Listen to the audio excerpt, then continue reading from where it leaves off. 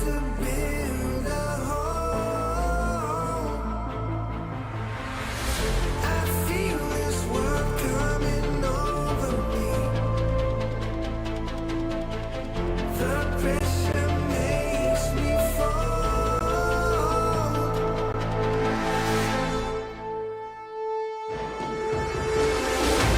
And if I stay locked in the half-life, or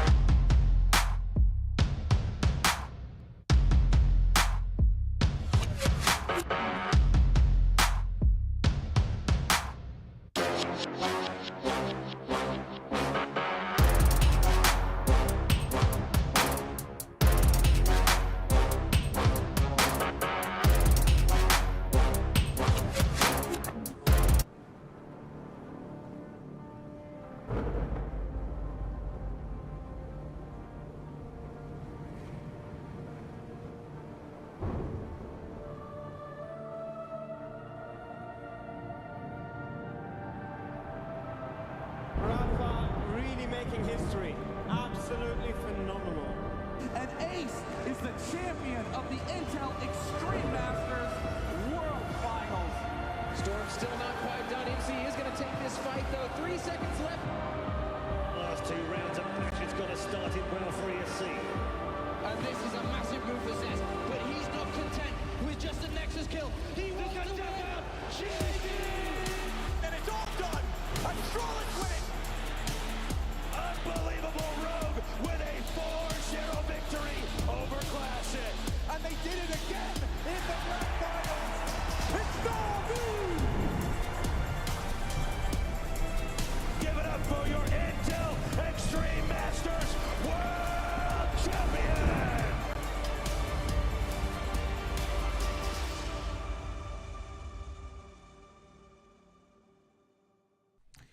Hello and welcome to the ESL Dallas European Closed Qualifiers. This is for the 2024 IEM event. Obviously, bringing you the action today is my wonderful, lovely, fantastic, amazing co-caster, Affinity. Hyping me a lot there. Sides here.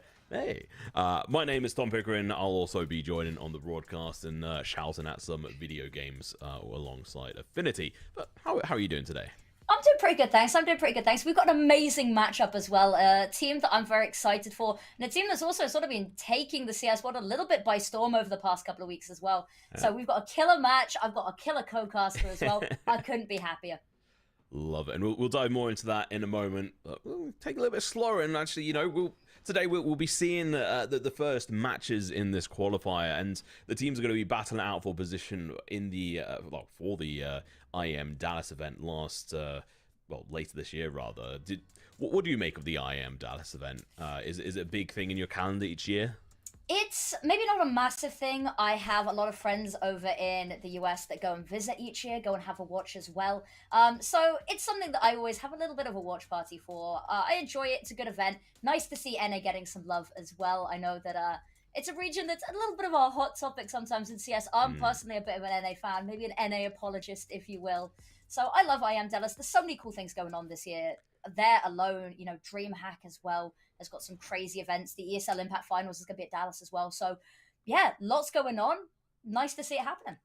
Yeah, I love the event. I think it's a really good, probably maybe my favorite event in sort of North America when it comes to CS, because it has that joint, like you were saying, you mentioned Impact, it has that joined alongside the rest of the IAM event, but these teams have to battle it out through a fairly grueling what do you even call it, bracket here. We don't have an image up for it, but there's plenty of ways to go and view it.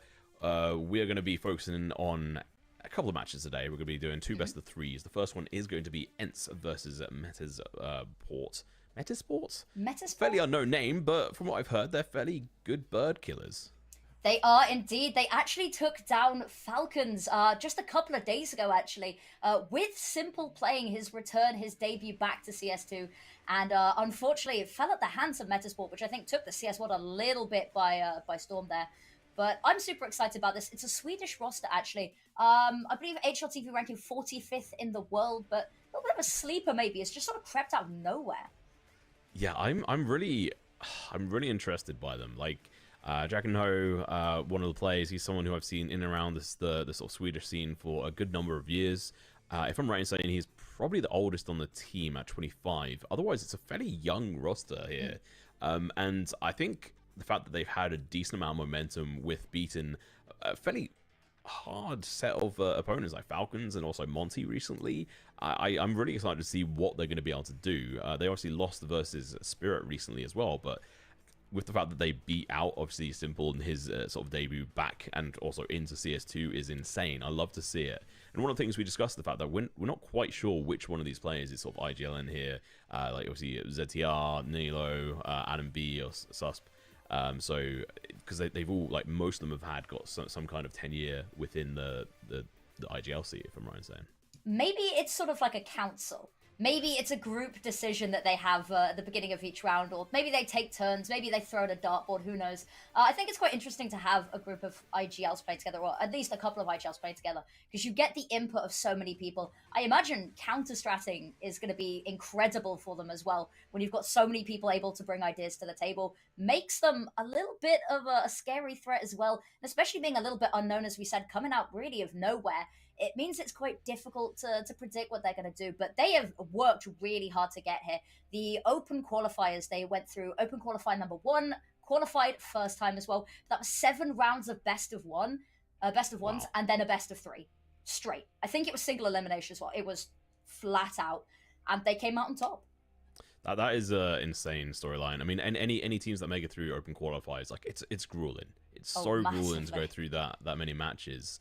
So I'm excited what they're going to be able to bring to the table, and I think the fact that they lost versus Spirit recently after winning 2 big matches is actually crucial, because they've had that loss, which tends to be the case after like people who come out of nowhere, aside from at like maybe big events where we've seen a couple of people shoot up like Spirit and such for different reasons. But they've had this team have had their like upwards arc, and now they've had their downwards arc, and now it's for them to springboard back up on their way forward. So I'm excited to see what they're going to be able to bring to the table. But on the other side, let's have a look at ENCE, who is currently sitting on their roster.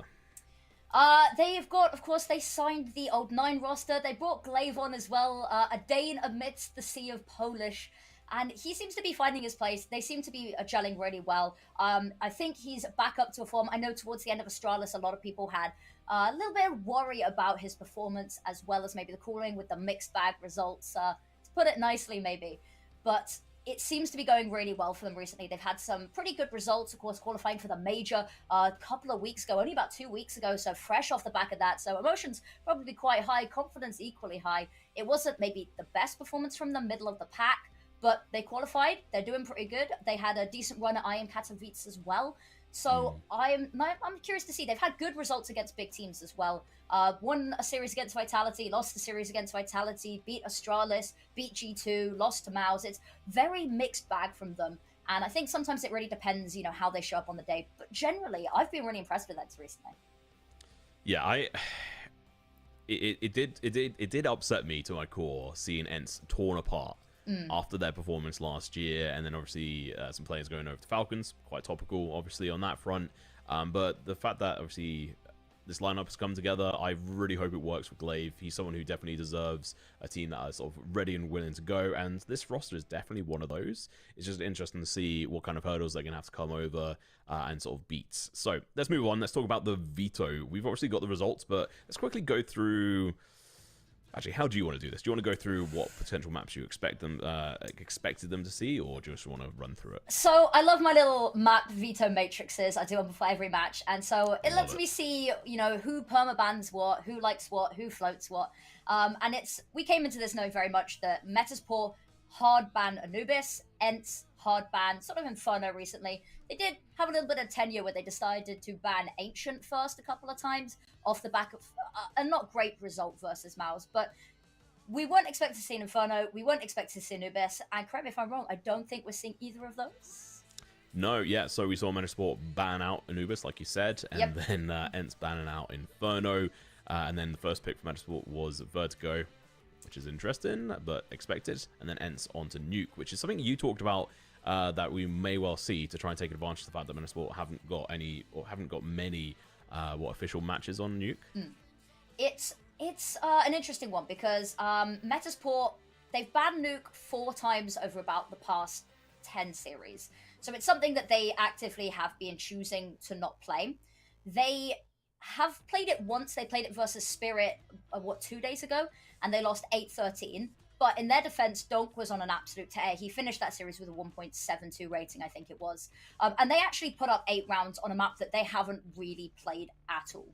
So it's good showing from them, but it's not something they're confident in. Vertigo being their pick makes a lot of sense. But this is a map that both teams have picked themselves a lot recently, actually. You know, ENCE likes a good Vertigo. Metasport has liked a good Vertigo. So both of these, I think this definitely favors ENCE a little bit here.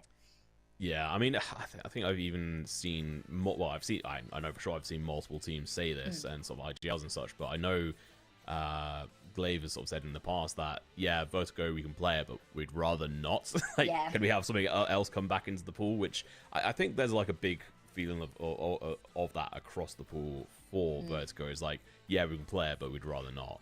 Personally, I've been really enjoying it. It's probably one of my most played maps recently. I don't know why. People just tend to pick it a lot. But let's move on. Metasport then banned out Overpass. And Makes then sense. we saw Mirage getting banned out, thankfully, by Ents. Are you a Mirage lover or a hater? I'm a Mirage lover, and I'm kind of sad to see Ent not pick it because Diha is one of my favorite Mirage players ever. His just positioning is amazing. Albeit I haven't watched. He's not been playing it a whole lot recently with the new roster. I say that they played it versus G2. They played it versus Falcons. They only won one of those two, but it's a shame to see them ban that. It's a map that Metasport play a lot of, though they've played it most consistently this sort of past couple of months. So I understand why. But I love Mirage.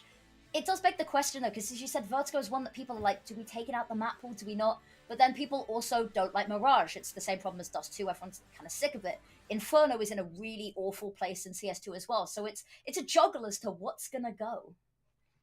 Yeah, I'm a big Inferno lover at heart, Same. but like even I'm like, okay, like there definitely is things we're gonna change on it. But here we go into Vertigo, a fairly interesting and diverse level of play here, very different to that of Mirage that we have seen banned out. Obviously, this is going to be Metasport's pick, and we'll wait and see which side Ents has picked, which I imagine will be CT. CT side, there yep. we go. Back to us, actually, quickly, Oh. because we're just teasing you. Yeah, that was just a little sneak preview of what's to come as well. Starting CT side, there's nothing too unusual about that. It's still CT-sided map. It's something I really appreciate, though, about CS2, is that it feels like the maps that were a little bit more biased feel less biased now with how the CT economy works. So Yeah. it's nice to see it. It's still a little bit CT-sided, but, I mean, if you can get a good start on T-side, you can just roll. Yeah, kind of depending on the level across the board. It's thanks to like the economy, like you were just saying in CS2. It's most maps are like sure they're like slightly CT sided on some of them, but otherwise like it's not as big of a deal. Which I do like, but I also miss like the old style of play. Which is like, okay, why do I actually miss that? And it's an interesting thing to think of. Like, okay, well, economy is a bit of a weird one. Like, okay, why do you want it so counterbalanced? Because then it really puts in like it's more swingy on that front. So maybe this is better. I'm yet to sort of fully decide. I know we're quite a long way into CS2 now, given all things given. I'll judge it after the first major, so in a couple of weeks. I think on that front. I think that's sort of the general standpoint for everyone. Is we'll get the major out the way and we'll see how it feels as well. There's some maps that I'm really glad are a little less, like Nuke, for instance, which we will of course definitely see today as our second map. I like that it's not so heavily CT-sided because honestly, sometimes it was awful just watching like a team run away with themselves on CT side. And then even if you get to the T side and you've got a couple of rounds as well, it's like, it's such an uphill battle as well. I like it to be a little bit closer. I love a T-side Nuke as well. So it's good to see some more variety and it's good to see some teams getting to play more of their CT side Nuke if it's a map that they pick, because oftentimes you just don't get to see it. Yeah, I mean, I remember going back probably, God, there's like 6-7 years, casting NV versus VP during a different event, and like on Nuke specifically, it was an amazing map, but the fact that it was so swingy and so heavily CT-sided was just a detriment to the actual event itself and the actual matchup. If it was a little bit more equal like it is now, it would have been a much better one. And Nuke is definitely one of my favorite maps to watch and cast as well, because I just think there's a lot of smart plays in it. It's super hard to be able to do the retakes on A. Like, if you try and come in from the heaven position and you're alone, you're basically screwed unless you get fairly lucky or have a lot of information to hand. So it's really interesting to see how different teams sort of prove me wrong or go around it differently and have like that information sort of gathering ability. So I'm excited to see how these two teams are going to play on it. I have a feeling Ents should be able to dominate on it, but we'll have to wait and see on that front, especially the recent results from both of these teams, but Metasport in particular. Young blood sort of coming in here is something that is definitely needed. I'm excited to see it on this front. But we then have Ancient. Where do you think that's going to sit? As that is going to be the decider here. Ancient is an interesting one here because on paper, I think it favors Metasport a little bit, just off of recency bias here. Ancient's something that Ents have banned quite a lot across Kato, across the Arumas. They played it once versus Maus, and it was a 3-13 loss, which is really not ideal. They played it versus Astralis, did pretty well though, so I don't know, they've not got much to go on recently for Ancient. Metasport played it quite a bit over their whole journey to qualify to be here as well, and have an 100% win rate over the past 2 months in like official matches as far as I can see. So on paper, this does kind of favor Metasport, but again, I haven't had the chance to watch them play. They might be good, this might be a map that they like, but if their individual level isn't quite up to what Ence's is, then it doesn't really matter if it's a map that they like or not. Yeah, this is going to be an interesting one. For myself, I've not had the pleasure of casting either one of these teams in their current situations, especially Ents. I got to cast quite a bit of them last year in their previous setup, but not in this run. So I'm excited for it. But let's, dive into the action finally. So Vertigo, here we go. First round, Ents versus Metasport. It's going to be CT for Ents. It is indeed. I like the Julie's coming out already from Diha. A little bit known for some of his maybe clips with the Julies as well. A lot of utility on Nilo here as well. That's a full pelt, 2 Molotovs, so this is a heavy investment from towards this utility. Kyler, gonna take first contact here. Don't get a pull back. Yeah, low bullet's gonna have to reload. Goofy gonna be on the sidelines as well. They're gonna be pushing on him. The shot's gonna be running in from multiple sides, but Jackino gonna be able to get the first kill on Goofy, leaving the site fairly bare. Now Kyler, last one off the line of the site, gonna get some backup here, gets the first headshot, but the Julie's not going to be able to help out here as Sus is able to clean up the players. Last one left alive. Hades, very difficult position, sitting in an elevator at the moment. Seems like he's not going to be able to do much here in regards to getting a clutch. He's going to get pushed from all directions here. Affinity, not really ideal situation. Not at all, and it's not even an expensive or a close one as well. That utility, they just storm the site. There's not really much they can do because by the time they're on site, 3 are already dead. Make that 5 dead now as well. But definitely a good showing from Metasport in this pistol round. Bomb plant, very clean, 4 alive, will award them a really nice buy going into this. And you talked about spring loading their step, after their loss versus Spirit. This is a good start. I know it's only the pistol, but it looks promising. Yeah, it's always interesting to see how teams sort of deal with this, and if Jackino is the guy in charge here, the sort of IGL, which is kind of what I'm suspecting here, he might have the experience, at least somewhat, to be able to help his team after the loss of the Spirit to be like, all right, guys, we lost that one, but we won 2 amazing games. Now let's go into versus Ents, heads held high, and really show them what we're about. So I hope that's the case. The gamble stack, so though. Ooh. Actually, Gamble Stack has gambled correctly here. They are going to be met with a firing squad. Spotted, and they are just going to be mowed down there. Not much resistance at all, and look at that. Cleaned up nicely, only sustaining 1 casualty. The Gamble Stack was good, but unfortunately the SMGs, that's their breeding ground. Yeah, and I mean, extra $1,800 there for ZTR. That is going to be putting him in a solid position. Drops the Galil over, buys himself an AK. Switches it back over, actually. He's feeling like a nice teammate. Feels like Nilo's going to be able to get some better shots out. I appreciate the dropping of the SMGs, especially as like trying to obviously farm the rounds. They're going to be opting in not to sort of take a real bonus round here, which is important to keep an eye on. They have still got a decent amount of money to buy into the following round, but that could quickly get worn down if they're not careful. On Ence's side, we look at it. Fairly healthy buy. Obviously, M4s across the board. Head armor missing on 2 of the players. They're going to be slightly weaker to the 2 Galils. But aside from that, pretty good. Glaive, though, instantly dropped down by Nilo. Not able to get the smoke off either, and Goofy's got a big task ahead of them here. Try stop this. Only good for 1. Molotov off the angle. Kyler trying to put up some sort of resistance, but will fall as well. And that's the site. See her pushing through the smoke. And I have to be careful. That drop going to be heard as well. And that's all information.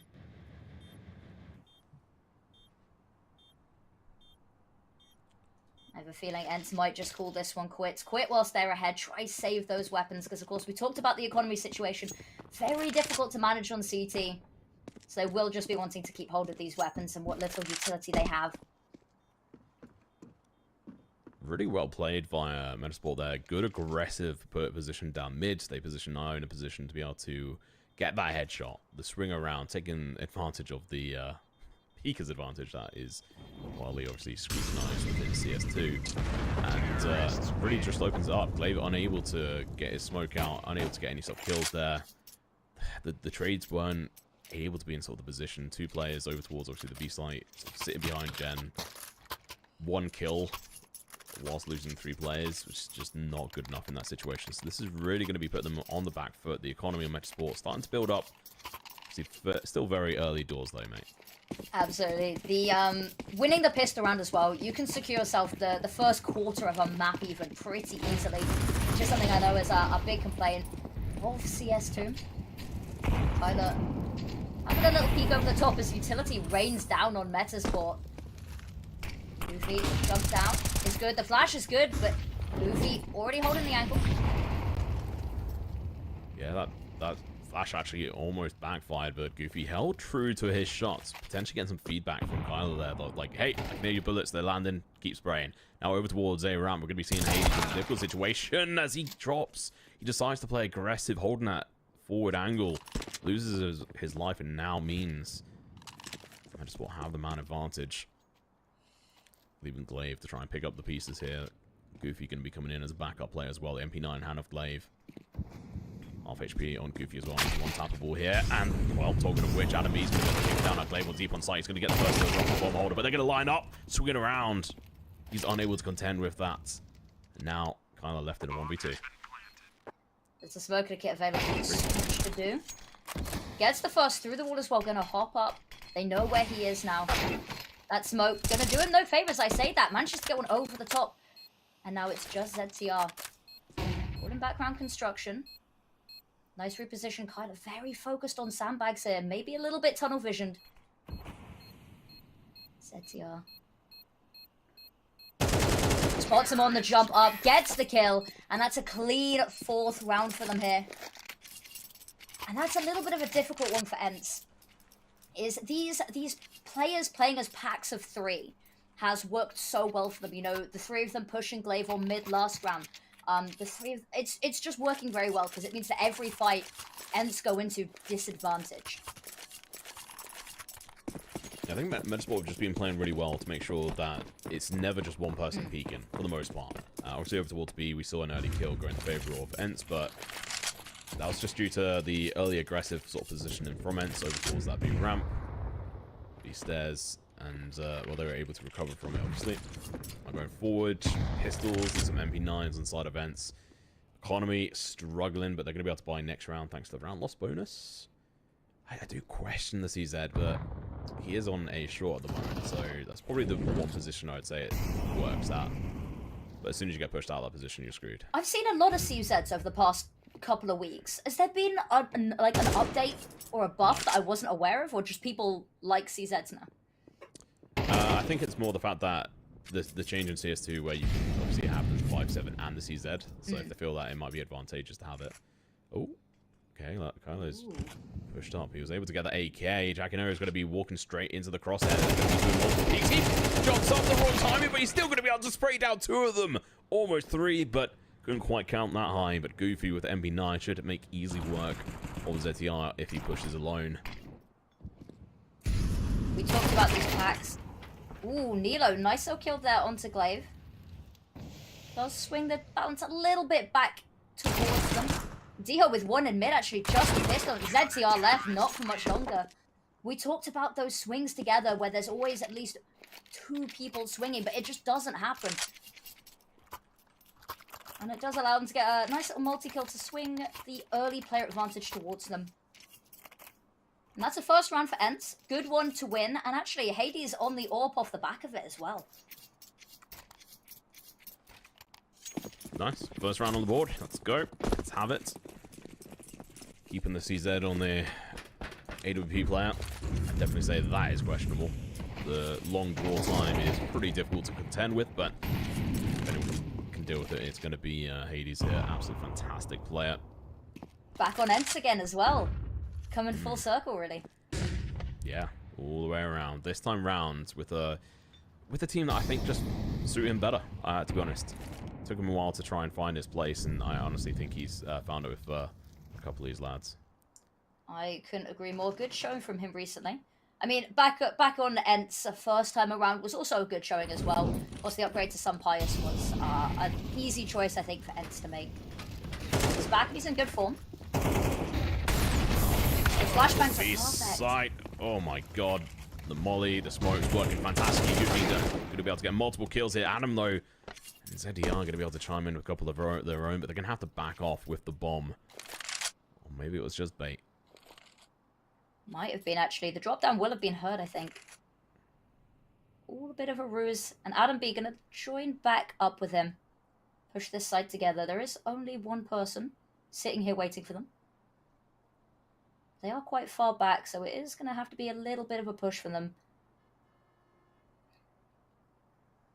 Doing their due diligence, at least.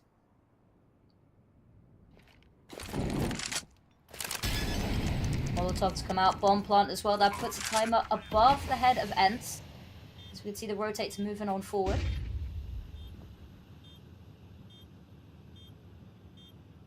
ZTR trained on this angle. Kyla actually going to jump up as well.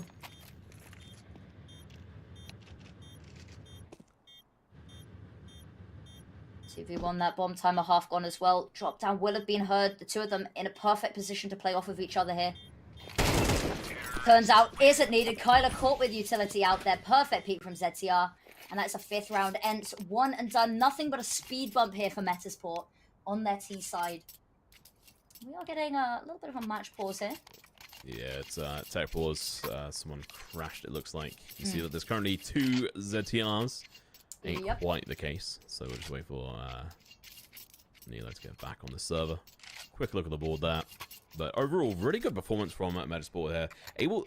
They're able to do a lot of, you know, explosive action alongside knowing when to back off. And to be able to peak as a team and go at these angles correctly, which like they're just making full use out of obviously the recent changes on CS2, where on T's they've got more definitive spawn points, a little bit more of an aggressive position. So putting Nilo at the front there, being able to charge him forward, having him being the sort of aim for the first contact player, really does make a difference. So here we go, back into it, going into round 7. 1 round for Ent so far. Metasport, they've got 5. This is obviously their map pick as well. They get to start out on the T side. Ents obviously wanted to have the second half in their favor, at least in regards to preferable side to be on. Indeed. Although 5 already on the T side is, most people would argue, a pretty good number. Smoke coming out, that will alert that somebody is pretty close by. Swings, and it's actually Diho who wins that one, but immediate trade coming on through. And that round gonna fall. Glaive pushing on round, might catch ZTR unaware here. Don't think he spotted it. Oh no, Glaive. Unfortunate. ZGR, even though blinded, could see him. Again, that kill is huge. It's going to swing out even more in their favor. 3v4. This is looking dangerous. Hades going to be pushing up aggressive. He's on this short position at the moment. AWP in hand. He's going to get burned forward. Nade going to be coming through as well. Delivering damage to him pretty much on this front. Jack knows he's going to be able to get killed. Hades turns around, but he's lost in the source. He gets dropped, and Goofy with an MP9 in hand is left to try and pick up this round, and it is just not going to happen. A 1v4. He's got an MP9, a couple of flashes of smoke. He's just going to have to try and survive here, and I think they might send somebody hunting. Before alive, they might have a little poke and a prod. they don't have a crazy amount of money, to be fair. I think ZTR maybe is having a little bit of a look. Yeah, I think it's definitely worth going for it, because even if you lose one player, it's not the end of the world by Galil or whatever. And you can see that, yeah, it's a smart play. If you take him down, that's obviously going to be reducing Ence's ability in the following rounds by a margin.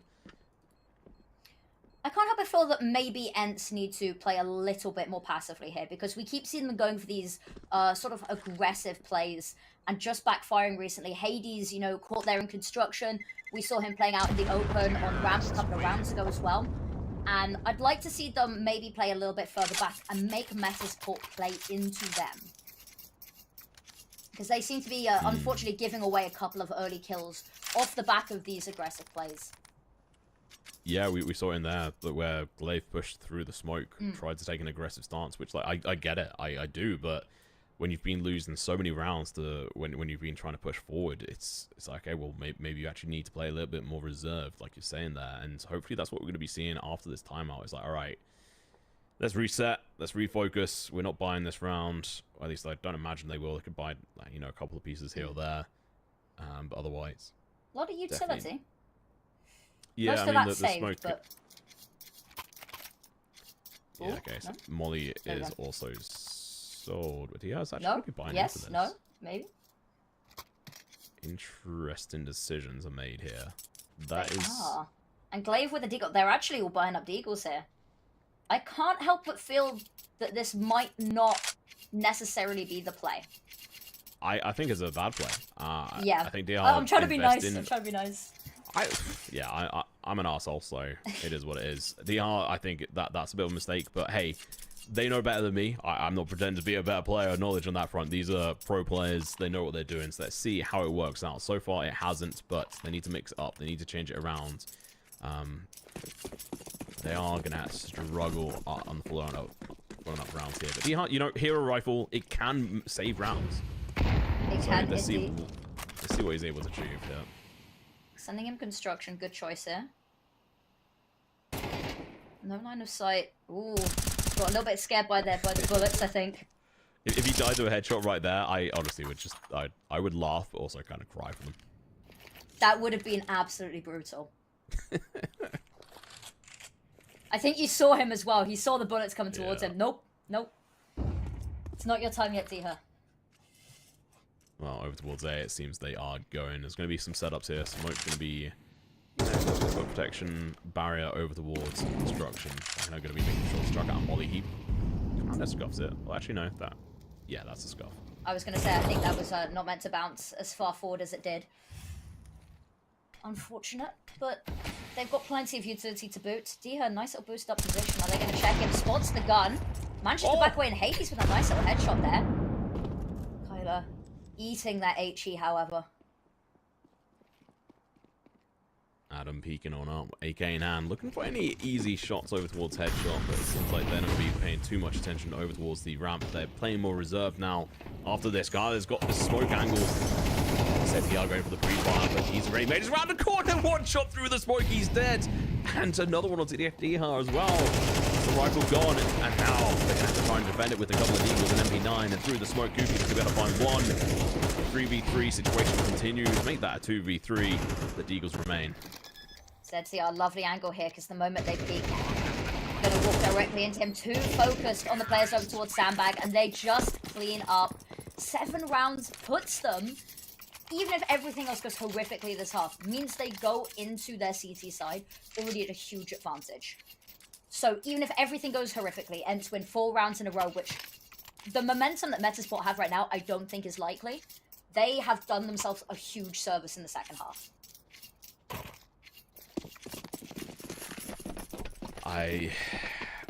Yeah, it's interesting to see this go forward, especially with Ents picking CT. I do still have questions around that. Would have wanted to see them pick out T-side. I tried to give a positive spin on it, but at the end of the day, I have questions. Hopefully they'll be answered at some point. But for now, 1 round on the board is not good enough. Like you said, 7 rounds on Metasport is fantastic.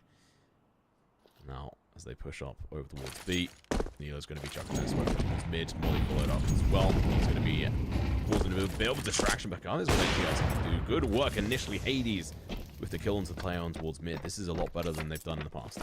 Is indeed. I don't think they quite expected Hades to be up as far as he was. Ooh, Adam spotted someone there as well. Spotted the corner of Goofy. Pushes forward, gets the first. Spray transfer. Unfortunately caught in the reload, but ZTR has his back. Now it's just Diha.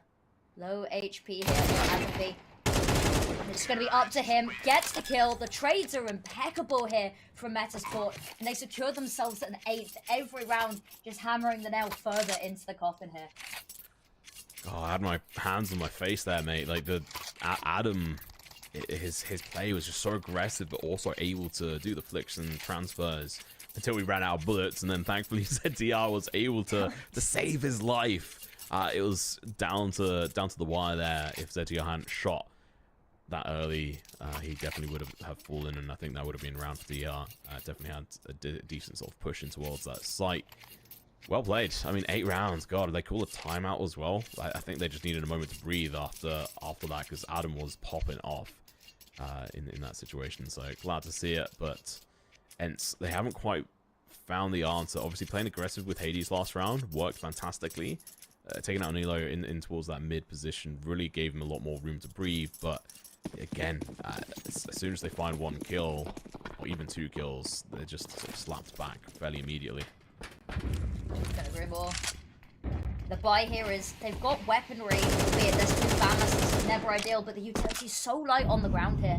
Not very much that they're going to have to defend, and actually mid is relatively wide open. Just Blade once again trying to defend, taken down early, and that gives them so much space.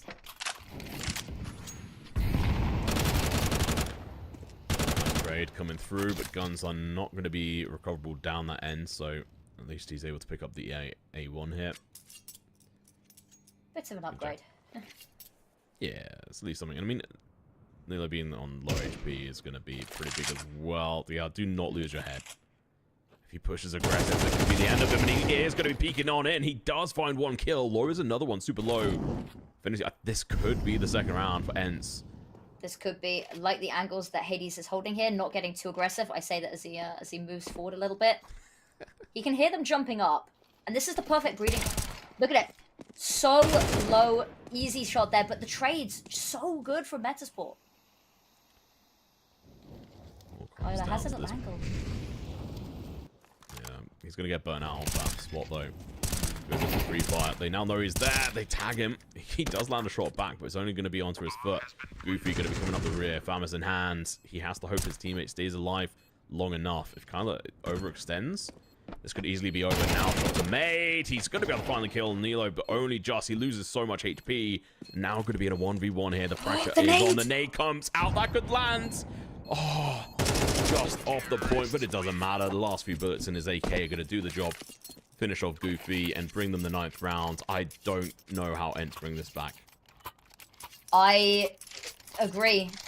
We go 9-3 and hope that the Zonic's law of MR12 kicks in. You know, if they can get a pistol round off the back of it, maybe they can close that gap. But honestly, letting Metasport get 9 on their T side, on their map pick, and on Vertigo is a little bit worrying, setting themselves up for this whole series, because this is also a map that they've played a lot of recently. Yeah, and I mean, we didn't talk about it in the veto, but we did actually see Metasport beat Spirit on this map. They got 7 rounds on their CT side. They did really well, and then they're just given this map straight on over as well. So it's interesting to see. Well, it not banned, but also the fact that it's the CT side. But you know what? They had to play on one of the maps they didn't want to play. There it is. Now going in, right there, put the nails in the coffin like you were saying. Jack No going to be pushing aggressive. He might get caught off, but no, he's still able to play aggressive. His teammates going to backing him up, but not fast enough. As Hades is going to be good for 1, good for 2. That is going to be Adam B rushing around the corner, looking for some vengeance. ZTR still alive as well. 2v3 advantage in the court of Ents at the moment. Who is going to reign at Supreme? We'll have to wait and see in a couple of moments. The bomb is going down. It's not going to get denied. There's no util left on the side of Ents whatsoever. 1 flash in play on Adam as he goes behind some bags. He does indeed. There's no way to really weasel him out of here. As you said, no utility left. This is a very nice post-plant situation. So disadvantageous for Ents. All they have to do is play their time, occasionally peek up and get a kill as well, it would seem. At Adam B, they're all just hitting their individual shots. There's nothing that Kyler can do here, is there? Look at that. Perfect little angle. It's so good. 10. Just dirty. Holy. I love it. Well, what a fantastic round for Metasport. They had the disadvantage. It was a 2v3 situation. ZTR and Adam just coming out of the bats. The 2 players carrying this team on this map. But I say carrying them because they're taking all the kills. The rest of the players are mopping up the rest. Just absolute fantastic performance from them. Ents currently on sub 10 kills on each one of the players. Not that kills are everything, but it is a It's obviously a stat to track. It That last is. round as well. Definitely could have done something. ZTR's 18-3. That's insane. Kyla, I like the position here. Has to be careful. We've talked about the double peaks being insane. And if that flashbang comes out, he could very easily... Ooh, I say very easily. Actually gets the first kill, but there's nowhere really to back off to there. Trade immediate. Goofy, ready to fill in the gap a little bit and stop them pushing too much further and taking any more control. Adam B, Zero getting a little bit over-aggressive. Does have the right angle, though. Swings around the side, takes him by surprise. Player advantage here.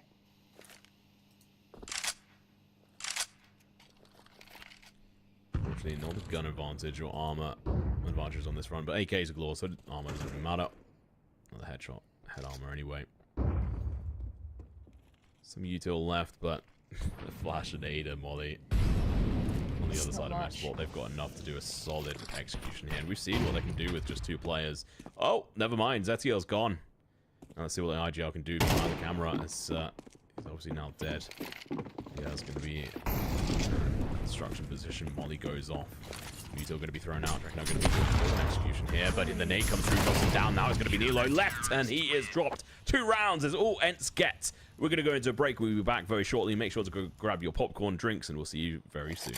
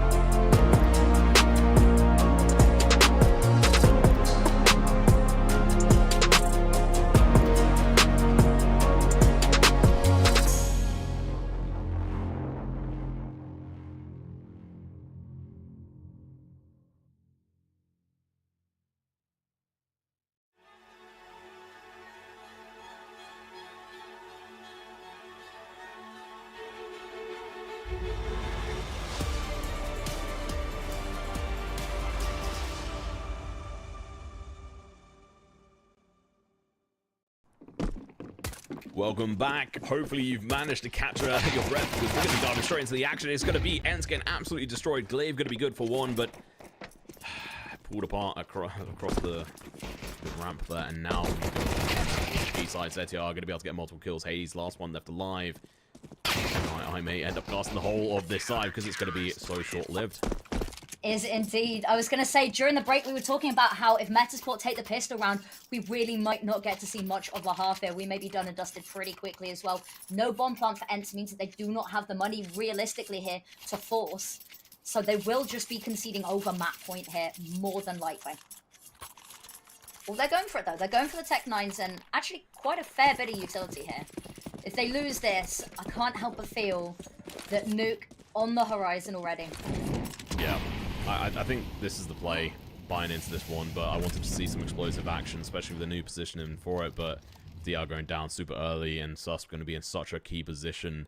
He should be able to find the kills here, although we are having a couple of tech issues here, so we will miss what has happened right there, but, I mean, the writing is on the wall, mate.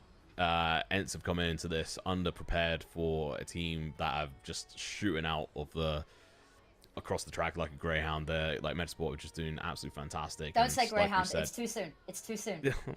Oh no, I didn't even make that connection, but yeah, that definitely is rather sad on that front. But I mean, Ents, we talked about it in the break.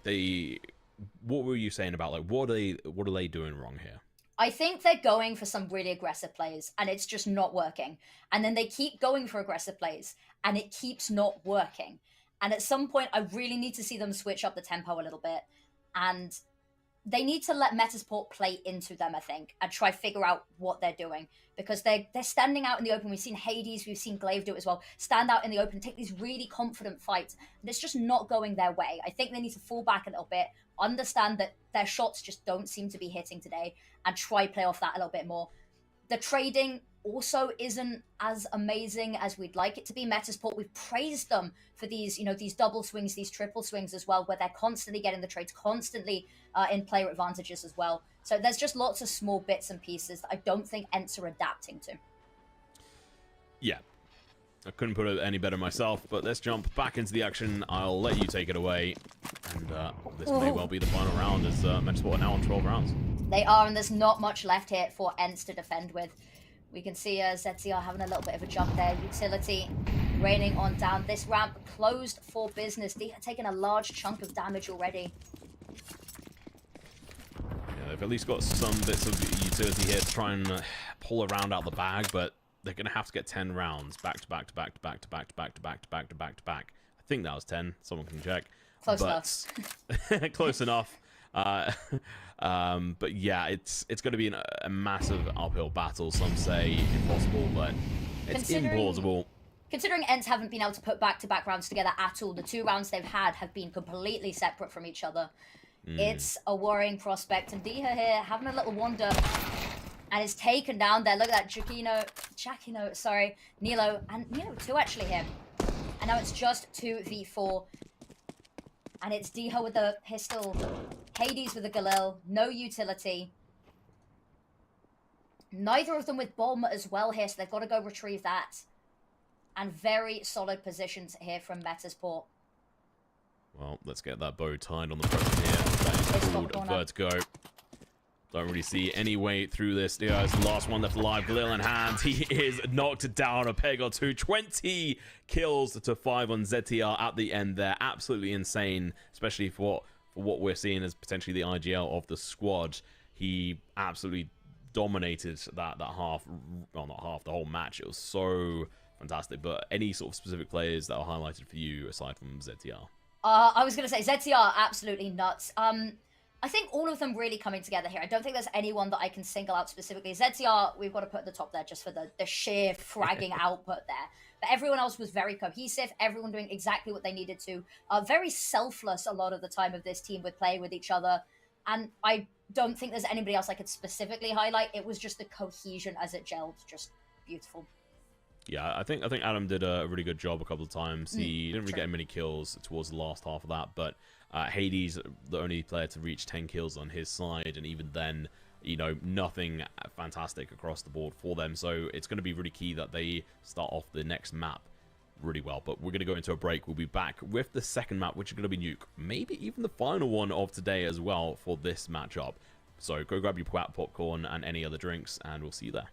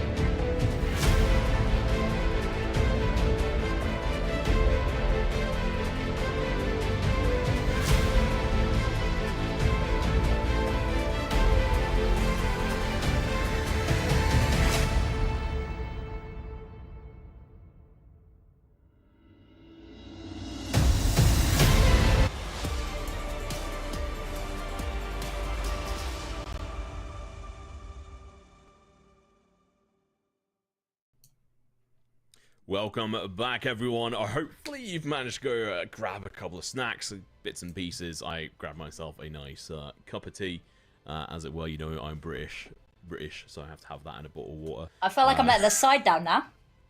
I grabbed an energy drink. Oh, how disappointing. All right, well, we have just seen a fairly disastrous result on Vertigo there, Affinity. But, you know, ENCE, what could they have done better? And we talked about it a couple of times, is just overly aggressive and confident plays that weren't working, but trying to stick with that sort of pace. We needed to see maybe a little bit of a switch up there as well, playing a little bit further back, a little bit more passive, because trying to play into them wasn't working. You know the saying, fight fire with fire? Honestly, sometimes just get the water instead. They also weren't necessarily trading off of each other as best they could. That was something that Metasport really, really good at, was always double swinging, always making sure that they had these they're always putting ENCE in disadvantageous situations with player numbers as well. So I think we need to see trading a little bit tighter. We need to see a little bit more passive, because Metasport, they're just so fueled up right now. Yep, Metasport did a fantastic job on Vertigo, and I'd like to see that continue into this map, but this is a chance for ENCE to make a comeback on their map pick here, Affinity, on Nuke, the second map in this series, and here we go, into the action, Metasport versus ENCE. Let's see how it starts off. Starting CT side as well for Metasport is a good sign for them. Still the preferable side, although the gap is a little less, and if they do lose this pistol round, it could be a bit of a slow start for them.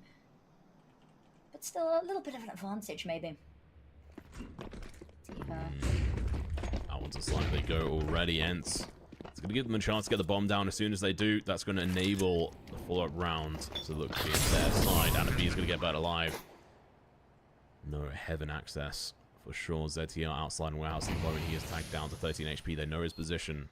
They've got his number. Now they're waiting to just dial it in. Glaive, keep an eye on it every so often. But the swinging is going to be coming out from Nolo. They're not careful. They might just lose their life. But the kill does come through. Out on that player. And Glaive just going to be swinging around. He gets a single kill there. Swaps on a trade from heaven. But they know his position. Now they can just defend against it. He drops down a headshot as he lands and hits the floor. But so does the body of Diha. And now Sus tries his best. But he's dropped a little bit too early. And Goof cleans that up. And ENCE, they've got a round on the board. They do, a bomb plant and a pistol round. This is the start that they needed, not only just to get this game and series rolling, but also for the mental, I think. Losing Vertigo 13-2, that's got to take a bit of a toll. Metasport, correct me if I'm wrong, just didn't have anybody holding A there. Correct. They left it completely empty, which... Little bit of a misplay from them, I think. So, definitely good round from ENCE. A tactical timeout being used already, maybe to discuss what on earth happened. I see an A1S. This is really ballsy, you know, completely playing off of A side, buying an A1S off the back of losing pistol on CT side. This is a strange start to the map. I just imagine Metasport being like, I thought you were holding A. No, but I thought you were.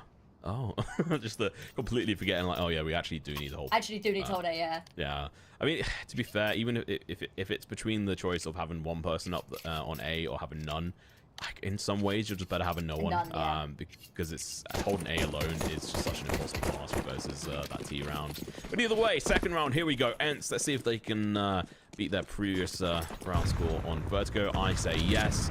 I'm going to guess they're going to get at least 5 rounds on this side. They're going to be pushing out towards round 5-7. Going to be coming in through, but it's going to be Hades blast them down with the Mac 10 as they jump on through. Neela's going to be able to find one.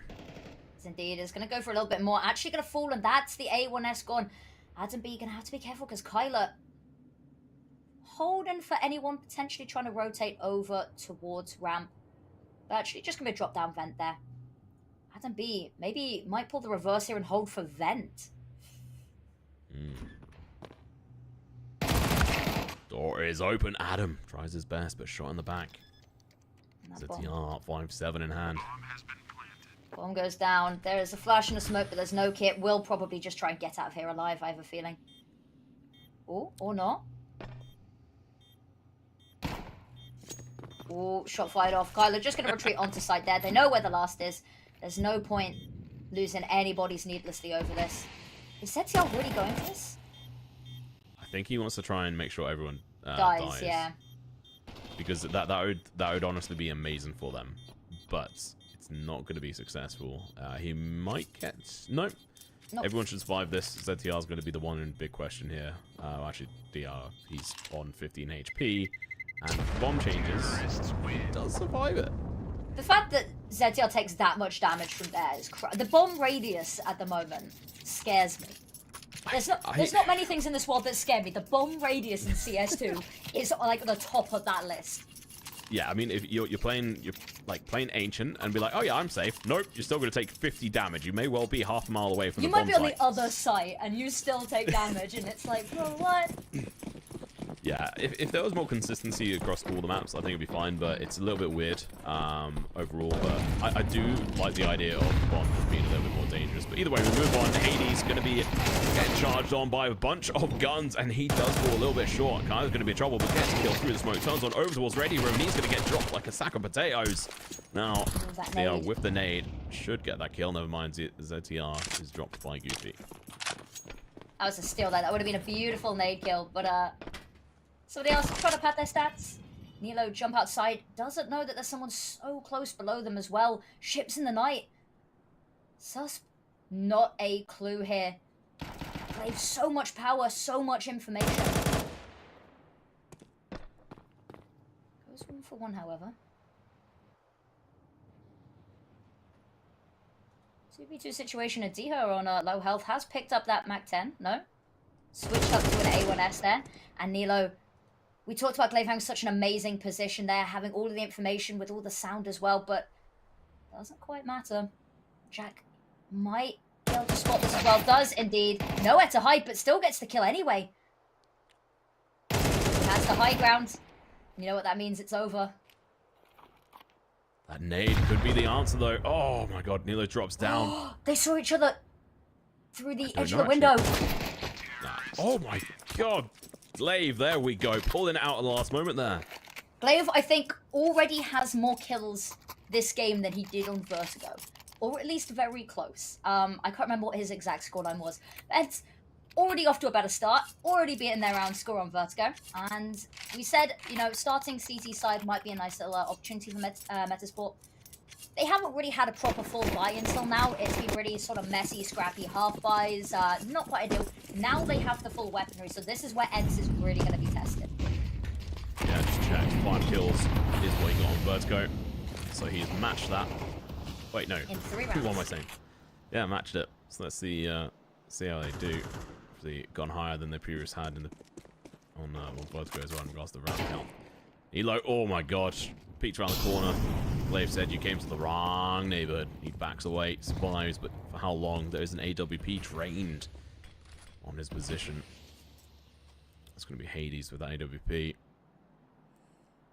It's definitely a map for that gun as well. There's no counter AWP on the side of Metasport, but I think that's fine. You can definitely counter it.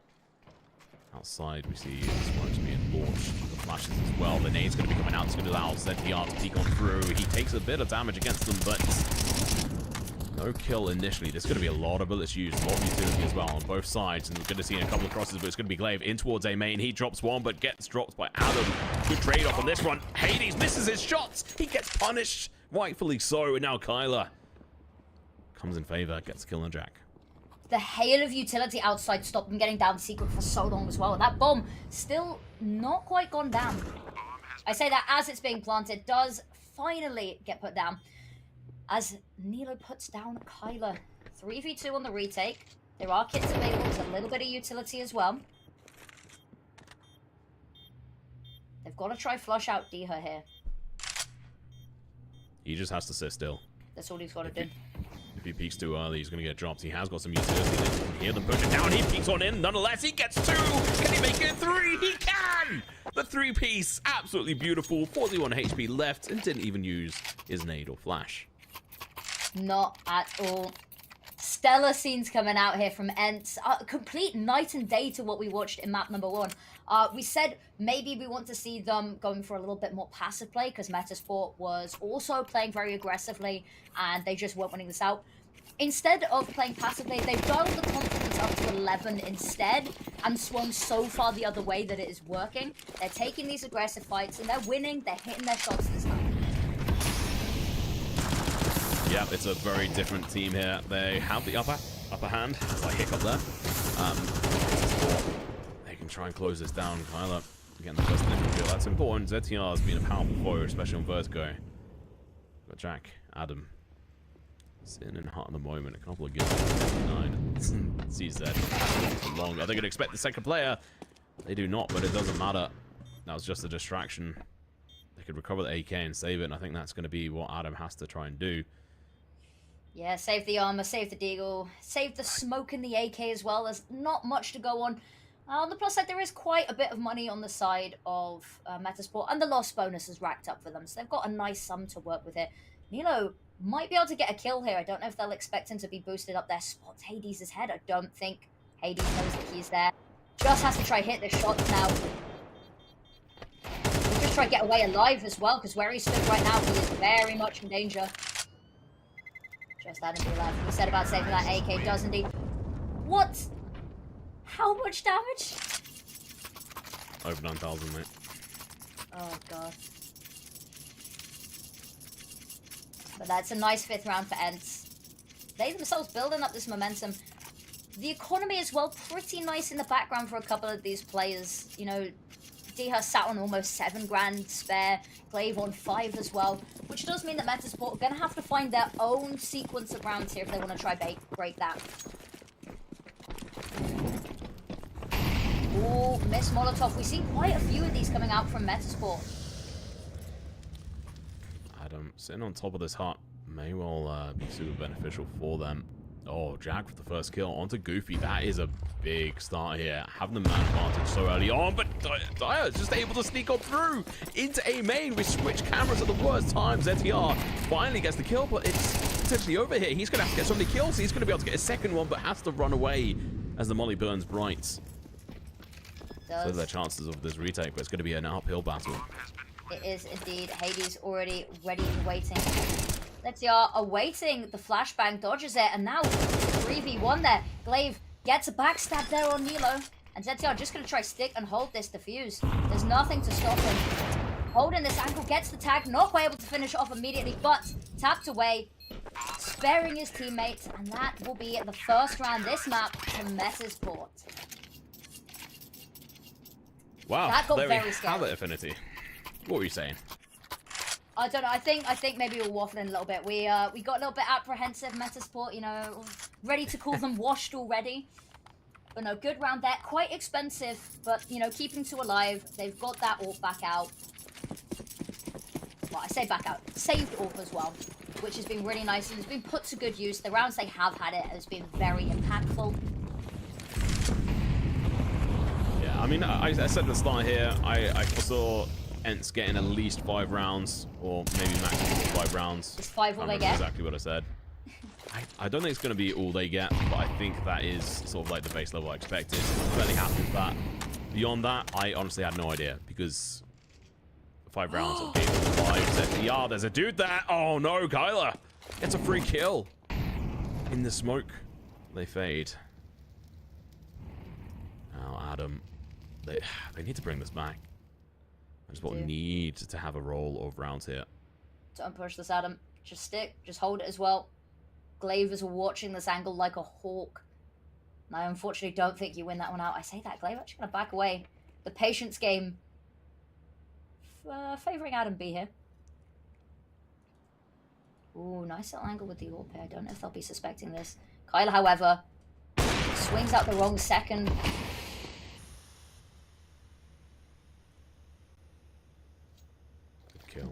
Still just holding hot here. The dedication this man has to holding this angle should be respected.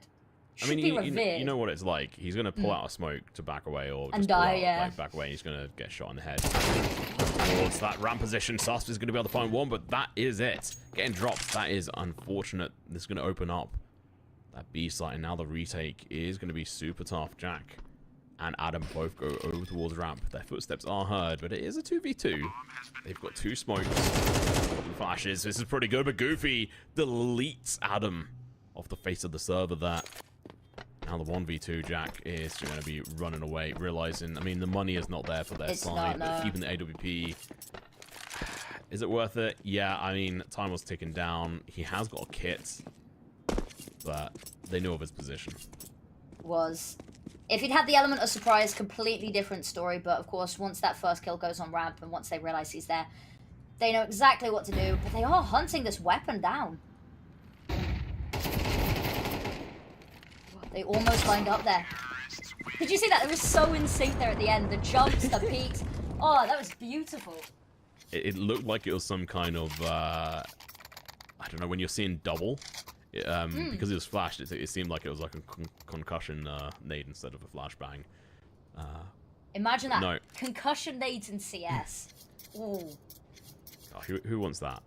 That would be, I think most Horrifying. people would lose their mind. Yeah. Do you know what I want to Time out. see? Do you know what I want to see? I want to see that? bomb skins. I want to Bomb see like skins? a Christmas bomb skin where it's all wrapped up, you know. I'm here I'm here for for pretty it. shiny things, you know. Well, I'm also here for it because I want HE skins, like little ball Yeah, skin. that'd be so cute. Oh, And that ZTR has one of my favorite weapons. I'm stopping you right there. There's an XM. Oh no! I get sniper. very excited because the XM on this map just plays so well in so many positions. You know, you can play it ramp, you can play it hut, you can play it squeaky, you can play it in vent if you want to. Oh. Whoa! Nice shot there from Hades. Yeah, using AWP against Motorsport there. Down 2 players already. The XM coming in clutch, like you discussed. Such a versatile gun on here, but so is AWP. Gets the kill on ZTR. There's going to be 2 people left. 6 rounds. Like I almost said 5 rounds is all they get earlier on, but I'm glad I didn't because they've already broken that 6 rounds, and it's looking like they're going to get 7th because Motorsport are just such a massive disadvantage. Adam, he swings on through. He gets some bullets in, but that's going to be it. And now, no, like, last one left alive, 14 HP. He's going to be backing himself into a corner, and he might get away with surviving here. But if I'm Ents, I'm sending the to just hunt. He's got an MP7. He could pick up an upgrade and just go for the hunt. Why not? They've got, I think, the money to do this as well. It would be nice to keep 3 alive, because, of course, the 3 can buy for 2 are a lot easier than 2 can buy for 3. So, hopefully we see them go hunting. It would be cool. I don't think we will, however. But yeah, and 7 rounds. This is the exact position that we saw Metasport in last map. We saw them 7-1 up, and we went, this is already a really, really good half. And for Ents going on to their CT side nuke as well, this is worrying for Metasport. Tide's completely in the opposite side now. Terrorists win.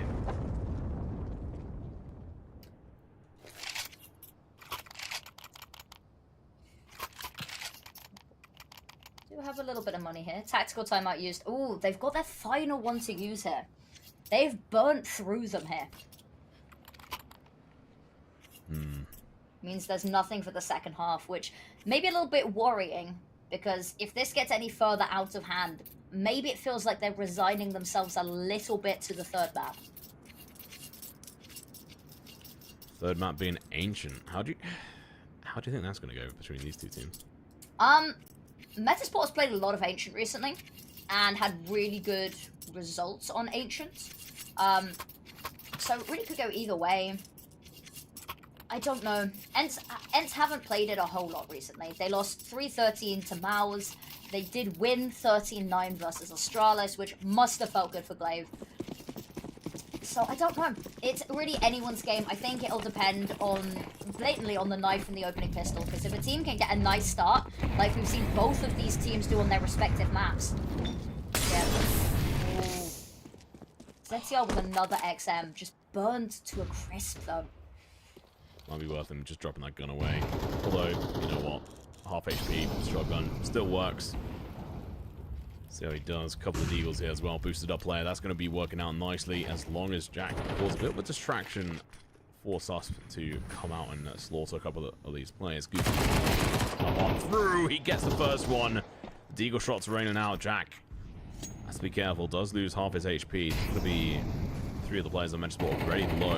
4 players remain on Ents. Still alive and kicking. ZTR on top of Hart at the moment with the shotgun. It's going to be a key position for him. Meanwhile, outside, taking the peek, but fortunate for him, yeah, had the advantage at that distance. And taking the peak on as well. Down to 3. Oh, the XM misses its mark. Now towards A main. Adam tries his best, but is only going to be able to get a glance and shot versus Glaive, who opens it up. Now we're left with 2 players here, Venity, Susp, and Jack.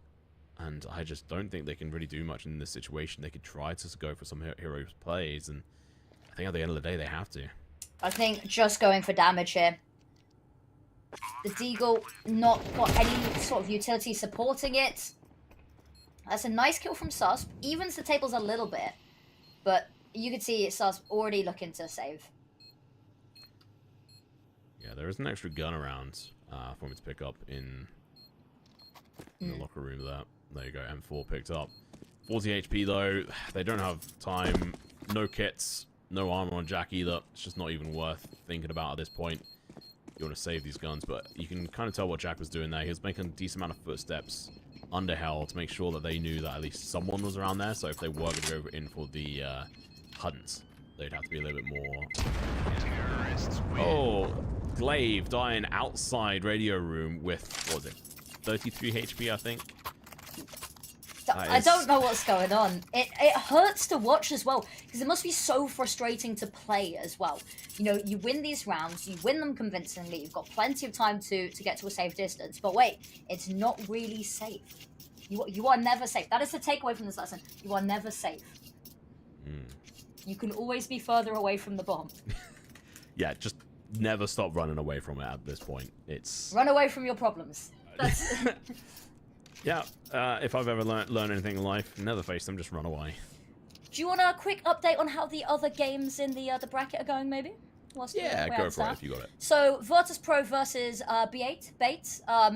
Bait took map number 1, 13-9, which is a little bit of an upset there, maybe.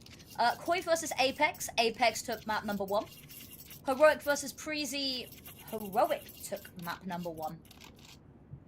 So pretty standard, all things considered. VP losing is maybe not what we initially expected. But who knows? We don't know what was going on over in that map. All we get to see is the cool little numbers at the end.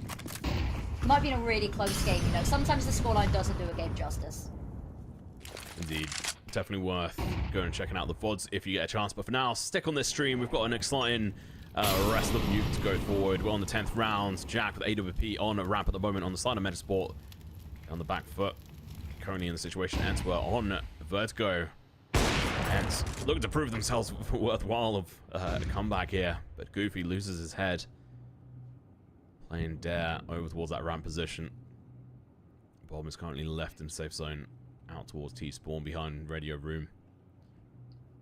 Susp is just waiting for that picture. He sees it. Nate, Molly instantly down. Smart play. That's going to be Hades. To me, though.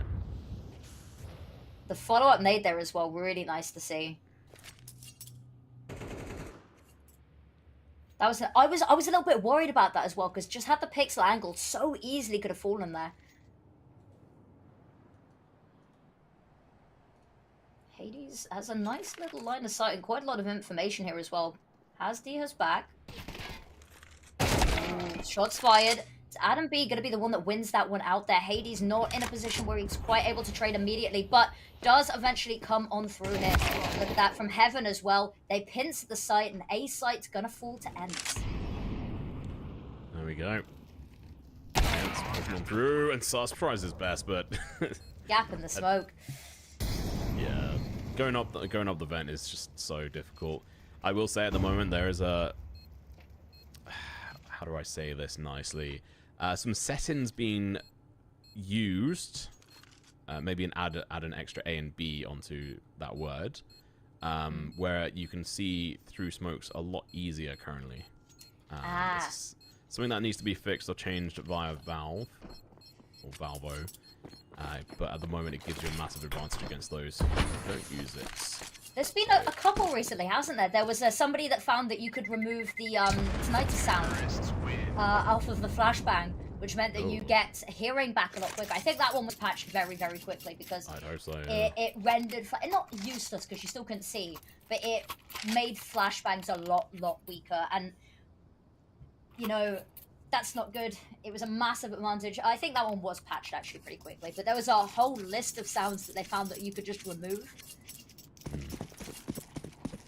But yeah, there's been a couple, you know, here and there that's a bit like, how did this manage to slip through the cracks? Well, like Crystal said, CS2 is still at the early doors, and well, talking about early doors, it's going to be a Sussman Adam right at the precipice here, but the nade's coming through. It's a team gonna kill. be ZTR killing him with his own, and they're going to suffer from this as Adam goes down as well. They unfortunately leaves Ramp completely dead to rights. Have you also noticed that team damage is on an absolute all-time high at the moment? Yeah, it's definitely been across the board, all these players. That flash is insane, Jack. He's been read like a book. That flash going to be coming out, causing a bit of a distraction. Glaive just trying to keep them at bay, but he's going to continue to push anyway. Jack is hungry for more. He peeks around the corner, gets the kill, but from behind, from Squeaky, he should be found. Hades, oh no, Jack's backed away. They've both got AWPs. Playing close proximity fights here. This is both scoped in, refusing to enter as well. Oh, Diha spotted, taken down. That leaves Hades on his own. Just ships in the night here. Manages to slip away, and they've got not a clue where he is right now. I think they've got an idea, maybe, though. Is Nilo holding onto this ramp? And Hades just wandering back and forth, having a little stroll. Gonna walk directly into Jack here. But the Tech 9 is superior. Actually gonna run down towards this B site. 20 seconds left.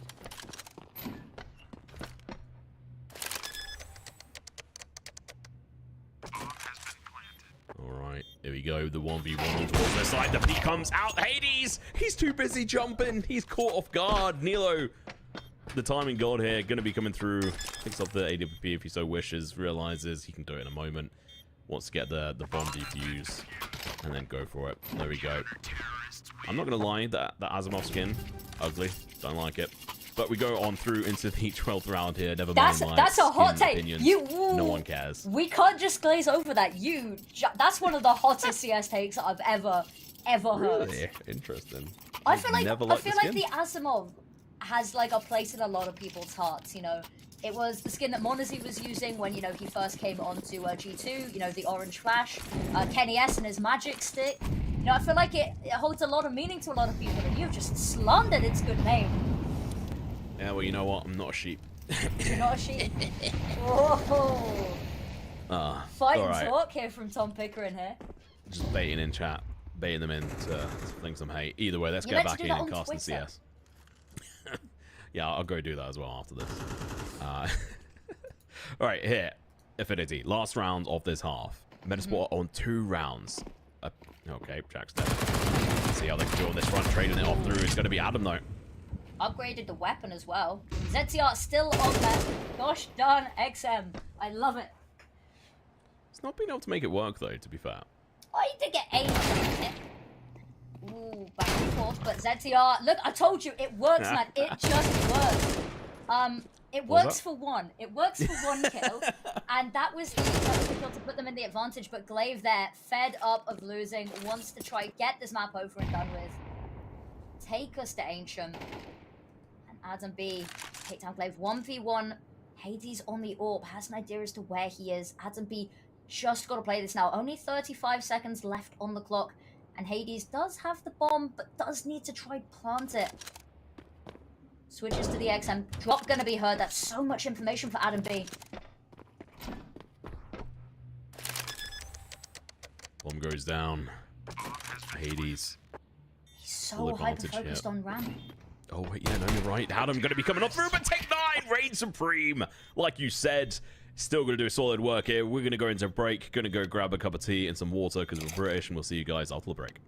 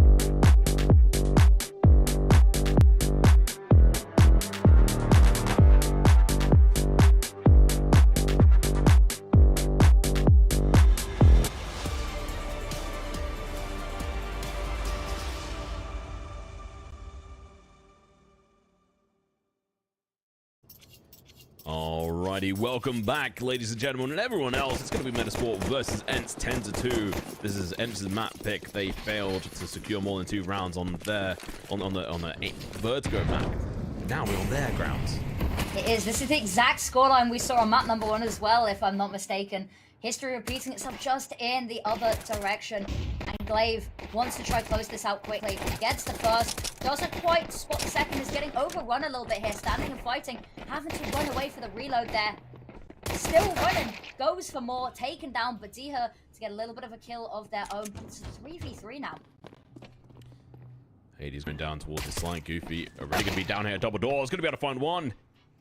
Jack with the trade just in time. But the shot's going to be coming through from Diha. Taking down Nilo. The bomb still not down. Jack's going to be able to find the kill on Hades. This is perfect. Allows him to go and get the bomb down. That's honestly what matters here. Getting the win on the round is honestly badly needed, but the...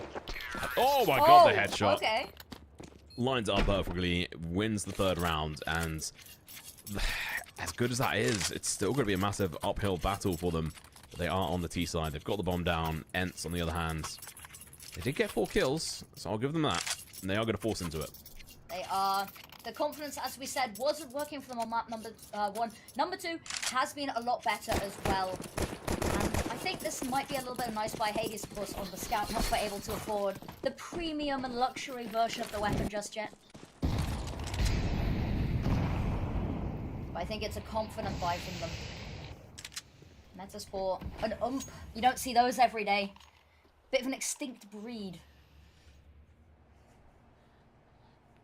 Ooh, spotted the jump. Waiting for the peak. Come. Indeed. There we go. Pistol law. Wallbang headshot comes through. Sus going to be a little bit lower. Adam with the glue going to be peeking on through. Checking out the angles. It's going to be Susp with the sniper, aka the Mac 10. Taking care of Susp. They're going to be protecting up the rear at the moment.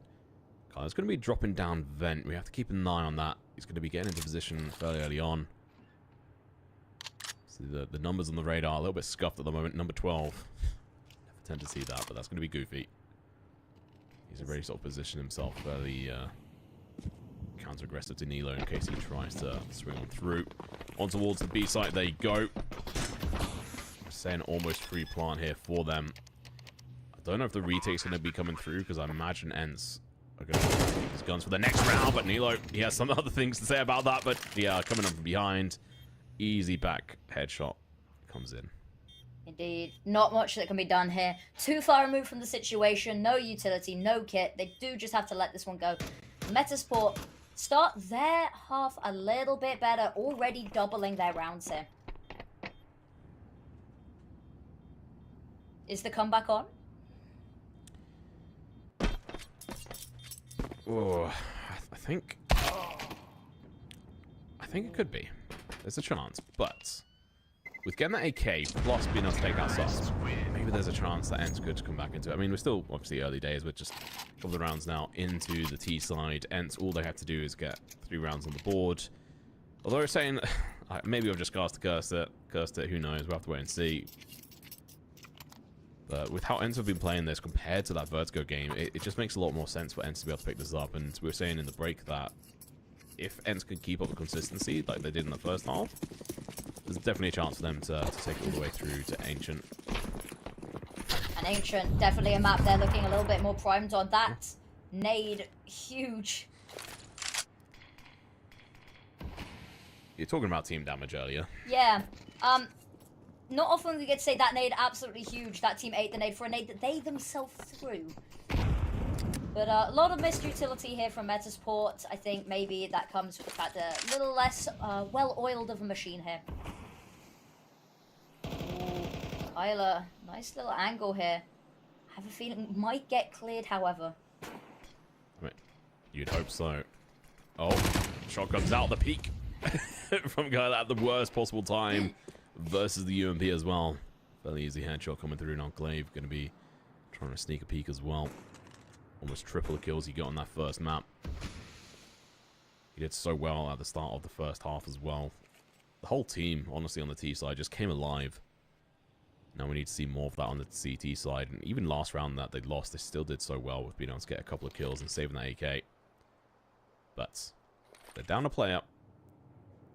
And Metzi definitely have a chance to be able to try and pull this one off. Smoke coming out there. ZTR coming down the ladder to help out. Kills go back and forth here. Hades repositioning. Only got the scout. Bullets fired off. Not able to find anything though, but it's Glaive with the USP. Not the USP, sorry, the UMP? no, it's Oh, the P250. P250, that's the one. Glaive, sorry. I forgot what the numbers were for a second. Too many numbers. It's like I don't know what the numbers for the XM are. It's like, oh, ZTR getting baited by the toesies there. And even though they get the plant, 2v1, it's just ZTR here with the vent to try defend. They know where he is. Oh no, the headshot as well onto DR. That is going to open it completely up for ZTR to be able to win this, especially the fact that he's able to get all the way up above. His shadow may give him up, but it doesn't even matter at this point. Oh, he's sitting above him. Go for the knife, go for the knife. Please. Oh. That would have been the drop down, the stab would have been everything. But also, I appreciate them trying to play it safe, of course, when you're so far down. Maybe less far down now, but also when you're trying to go for this comeback, you don't want to take any chances on maybe slightly goofier plays. Indeed. Obviously, last map is going to be Ancient, the decider.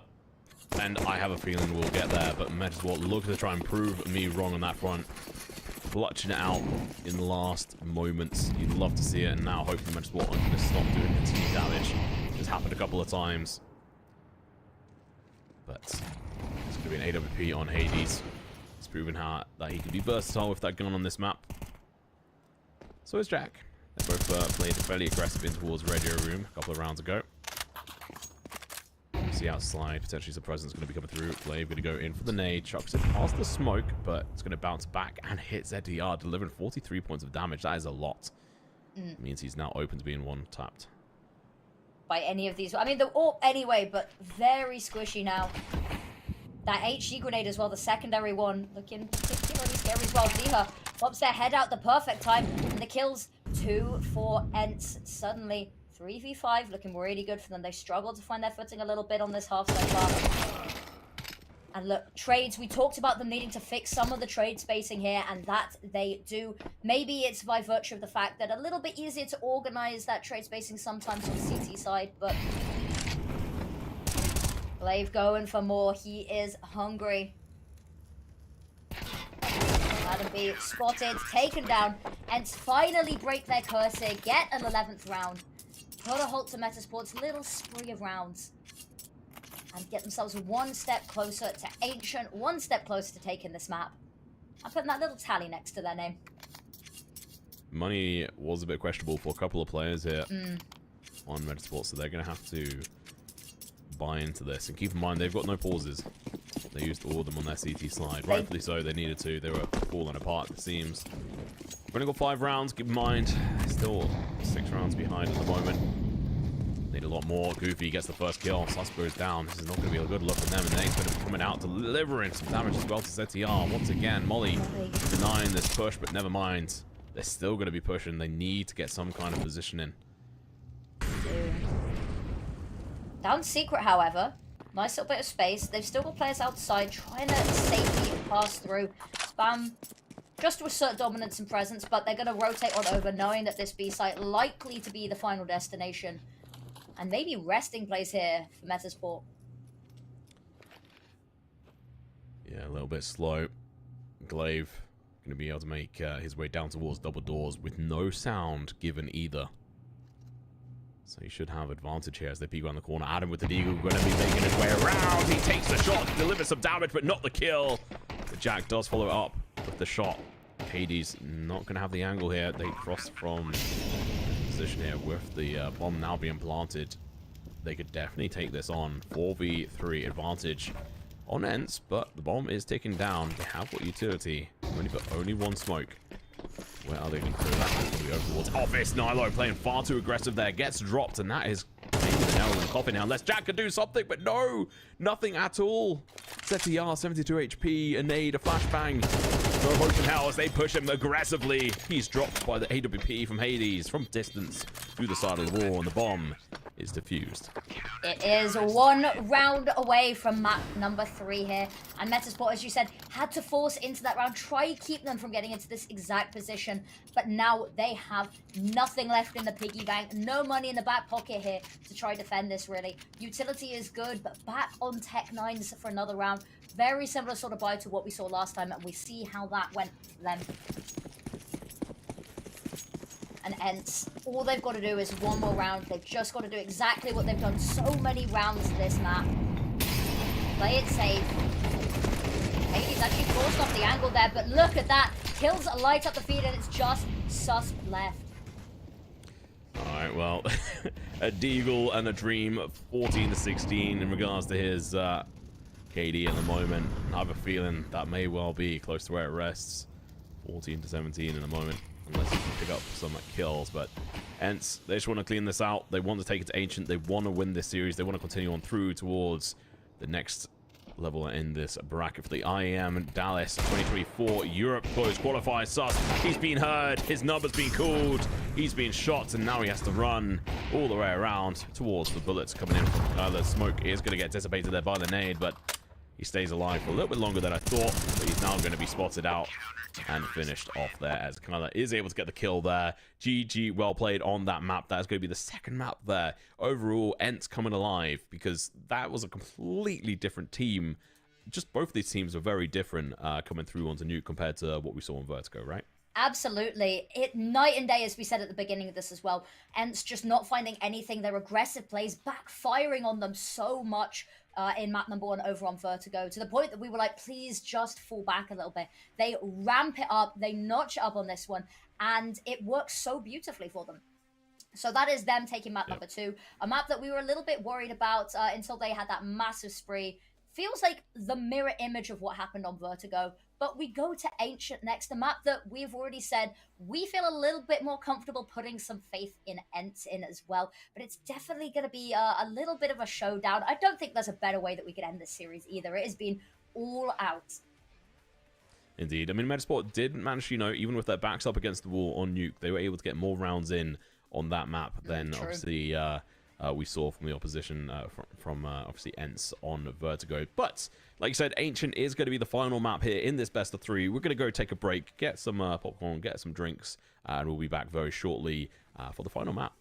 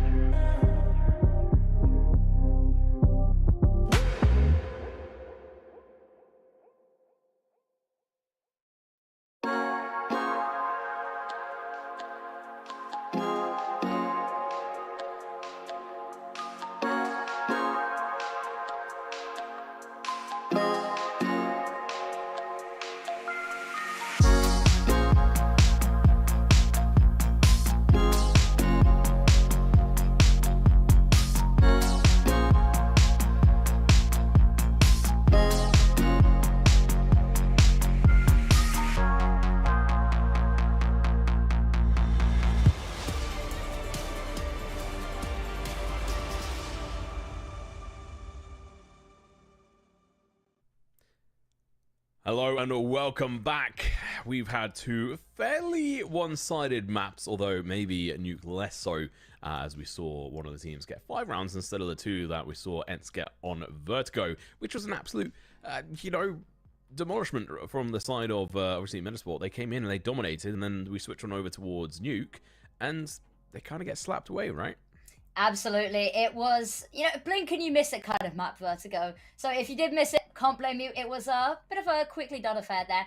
As you said, Nuke started in a very similar vein. We had the same scoreline, except on the flip side now, with Ents taking the lead at the half, but Metasport able to get a couple more rounds in the mix before, of course, ultimately sending us on to map number 3, Ancient, a map that we have hotly discussed already quite a bit. But to go over it again for anyone that might just be joining, this is a map that it's an interesting final one to pick. Metasport have played it a lot more recently in official games. Ents have shied away from it a little bit after some varied results. A win against Astralis, but quite a landslide loss against Mouse. So honestly, it's anyone's game here. All right. Well, Ancient is an interesting map. I think it's come a long way since I say come a long way. It's been a fairly solid map since the start. There's obviously been changes here or there, and overall, I think it's comfortably sort of slotted itself into a core map. Now it's not quite in like the trifecta of like Mirage and Overpass and what have you, like Inferno, but it's definitely up there, and a lot more teams are playing it more often. And then overall, just such a really enjoyable map, and we are going to see it. There we go. The T spawn through to the leaves of the middle side as well. This is very cinematic. You're mistaken to think we're seeing Aztec here, but no, you'd be wrong. It's actually Ancient. And there we go. Ents are on CT side. I'm interested to see who actually won knife round and shows where to go. I'm assuming probably Ents won, because even with the updated spawns, I have a feeling that CT side still reigns supreme a little bit. Ooh, look at this little conga line up towards Cheetah. Would have thought it would have been a little bit more of a faster play, but no, it's not. Instead, we're going to be seeing them play on through this cave position. Going to be looking to demolish them. It's going to be Goofy with the Jollies. He's going to be able to pick up 3, almost 4, but denied as Hades. He's going to be able to pick up 2 for himself. It's the Jollies. They reign supreme. They absolutely do. Love it. 2 guns is better than 1. 2 guns is better than 1. Why would you have any less than the most amount of guns that you have? You know? I just love them. It makes you feel like a cowboy, doesn't it? So, just proving why they're so effective. And honestly, incredible flashes coming on through as well. Beautifully played from Ents. We talked about this. Nice start from them here. And I think this could be maybe a little bit of a one-sided affair. Metasport, unfortunately, going to have sweet nothing to buy here. No money, no utility. I say that, a flashbang. Here's the famous, we were just talking about this in the break. But use. It's going to be Hyla and Glaive and Goofy all picking up a kill each. He's going to run for the hills with 10 HP. Glaive going to clean up the house now with a couple of kills too. Nice $1,200 added to his bank account. And now they can feel fairly comfortable here. We're going to see a couple of upgrades, I'd imagine. Actually, no, never mind. It wouldn't be the right play here on the CT side. Instead, it's going to be a whole load of utility. It is indeed. Incredible round there. It was against no buy at all. There was nothing really to go with there. But to keep as many people as they did alive, keeping 5 alive is the ideal situation. So, can't complain. No notes. Well played from Ents. Already looking so much stronger. They just seem to have built themselves up and up as the series has gone on.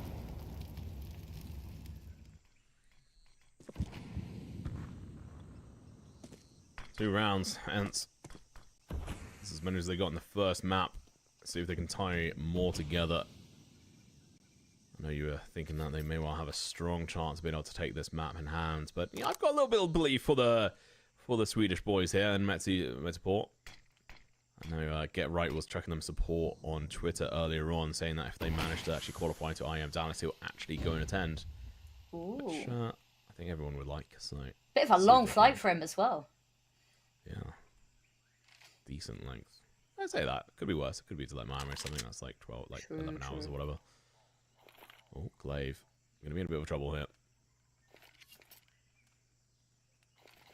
Flashbang comes out. Actually peaks. Able to get so much damage as well before finally being overwhelmed. D-Hub with one of his own though. trying to keep the numbers not swinging too far out of control here. But actually, look at that, Adam being ZTR with the 1. We talked about it, swinging, and now Ent on the back foot here. Bomb planted 2v4. It's recoverable, but it's going to be an uphill battle here. They see them jump onto the self booster. ZTR is chucking it in. Oh, but the shot to the back of the head, the execution shot, no less, as Goofy was nowhere to be seen and across the map in T-spawn, leaving his teammate there to try and do something. But unfortunately, it was nothing to be had. Left him to die there. Maybe if there'd been a little bit more together, played together, we could have seen something different. But also saving that AK, given where their money's not necessarily in a bad place right now. Their loss bonus, of course, not coming through, so they're not going to be getting much money from this. But saving that AK is certainly a nice little consolation prize. Indeed, well, like to see a round on the board this early on from both sides. This is a different map compared to Vertigo and Nuke. Hopefully it's not going to be a quick one and done from either ones. Let's see a nice competitive match here. Want to see it go the distance? It would be poetic for this to go the distance after, you know, pretty dominant maps from each of them. Seeing map number 3 go all the way would be a fitting conclusion. I think Ancient's the one I've had the longest overtime on for myself in CS. Even in CS2. Oh, here we go. Carla pushes down, but doesn't even get a chance to do much there. He does a decent amount of damage, but no kill. He was able to find that one on ZTR before he's able to do any more damage. Ooh, Hades. Spots the utility, knows they've got to be pretty close here as well. Just onto the angle. Waits for the swing, gets the kill. Glaive as well on the other side of the map with 1. Yeah, keep it pretty cool. Keep it calm, keep it collected. You're looking at this if you're Mezball and you're wondering, okay, well, we've got a minute left on our clock. We can't really just bow out right now. We're going to have to try and do something with the bomb. They know it's about to be out of play. The push from Glaive and Co are coming down. They've spotted out the players. Now there's going to be a tight play, but Adam, Nilo find the kills. The headshots connect. Goofy from behind it towards mid. Takes aim, takes shot, gets the bullets in. Yeah, he's going to be playing silent on site. Two of his teammates who pushed down ramp may well give the impression that they were the only ones around. So he's going to be waiting. Easy play for him. Peeking on out. It's so dangerous pushing onto that site alone. It is indeed. Unfortunately, of course, no time to run to the other side.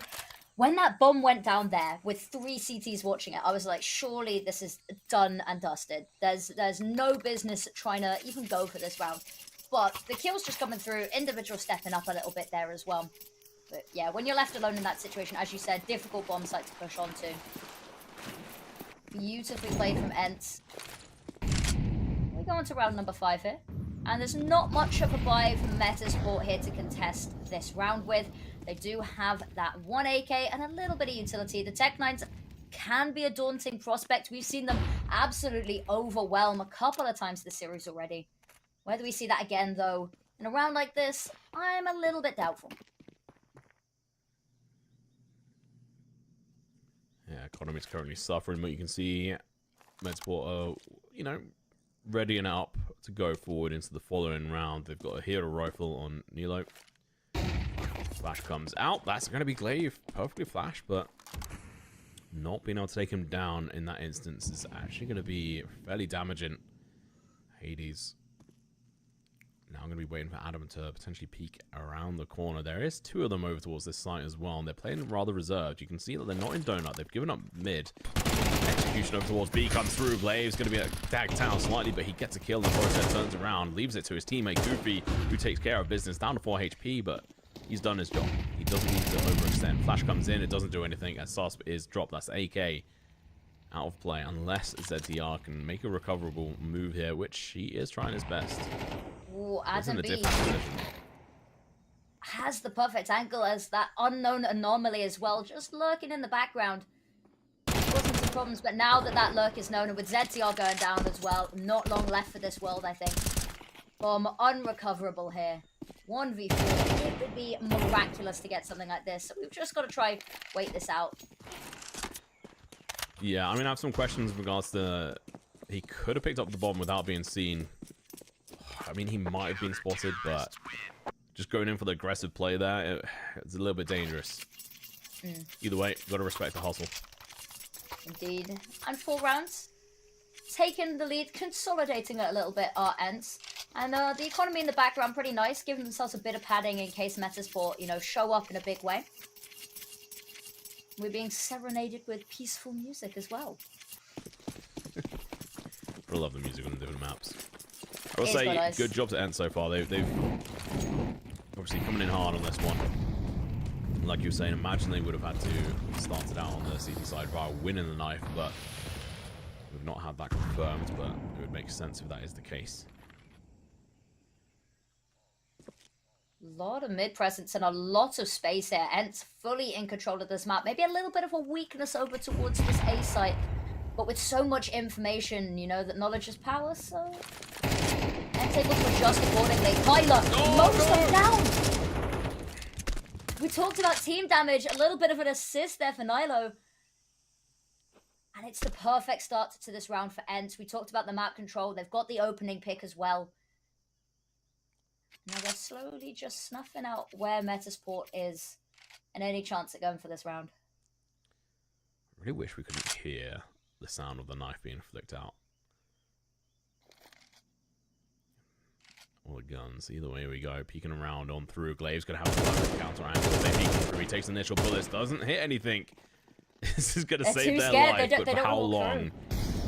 Might give away the goose here. Molly comes out. So does the nade. He's going to be forcing Goofy back. He's going to be able to take one with him. He's still alive for now. Never mind. He gets burnt alive, burnt to a crisp, and now he's dropped. 30 seconds left on the clock. They have to push towards the site. Kayla's going to be in a perfect position, so Glaive is going to be able to pounce on them. Comes in with this perfect spray. Gets 2 of them, and Kyla takes the final one. ZTR's dropped in their economy on the side of Metaport. Does not spot another buy. See them down to maybe 2k if they want to, you know, buy a couple of pistols here or there, but we won't be seeing a full YOLO buy here, I'd imagine.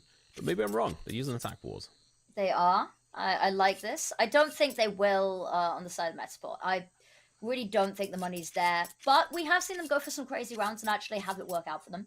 Side of Ents, I think it was Goofy was just stood in the Molotov firing as well. Staying alive as long as he did and managing to get a kill before he goes down. You know, holding them back a little bit. Giving Glaive and Kyler a little bit of time on site to sort of reposition and get themselves ready. Absolutely helping out there. Maybe not the linchpin of the round, but certainly all pulling their part here.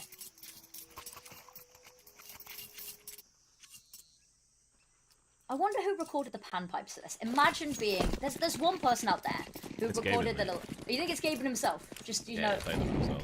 That's what he does these days. Is it? Yeah. That and play Dota 2. Huh.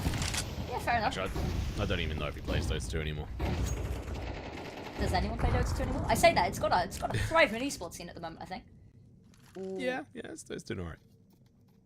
Alright. A lot of people very squishy now on the side of Metasport. Nilo and Sus. Dead men walking. Add ZTR to the list as well, and Chiquino is going to be the one to go down. Adam B as well. And the rest all limping, hobbling towards this site. I don't even understand exactly what was going on there. Hades just ran away, even though they could hear the footsteps. He just come back in and get a couple of kills, but he could have saved his teammate. Kyler could still be alive. Susp.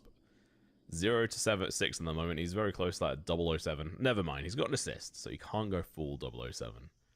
117. Well, not even 017 doesn't quite have the same ring to it. True. Very slow start for a couple of these players in the kill department. Maybe we see their luck swing around here.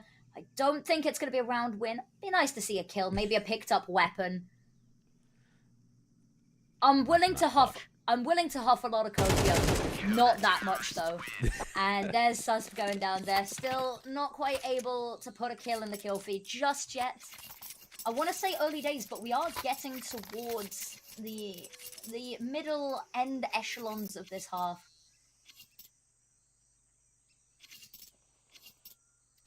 And I'm not really sure what I want to see from Metasport. I feel like they've lost a little bit of that fervor that we saw in the first 2 maps. A lot of the time we see them, I don't want to say scared necessarily, but definitely a little bit more apprehensive. Yeah, ends up really laying down the law. And it's working well. Very scary in the last match where they try to make a comeback on this, but they've just been outplayed on this first half. You can see why. The aggression is there, but ZTR does find the kill. Well, that is dropped, but the trade comes in. Glaive just pushes on in. Yeah, he's just in the middle of no man's land there. Staring. And unfortunately, a shot to the back of the head. This means that Redsport now have control, at least as far as the flow of this round goes. They just have to make use of it. Glaive at the moment, trying to get a read on this. You can see him working out, trying to figure out where he needs to go. Watching Red Room at the moment. Meanwhile, Redsport are just playing it slow. They know they've got the man advantage. Smoke comes out. That's going to be coming up every single one of these positions. It's going to allow them to push on through. Glaive. Early sprint, never mind. Through the smoke. He shoots, and a bullet returns. Well deserved. Bullet to the dome. And this may well be the final... Not the final, sorry. Finally, the second round on the board here for Mets Esports, who've been struggling. They have a little bit. I really don't see them going for this. You can see other side of the map. They were just awarded a free bomb site. As you said, Glaive just trying to piece the pieces together, not able to get a read on it. If they had, or if they had people already over on this B site, might be different. But everyone already shifted over towards A bit too far removed from the situation to go for this.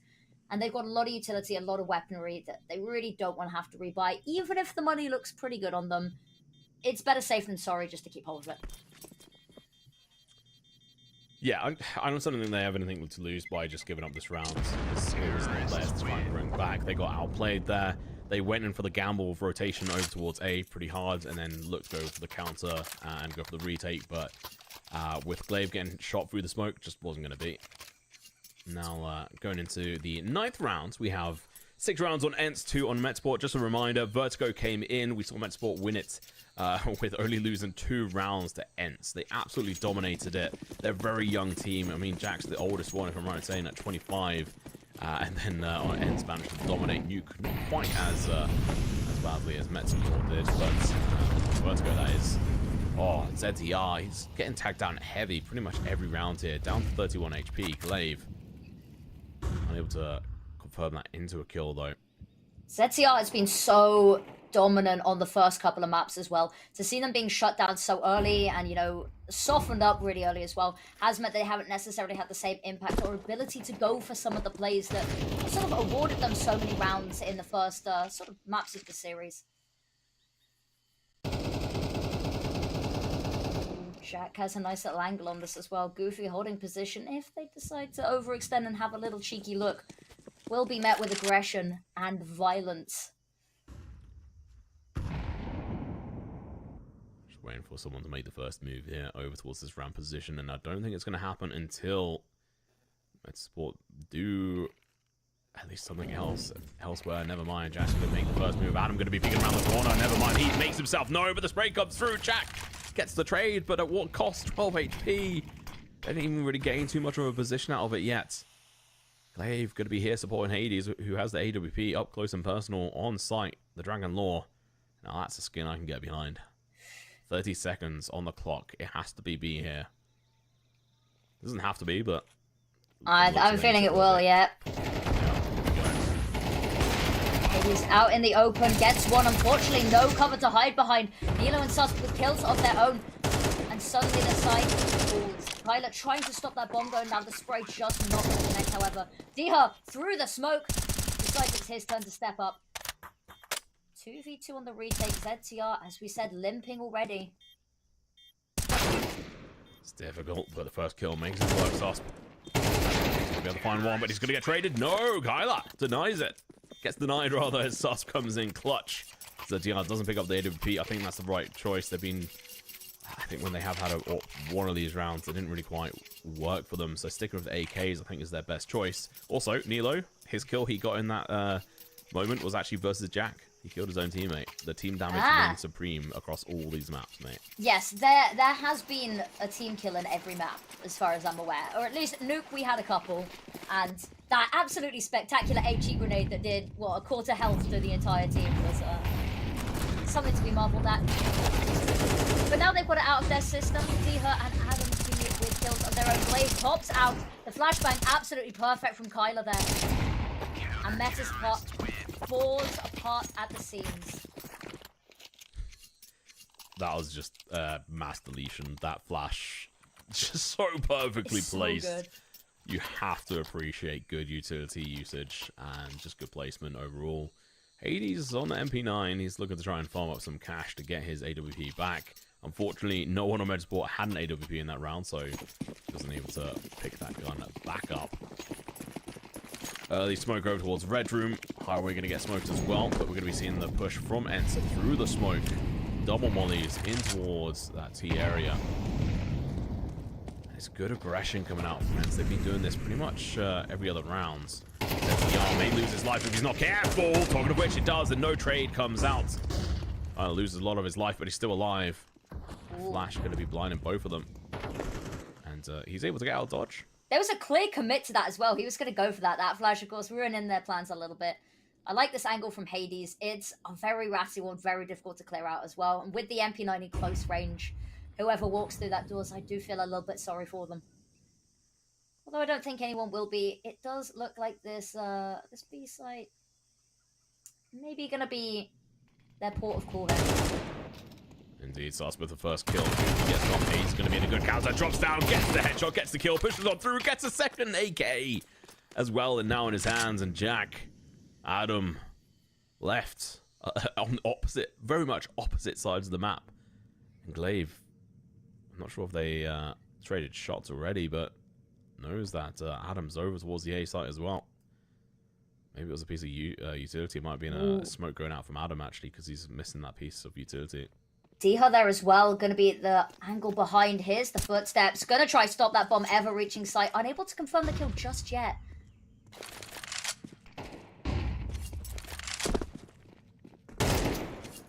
Flash comes out. There they go, pushing up in towards Donut. They've got 14 seconds. They've got to clear house very soon, but they're going to fail as Glaive just shuts them down. The IGL can do it all. 13 kills currently on the board for the man. This is already the most even game that we've had so far, towards the half at least. Oh my god, you're right. Because it was 10-2 for both the first maps, and this is not necessarily a good showing from Metasport, don't get me wrong, but this is better than what we saw them do at this point on Nuke. But yeah, if they can get another round, 8-4 going on to City side would be nice. 9-3 for Ents, I think they take that as well. So really, this final round, I feel, could go either way. Both teams going to be fairly happy if Metasport can win this. If they don't,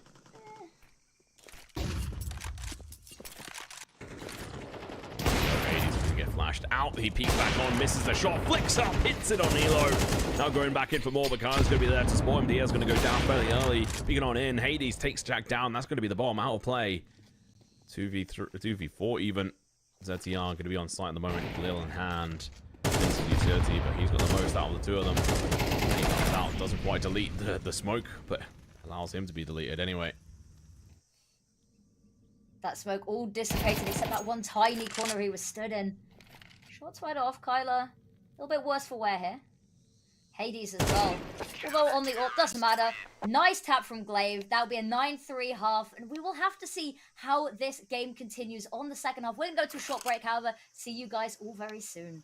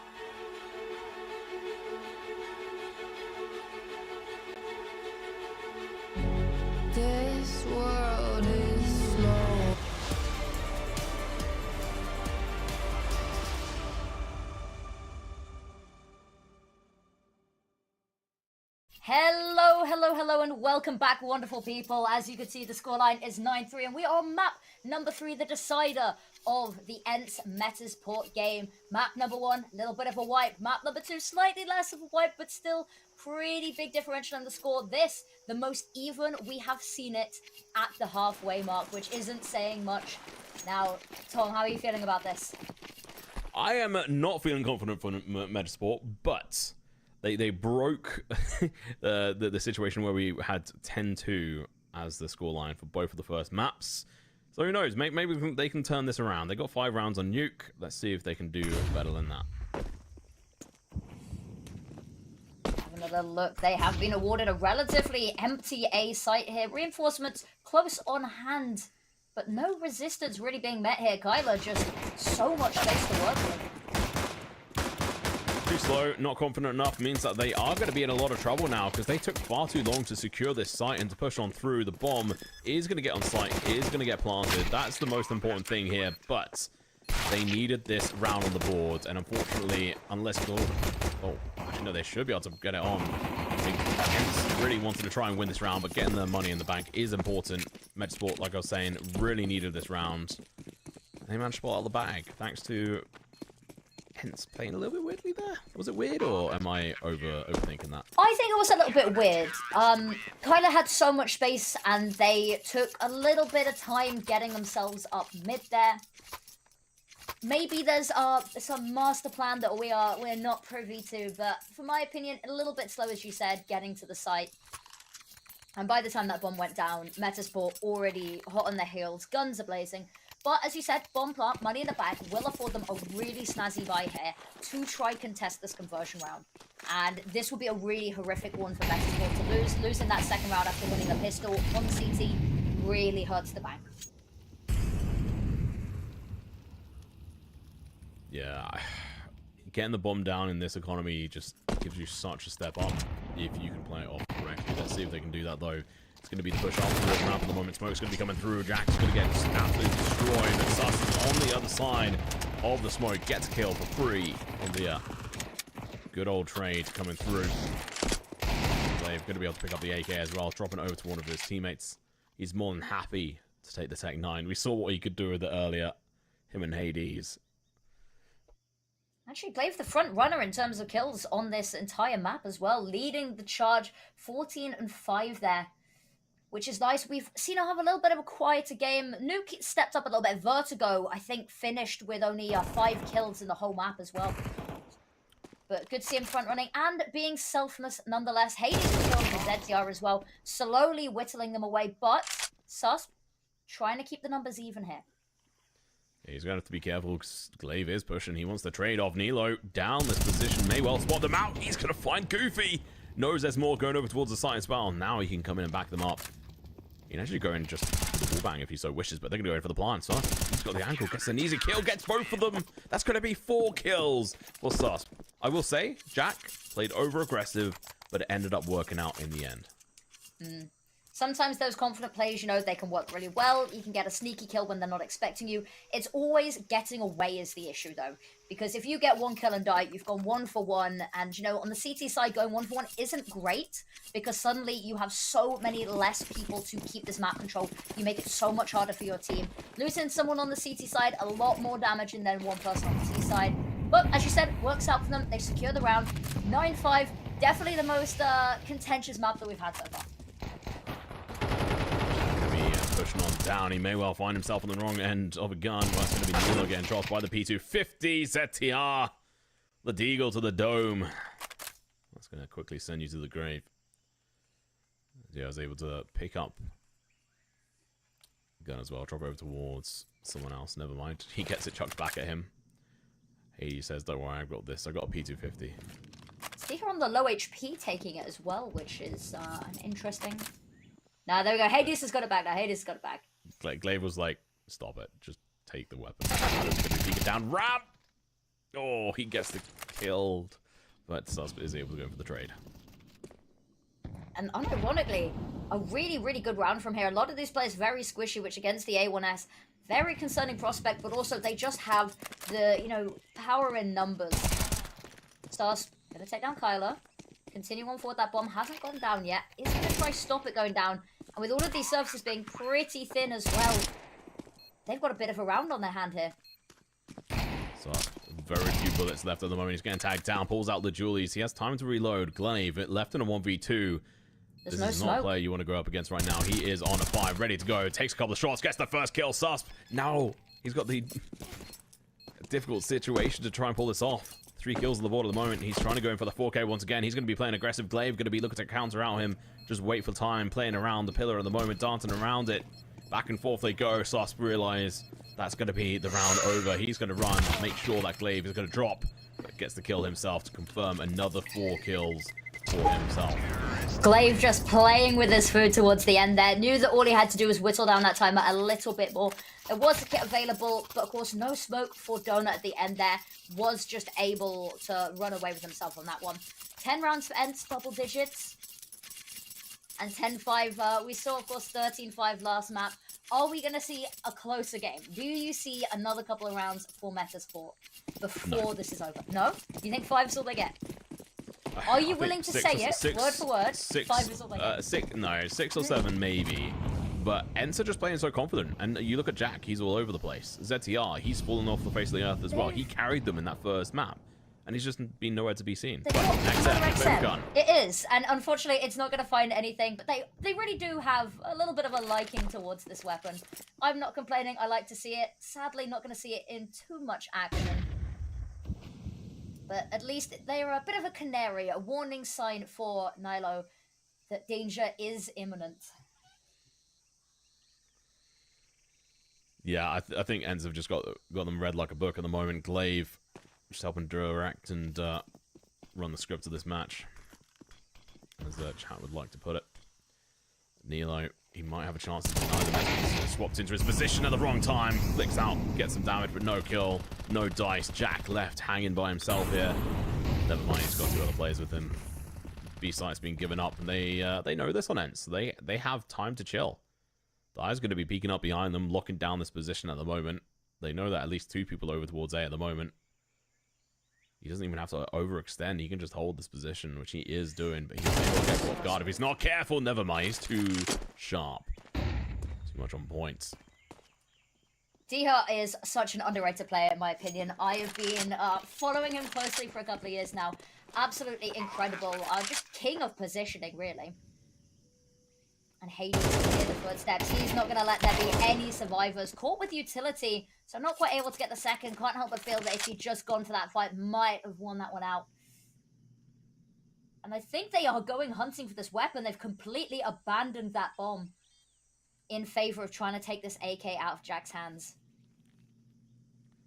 Understandable, to be honest. Dominate the economy. They've, even though they don't have that much money, they managed to win that eco round, and they just know they have to take this gun out of his hands if they can. So they're searching around the place. They're not overextended. You can see that they've obviously pushed out to a decent position. They've got every angle sort of held, so he's not going to make it to get the defuse. So they search, but they didn't overextend. I couldn't agree more. And that is, as you said, put the economy for Metasport in a bit of a difficult spot here. Now, they're going to force up with a lot of utility here. Not even really weaponry. A couple of Deagles, a couple of P250s. But it's a lot of utility that they're heading for to try defend away from this map point and series point here as well. Keep themselves out of the lower bracket. And Nilo with a nice opening pick there. Yeah. Untraded. Goofy playing super aggressive in towards mid. But they have ball control over A site, so it's going to be a retake 5v4. All of the players on the side of Ents going to be holding down this site at the moment. Nade comes through, going to do some early damage. Quite enough to deliver a kill, though. Time denial is going to be here. Kyler takes down Sus. Equalizes the manpower here, but there are still guns in the hands of Ents that are completely missing. Kyler gets dropped. Flash in his hands. Yeah, playing on the site at the moment around the double boxes. Jack going to be peeking through the smoke. He's got a Deagle in hand at the moment, but never mind here. He's going to get shot in the back. It's going to be trading back and forth here. Now 2v2. Time is ticking down.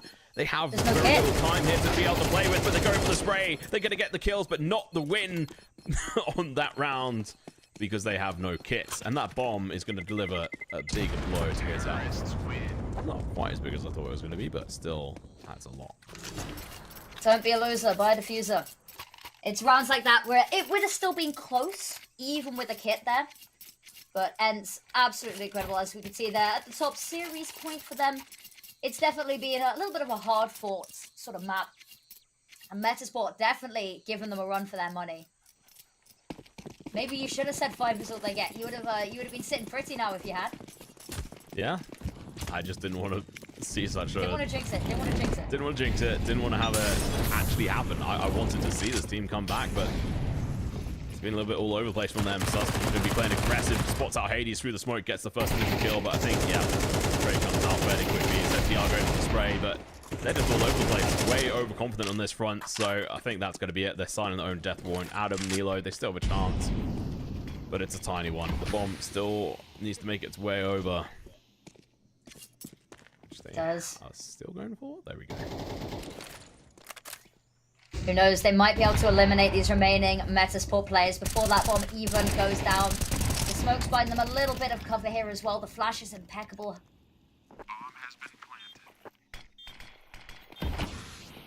Smoking a flash here to try and clutch out Affinity. It's going to be down to the wire. And Clave with the AWP holding on the other side of the smoke. Looking to finish this off. Adam B trying to hold on to this map for a little bit longer, but too many enemies on all sides, and Ents get the final kills. They secure the map, they secure themselves the series, and what a way to end it. 13-5 for the second time this series to Ents. Yeah, I mean, I thought they might have been able to break through with getting 3 rounds on the first half, but it just seems like the side of Metasport just weren't here. They weren't awake on these last 2 maps. Nuke, you know what? They showed some competitiveness. They were sort of playing back and forth with it. But when it came to Ancient, it just seemed rather lackluster on this front. That maybe a bit harsh. I will give Ent some benefit of the doubt. They were playing really well, especially Glaive, who was leading the charge on kills for most of the match there. And overall, being a fantastic IGL, making the right calls. So I think we have to give praise where it's deserved, and Ents make it through. And this is a team, Metasport, who were able to beat out Falcons and also Monty recently. They also took Vertigo versus Spirit yesterday. So they've proven themselves, but they've still got a lot of room to grow. So hopefully they can go away from this, learn from it, and not make the same mistakes in the future. Absolutely, but the fact that they are going toe-to-toe with some of the biggest names in the Counter-Strike scene at the moment, as you said, taking a map off of Spirit, they've taken maps off of Monty, off of Falcons as well. And despite what people may think about people taking maps off of Falcons at the moment, for a team that seemingly come out of nowhere, that is a big deal. So I'm hoping we see some more of them. I quite like the firepower that they brought, especially to Vertigo as well. So I'd love to see them in some more tournaments as well. But that was quite a series. Yeah. What a way to kick this off.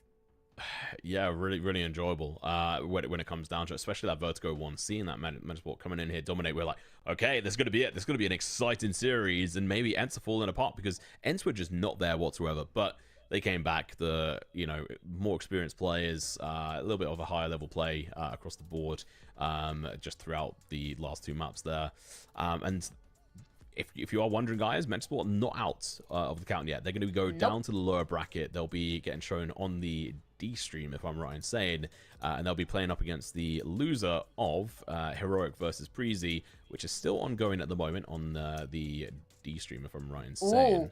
It is, and Preezy are quite far ahead. Oh no. Imagine being Metasport and be like, all right, we're done events. We can maybe have a bit of an easier time in the lower bracket, and then it's like, oh, Heroic. Boom. That would be hilarious. But you know what? They could definitely deal with that.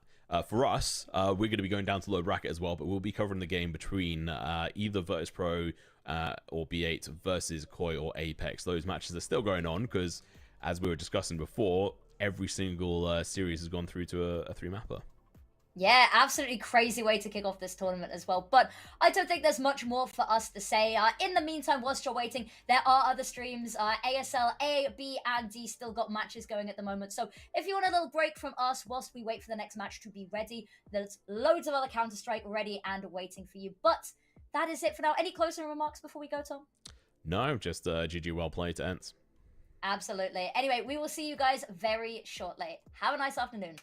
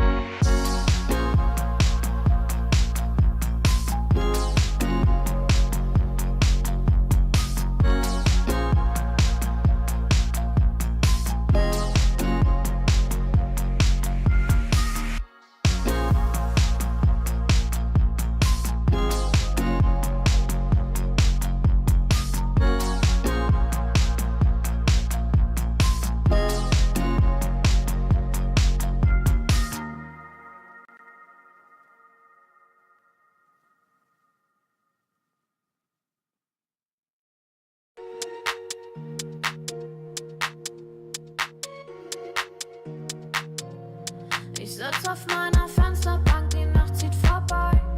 Ich blick über den Tellerrand, trinke Sekt auf Eis. Ein Teufel und ein Engel tanzen auf dem Parkett. Vielleicht sind wir unsterblich, müssen nie wieder weg. Ich sitz auf meiner Fensterbank, die Nacht zieht vorbei. Ich blick über den Tellerrand, trinke Sekt auf Eis. Ein Teufel und ein Engel tanzen auf dem Parkett. Vielleicht sind wir unsterblich, müssen nie wieder weg. Big Pie, Kippen und Drinks gegen Tristesse. Großstadtbild, komm mir nicht weg. Kopf fragt, mach kein Pisstest, nein. Ich will nicht auf deiner Party gehen. Engel und Teufel tanzen schwansee. Von deinen Lippen tropft der Chardonnay. Ich küss ihn weg, bevor du schlafen gehst. Sitz auf meiner Fensterbank, die Nacht zieht vorbei. Ich blick über den Tellerrand, trinke Sekt auf Eis. Ein Teufel und ein Engel tanzen auf dem Parkett. Vielleicht sind wir unsterblich, müssen nie wieder weg. Ich sitz auf meiner Fensterbank, die Nacht zieht vorbei. Ich blick über den Tellerrand, trinke Sekt auf Eis. Ein Teufel und ein Engel tanzen auf dem Parkett. Vielleicht sind wir unsterblich, müssen nie wieder weg. Fadet auf den Wohnzimmerdielen. Baby, sag, wieso sind wir hier? Kann sein, dass wir den Boden verlieren. Wir heben ab morgens um 4. Ich sitz auf meiner Fensterbank, die Nacht zieht vorbei. Ich blick über den Tellerrand, trinke Sekt auf Eis. Ein Teufel und ein Engel tanzen auf dem Parkett. Vielleicht sind wir unsterblich, müssen nie wieder weg. Ich sitz auf meiner Fensterbank, die Nacht zieht vorbei.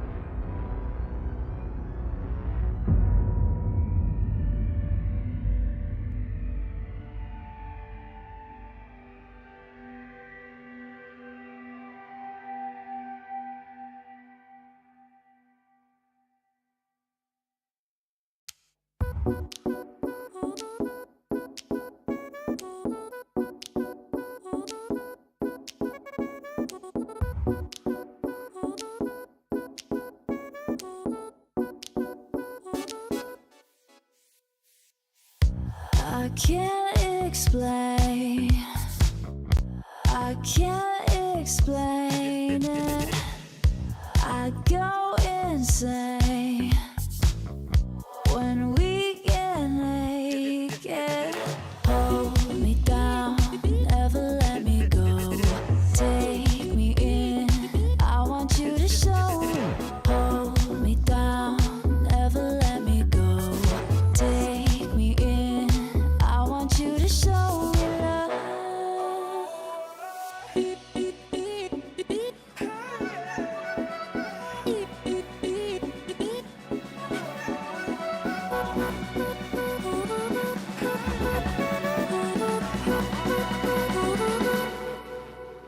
Don't give up on us, don't give up on love. Don't give up on us, don't give up on love. Hold me down, never let me go. Take me in, I want you to show. Hold me down, never let me go. Take me in, I want you to show me love.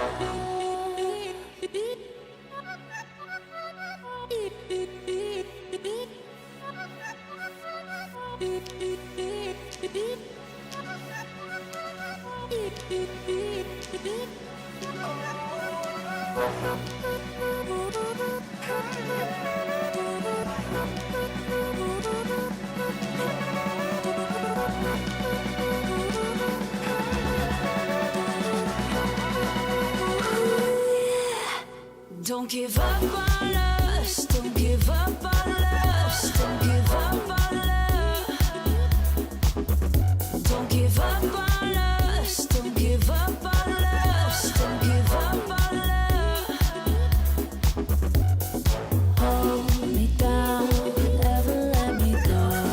Take me in, I want you to show. Hold me down, never let me go. Take me in,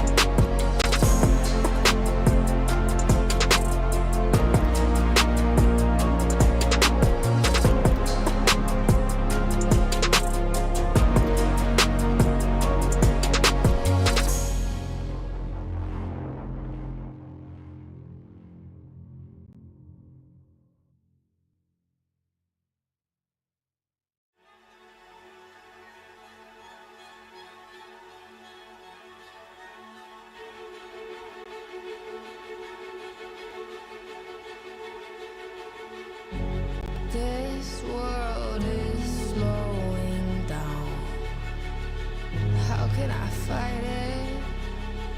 How can I listen when there's no sound?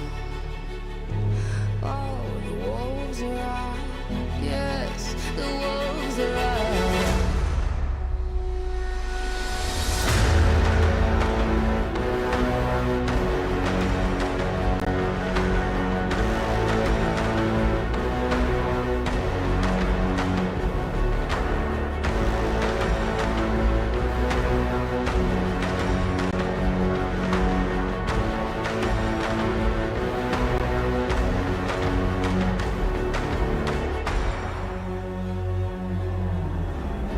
Hold on to what you found.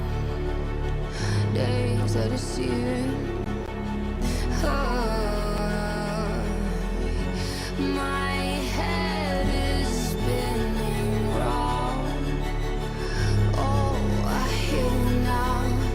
Yes, the wolves are out. I'm inside of our reality. Satellites singing serenade. Send out a signal, please remember me.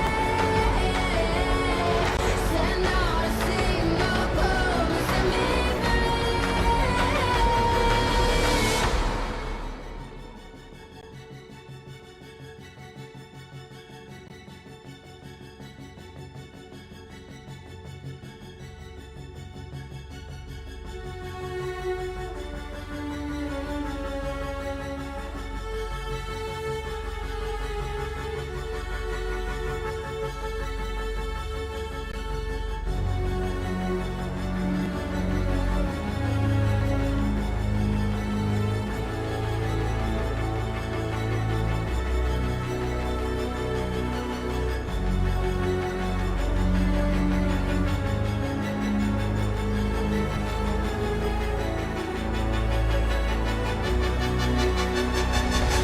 I'm losing sight of our reality.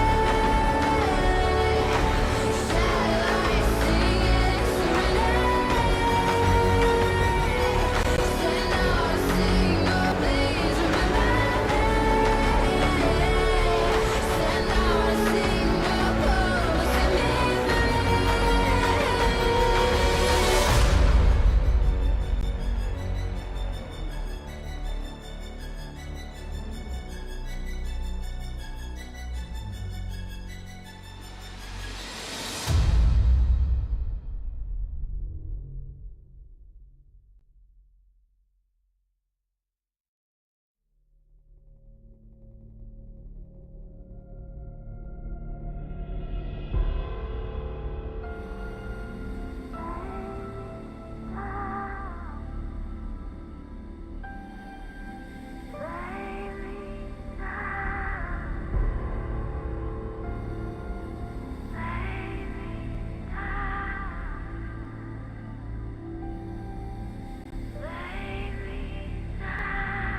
look into my face.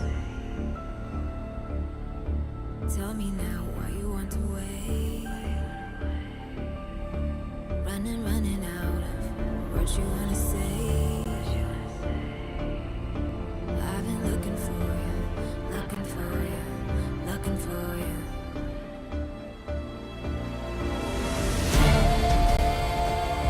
Take me down, leave me lost and found. Take me down, loudly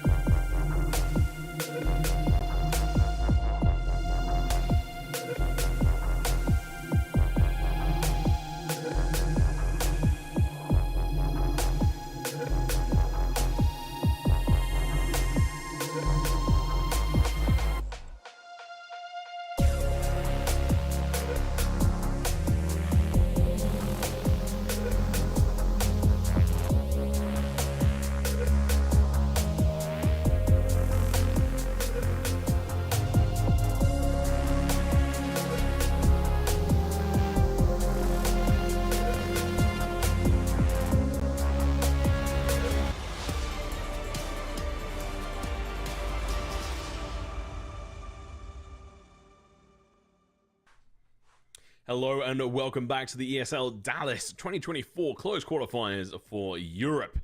Bringing you more action today is going to be my lovely and wonderful co-caster Affinity alongside myself, Tom Pickering.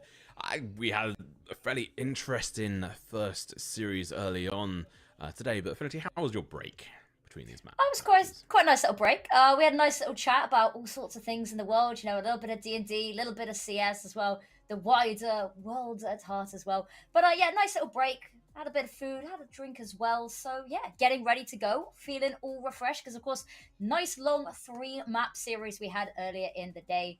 So I'm feeling ready for this now. What about yourself? Yeah, I'm pretty rearing and ready to go. Interested to see if we have similar results as we did in that first series, which if you are just joining us, that was we covered Metasport versus ENCE, and it was a banger. So make sure to go watch that in VOD later on, not now, later on. But first up, like on this, we are going to be watching and casting Bait versus the one and only Movistar Koi. So it's going to be an interesting series between these because the whole upper bracket, if I'm right in saying, which I'm sure I am, all went to 3 series, but Koi versus Apex went to overtime. It did indeed. It went. It was a long series for them. So sorry about the wait, guys. That's why we were on such a long sort of waiting screen. As that map went the whole distance as well. I'm trying to remember where it went to. I think it was 12-16 on Anubis is where it ended. So unfortunately, not quite able to get any rounds there in overtime, but managing to get it there nonetheless is an accomplishment in and of itself. But that is the past. We look to the future now as well. We have map vetoes already in. Now, you and I had a little look at, you know, previous maps they've played. We had a little bit of a guessing game as well to see if we could figure out exactly how this veto was going to land as well. And I think we did a pretty good job, actually. Yeah, how about you... I was going to say read them out, but maybe that might get a bit confusing if we give our veto versus what actually happens. So should we go through the actual veto and then we'll pick it apart as we go? Yeah. So I'll start off. Movistar Koi, they start out as Team B, so they'll be able to obviously pick a second. So Bait banned out Vertigo, Movistar Koi banned out Mirage, and then what was the first picks? So Bait actually picked Anubis here. Not really surprising us. This is a map that they played a lot through open qualifiers. They played it in ECL. They played it, of course, last series versus Virtus Pro. Unfortunately, not quite able to drag that one over the finish line. 6-13 finish there. And then on the flip side, Movistar Koi picked Nuke. This was one that we maybe thought was going to be floated as a decider, but actually picked outright by Movistar Koi, who have quite a wide map veto, which is something that we really sort of celebrated in the break as well, is that they are willing to play almost everything except Mirage. I'll let you do the remainder. Yeah, I'm glad Mirage got banned. I'm just saying that, thankfully. Bait then banned out Overpass, which was an interesting turn of events for me in any way. And then Movistar banned out Inferno, whereas we kind of had it the other way around. That we were going to see Koi banning out Overpass and Bait were going to be banning out Inferno. But either way, it's an interesting situation. We end up with Ancient as the decider. So we got the right results, just slightly the wrong way around. Right answer, wrong way to get to the answer. But we were close, though. We were close. We solely got the first half of the veto in the right order, in the right thing. It's when they picked Nuke that sort of threw us for a loop a little bit there. But ultimately, we were right there. We should be live very soon as well. I think we're just waiting for a player or two. Just hop into the lobby there. There's always one that you're waiting on. But actually, looking at this map veto, I think it quite heavily favors Koi here. We talked, Bait has a lot smaller of a map pool, and they're generally less willing to play and have less history, recently at least, on some of the maps that have come up as well. Makes it a little bit hard to play against a team like Koi, who was really willing to play any and everything, really, depending on what they're feeling on the day and who they're up against as well. But there's no point in speculating, is there, Tom? There's a map awaiting us, and the only real way to figure out who is going to come out on top here is to see how they do in the server. Yeah, and we did just see Koi take this to overtime. Failing to get any actual rounds in the overtime versus Apex, but they took it there nonetheless. So they are warmed up. They are ready and rearing to go. So let's dive into this Bait versus Koi. And let's see who's going to rise above. As I say that, the pause is ended. And we should be starting momentarily. Maybe another restart there. We'll wait and see. Things never go as smoothly as I want, but Obviously, if we quickly have a look at Bait, recognizable names for me is obviously NPL, and that's about it for them on my side. I mean, some of them obviously have been around, but when it comes to actually playing on some, you know, larger names, NPL's the most experienced one. True. Now, looking at these, the maps they played, we'll just look at Anubis specifically, because it's all well and good talk about all of the maps. Let's just look at this one. So, Bait, of course, picking this map, and MOVISTAR Koi starting on the T side, as is sort of common at the moment. Very T side leaning map. Not very, but a little bit. As a treat, Bait have played this quite a lot recently. They played it versus Alliance and won, versus Passion UA and won. They actually have played it the past 3 series running up to this as well. They played against Letcrow's team, Johnny Speeds, to actually qualify for this event in Open Qualifier number 2. It's how they got here. They played it in ECL versus Paravision with good results. Unfortunately, losing to Virtus Pro, as we said. On the side of Koi, they have banned this map quite a lot. They played it versus the Chosen Few in Open Qualifier number 1, losing 9-13. That actually eliminated them from that qualifier. And then they played it again in qualifier... No, not in qualifier number 2. They floated it against Fnatic at the RMRs. And they played it versus Apex series just gone, losing 12-16. So not good results from them, but they have played it. They've shown that they're willing to play it. But this one definitely favors Bait on paper. Okay. But again, only on paper, you know, in theory is a whole different beast. Yeah, I'm really interested to see which team's going to be able to jump ahead. Interestingly, it is just straight up armor. There's not a single piece of utility outside of decoys in this, and that's being thrown down mid. It's going to be facing up against them, and it's going to be a barrage of players who slam down the guns, get the kill. Now over towards A, there you go. Essential going to be here, ready and waiting for a couple of shots. And unfortunately, as soon as he shows his head, he's dead. Captain this game, going to be able to find it, Moped. As he peeks on in, but the bomb does go down. 4v3 advantage on the side of Koi.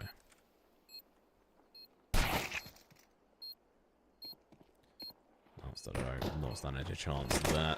David up and towards the 7th position, looking to take some shots, but it's going to be just in deep on the site, taking multiple players with him, and now Owner, last one left alive, could save the armor, or we could try to go for a 1v3, and he starts it off nicely, takes down 2 players, peeking on in, now left in a 1v1 situation, knows where the last player is at, but he's going to have to go in for the charge. No kit around on the server whatsoever. He does get the final kill. That's going to be 3 kills, you know, extra money in the bank, but still unable to clutch it out. That is one of the most sort of devastating rounds here, as well, as when you can see, you know, they've done so much to try bring this back, and then just by virtue of the timer at the end, unable to sort of cross the finish line. But they made it expensive, they showed face, and it's a good start. There won't be a buy coming out here from Bait, I don't think.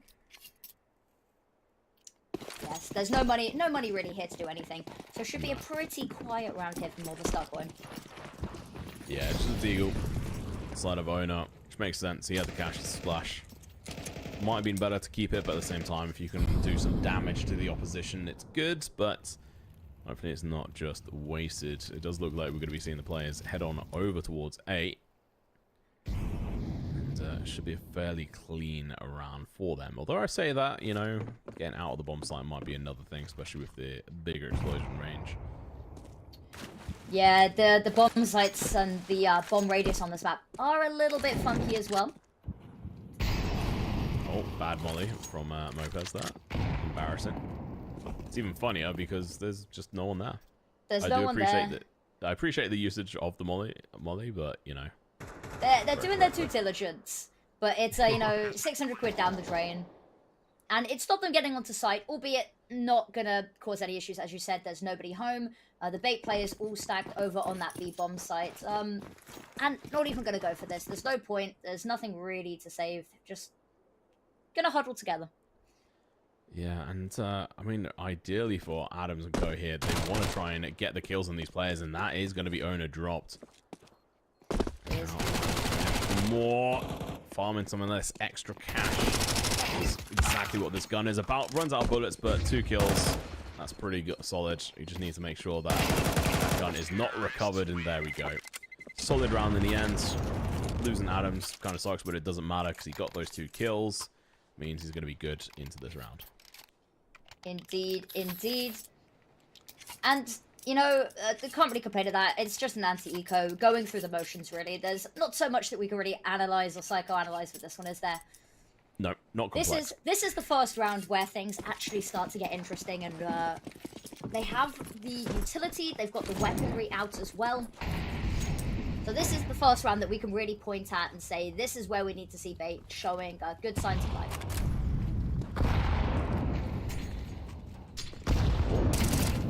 Early nades. Owner going to be in a bit of trouble. Tank down to 32 HP. Was able to do some counter damage there, but this is still dangerous grounds for him. Counter smoke's going to be coming through. Movista's already going to be taking over connector here. Playing around in the smoke. Spraying out into nothing. That's a very difficult one. The smoke there just means that pushing that is not a great idea. But look at that. In the meantime, kills light up the feed, and Bait starting to drop 3 versus 5. This bomb not quite been planted yet either. They have a chance to stop it going down. Still very far removed from the situation here, and actually 2 players ready to defend this site. They are going to have to send someone over to go collect it at some point, though. Oh, trying to go in for the spray through the smoke works against them. NPL going to be on site. He gets dropped like a sack of potatoes. And now it's Captain Lawson left alive in Palace. And he gets the first kill. Looking to go for more, but going to get shot through the smoke. David picking up his second kill there through the smoke on that round. Absolutely beautiful. And only losing that 1 player. This is a brilliant start from MOVISTAR Koi. Of course, this is the favoured side, so we do want to see them sort of have a bit of a spring in their step as they get onto this, because, of course, moving on to the CT side is a little more difficult. It's one of the few maps that people still actively pick T-side over starting CT. But yes, just pistols to go up against here. Bait going to have a bit of a rough start to the half here, as is often the case when you lose the pistol, and, of course, first gun round off the back of those is definitely not a helpful start to the series, but it's very early days. I say that, look at that Adam, and the nades coming through, so much damage, and just running onto site, take them down, and that is B all to themselves. Yeah, we do have Captain look to go in for the luck for the rotation here. Adam is going to be protecting his rear. Wrinkle trying his best, but unable to find a gap there. This bomb goes down, and Koi should have this one in the bag. It's now just going to be about trying to do some damage from the side of Bait to try and curve the amount of money that's in the banks of Koi. But yeah, that was not going to be fortunate going up against 2 AKs. Does an owner in just as much trouble there as well. Desperately tries to get away. I think was awarded a little bit of leeway there, and some team damage, just because, why not? As a treat.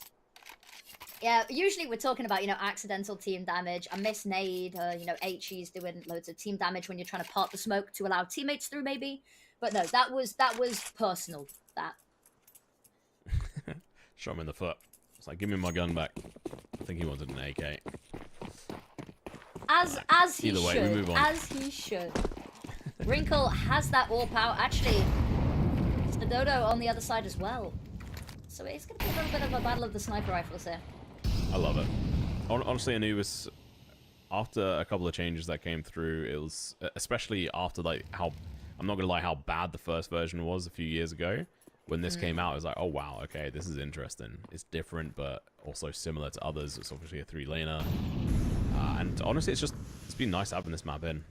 It's grown on me. When it first came out, a lot of the CS community compared it to, I'm going to say it, compared it to the V word Valorant.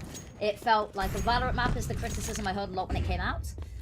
But actually, it's a map that I think has grown on a lot of people. I'm seeing it played quite frequently now. I think it's very much taken up the mantle of where, I don't really want to say Inferno sort of was. Or it's a map that people are just, they know, they're happy to play. Maybe not everybody's pick or cup of tea, but sort of everyone's got a bit of a scrapbook for this map. I'd say that's probably overpass. Oh! Yeah, I don't know, doing perfect. And more team damage coming out. Moped's going to take his own teammate down, but Captain is going to be good for 2-for-1 and in towards mid. I don't know, doing a perfect job to deflect the initial player off that position, forcing him to go in for the rotation through that CT spot. Cynthia out. What a beautiful name. Coming in here. A couple of bits of utility. Oh, spins the player out in towards that mid position as well. That shot nearly legged him.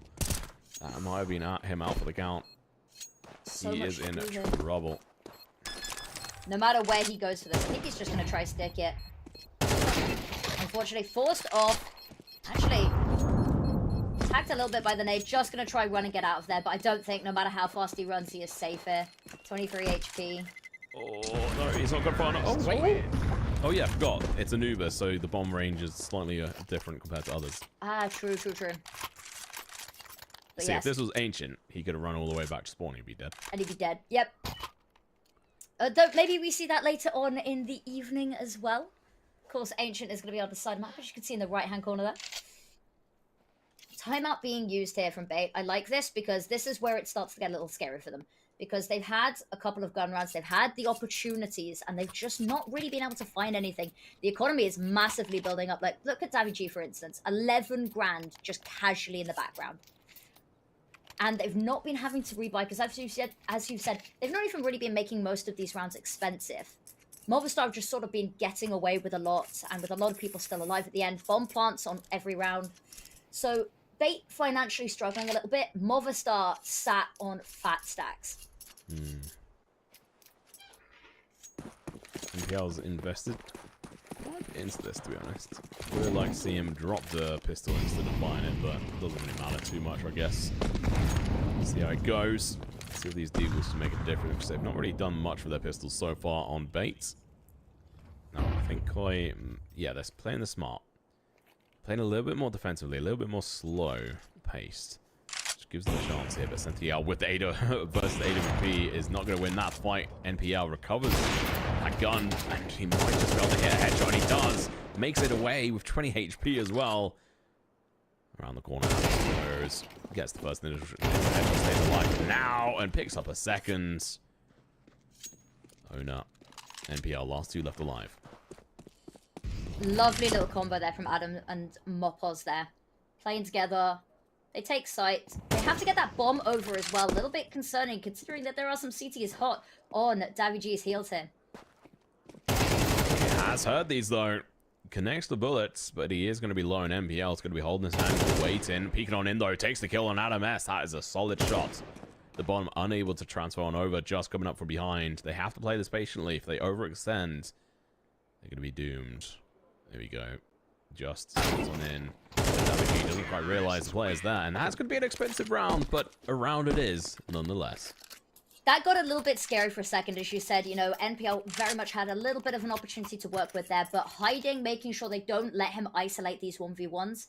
And, you know, they do forego a bomb plant there, but, I mean, the money, they don't really need it. They secure themselves the round. That's all they really need at this point. And very well played. NPL, good to see him putting up a kill or two there. And trying to find something. What is going on with his legs? That's really weird. I'm still not used to seeing legs in CS. It doesn't feel right. Owner's just having a good old time. Yeah. Nice timeout from Koi. Having a little Free spin. timeout for Bait. I like to think that this is Koi just being toxic. Be like, hey guys, you need this. Calling a timeout just to let them have some fun. Oh, you guys look like you're tired. Here, have a break. Have a break. And it's only map number 1 as well. I love some good some BM. Although I doubt that is what it is. I am just joking in chat before you take my words as gospel. I do know a couple of teams that, you know, if they have just had a round where there was a knife kill or a Zeus kill or somebody got an ace or something, that they will just use all of their timeouts and burn through them just to keep people waiting. Or if there was a round that a team fumbled.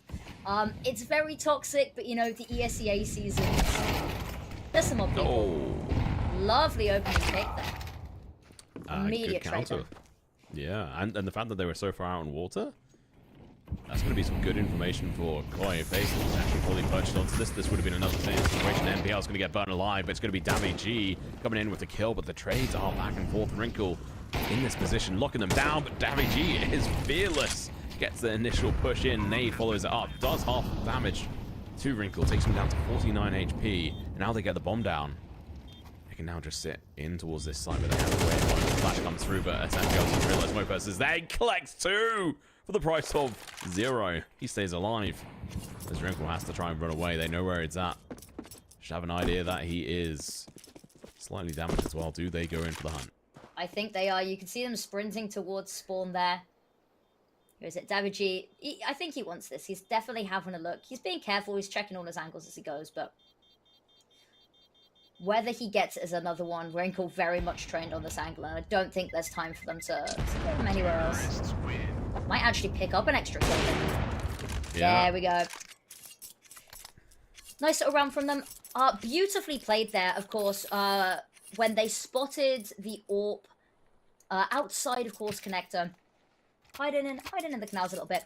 With the follow-up HE grenade, then just backing off and letting the AWP hold it instead. Not going too aggressive, not going for an ego peek or anything.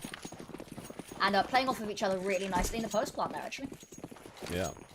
And so Koi started out on T side last time versus Apex, and they got 6 rounds. And then obviously we saw Apex get 6 rounds on their CT side and T side, and they went into overtime. So it's interesting that Koi are already going to be leading the charge here with 7 rounds and charging on in. It's going to be a MTL. Look at the moat for them down, but it's going to be MTL with kill of his own. But the trades are so fast. Now we're left with 2 players. Adams, the perfect position. Here's everything. And is not willing to let Wrinkle leave with the AWP this time, I don't think. They've let it live on one too many rounds. I think it's finally time they laid it to rest. But Wrinkle very much on the run here.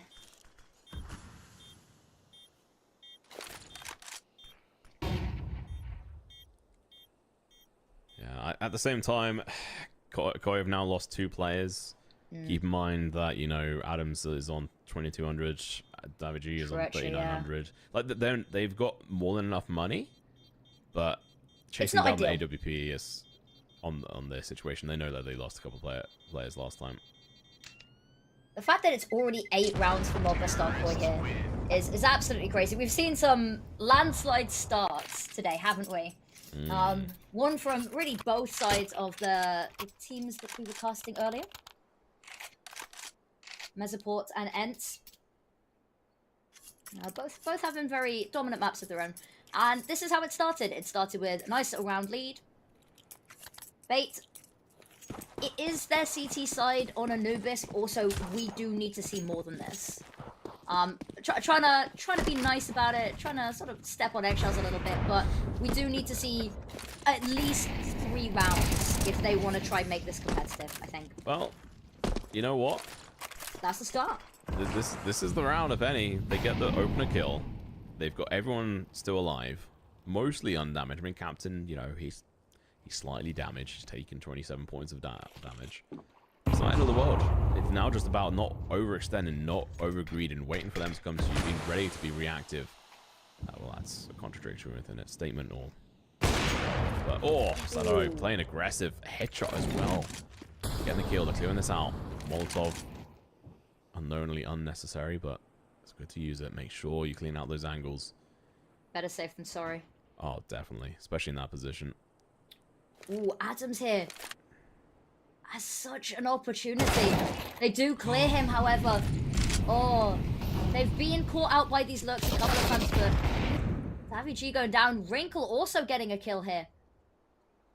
It's just Stadato, and there's really nothing much that can be done here. Bomb in a recoverable position, but both of these bomb sites quite heavily defended. Might be able to switch to an AK, make a play, but it's not really... He made noise. They know where he is at. Yeah, that's He's still unfortunately scoped kind in. There you go. All right.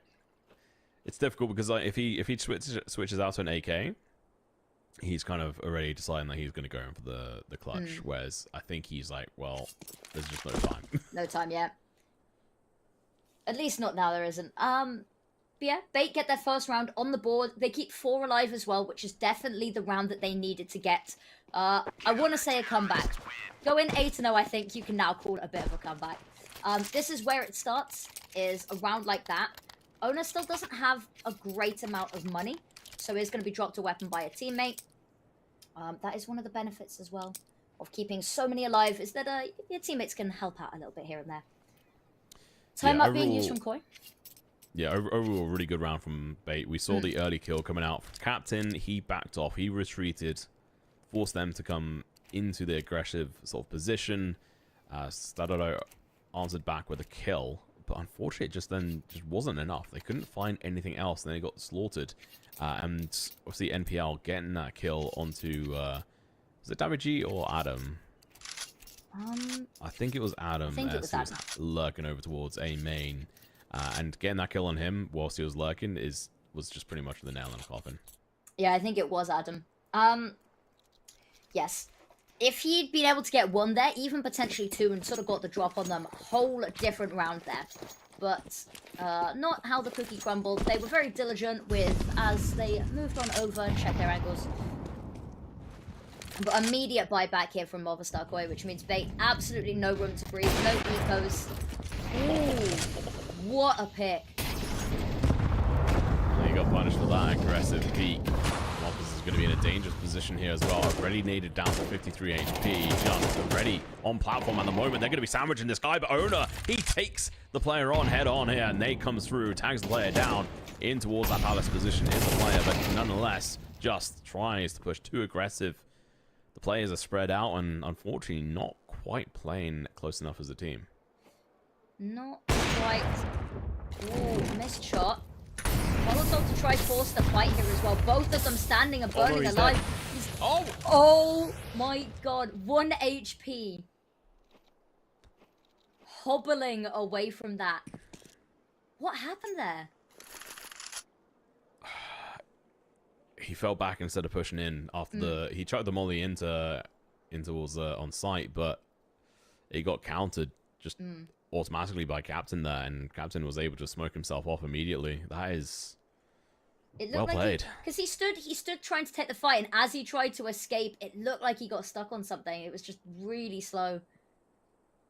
Yeah, but 1 HP. Yeah. Thinking about, like, can he just carry on pushing? He was kind of sort of stuck in lurch, unable to fully dedicate himself to either side. But I think this is a smart decision. Back off. They weren't playing as a team on this front, so I think taking this moment here to just sort of talk to each other, be like, all right, we've got to save, but what went wrong there? Okay, so we had the push over towards B, we had just getting onto platform, but the connector player was just a massive issue. Owner was able to take the fight on both of the players. Wrinkle had rotated over with the AWP and was able to sort of cause a bit of a distraction, and just was in just a difficult situation to try and deal with anything there. And then over towards A, they just couldn't get the opener past that A main position. I don't think there's anything I can add to that, to be honest with you. Very comprehensive.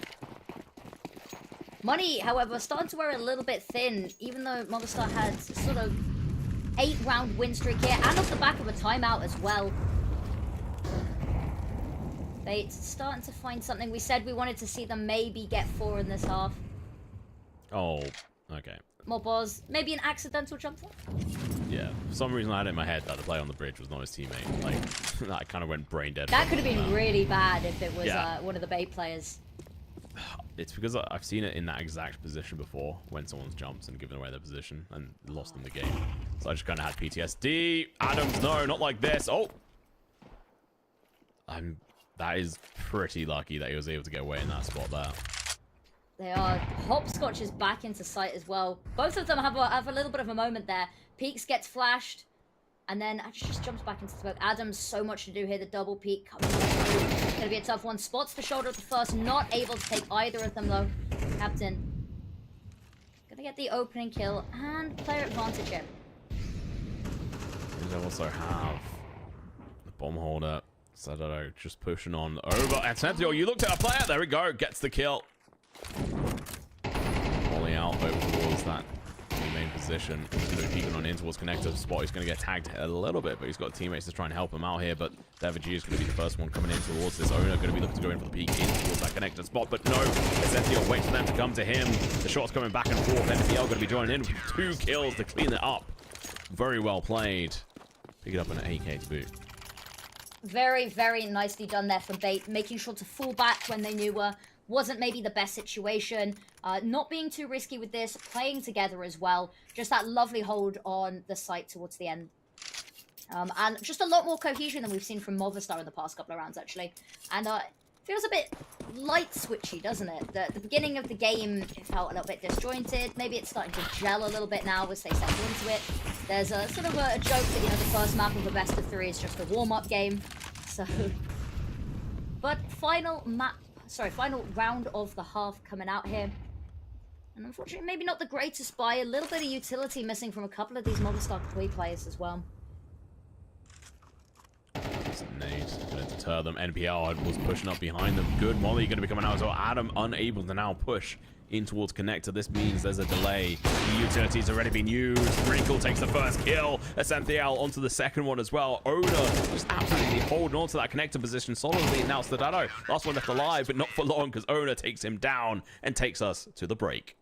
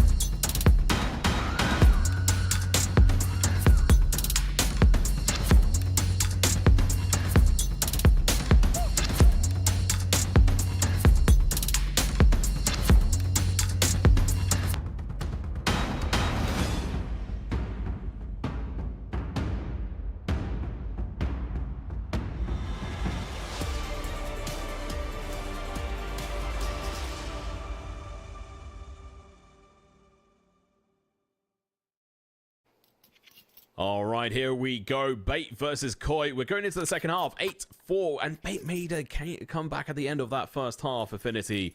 Do you think they can continue it? If they can get a nice pistol round at a bomb plant, I see absolutely no reason that we don't see the scoreline close up pretty nicely as well. Towards the end of that half, Bait seemed to come online a little bit here as well.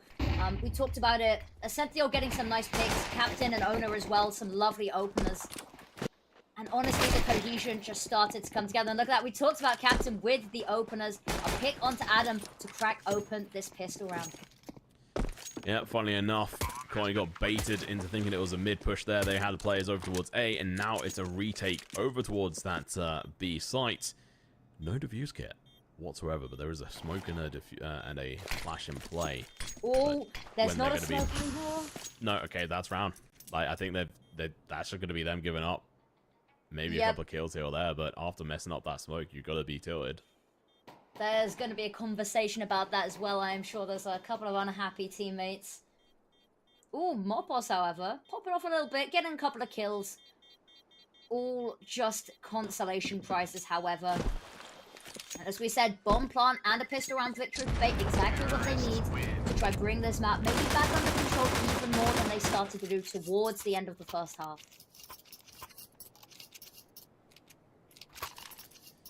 Good start. There's a Max Now 7. There's a Max 7. What is it with the shotguns today? I'm not gonna. I love It's in shotguns, general in but CS2 at the moment. The shotguns are back in flavor. I like it. This better be the Swag 7. That's all I'm saying. I love that name so much. I used to use the Max 7 so much. I bought the Swag 7 skin for it because I was like, I've got to, you know? Oh, Mopez with the CZ. On B, I have so many questions, but fair enough. I have faith. We've got to trust the process. Alright, well, Swag 7 there. It's also going to be just MP9. Unfortunately, he gets splashed absolute high heaven. He gets some damage in, but that's going to be it. The Mag 7 did, well, absolutely nothing, unfortunately. It's just laying there on the floor. A couple of pistols picked up here. Some util as well. But the CZ, Famous, going to be left to save. And I don't think Bait will go in for the kills here. I mean, maybe there's a chance. They've got some guns they can throw at it. But realistically, you would only want to throw your Mac 10s at this, and they're probably like, no, we're not going to be the sacrifices here. I think, not yeah, lambs. it's too early on. When you're a little bit further in, you've got a little bit more money behind you as well. Then you're a bit like, okay, go on, go kill. Have some fun. But, like, really early game as well, when the economy is still sort of trying to stabilize, I think it's a really poor idea sometimes. Talking of poor ideas, there we go. We say, no, that's a rifle as well. That's an upgrade. That's a straight up upgrade. They are going to get pushed by a Max 10 player. Owner trying to clean up the mistake of his teammates, but he's going to be in a difficult position. David G holding the angle, gets the kill. They went for it anyway. You were just talking about trying to stabilize the economy early on, and they've completely crumbled on that. They have indeed. They've still got the money for a decent enough buy, way more so than MOVISTAR Koi, but they've just made it unnecessarily uncomfortable for themselves. They've put themselves in a situation they didn't really need to be in there. And of course, as you said, trying to make up for the mistake, allowing them to take that AK. Of course, they had the FAMAS already, but I don't think it was worth another weapon, because they could probably guess that the buy around these two safe rifles isn't going to be amazing. It's just going to be CZs, so they've only got two sort of hero weapons to try and contend with. But nope, they throw some bodies at it. They take a little bit of a hit in the process themselves. Nothing too massive, though. And actually, that 6-8 gap starting to look a little bit scary for MOVISTAR Koi.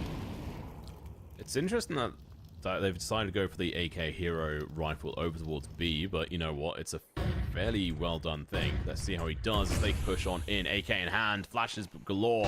He's not flashed whatsoever. He goes in for the spray, but the fifth flash there finally gets him. They get the kill, and then they recover the AK, and they're going to be sitting pretty there. The Famous on Mopez looking to try and charge on in, but Mac 10 going to be charging on back on here, but the CZ is able to get a kill.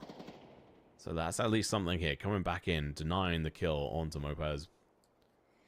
The round is already lost here, but I think if they could do a little bit of damage, as you said, try make the little bit of investment that they had, go the extra mile, would be really nice for them.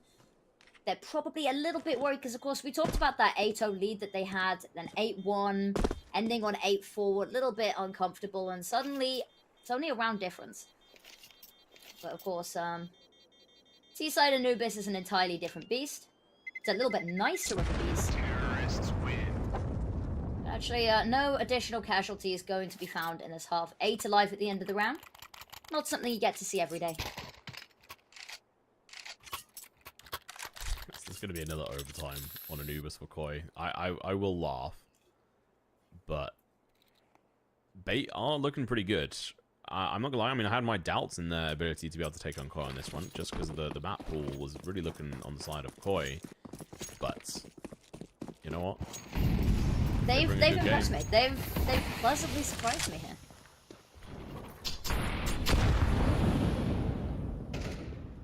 Oh, that early damage. Wrinkle's going to be kicking it. Just got a lot to do and a lot of people to contend with here potentially. And Molotov gonna do a lot of damage. I say by damage, I mean not to any of the players, but just them to land a little bit. Ooh, NPL gonna eat that grenade, pushes forward regardless, but smoked off at every angle. Caught from behind by Mopoz. And Essential, a little bit of a kill to try keep the numbers even. Everything slows down again for a second. There they go, launching on in. It's going to be a flash coming out, and Adam's going to be playing up close first, watching up towards the platform. He gets the first kill, but he's going to drop right after that to Essential. But Mopez going to be diving on in, takes the counter kill. The trade coming in at the perfect time, dropping the bomb on site, and Davigi from behind, laying down a log, getting the kill. And now Wrinkle, last one left alive. Beat 3, Flicks hits the first shot. 5 HP, round the corner he goes, and well, that's where he falls. That is the first round that Koi have managed to get in 7, is it? It must be 7 rounds so. that they've because it was 8-0, wasn't it? And then it was 8-1. Oh, so seems like you may first have round in a while dropped from out there. MOVISTAR I Koi can't hear here. you. Oh, you're back. Oh, hello? Might have just been me. I don't know, maybe it was me, who knows? The internet works in mysterious ways. But yeah, so I think it was the first round in 7 that they'd got. Yeah, correct. Just looked. They got 8 rounds on their T side. Yep. So that's a nice one for them to win here. They need to find a little bit more success off the back of this. If this is just one and done, I have a feeling Bait will close this gap, and this map will be a very tight affair. She said potentially overtime. If they can use this to try spring load the rest of the half, they had that nice little buffer. They've got the players sort of stepping up as well.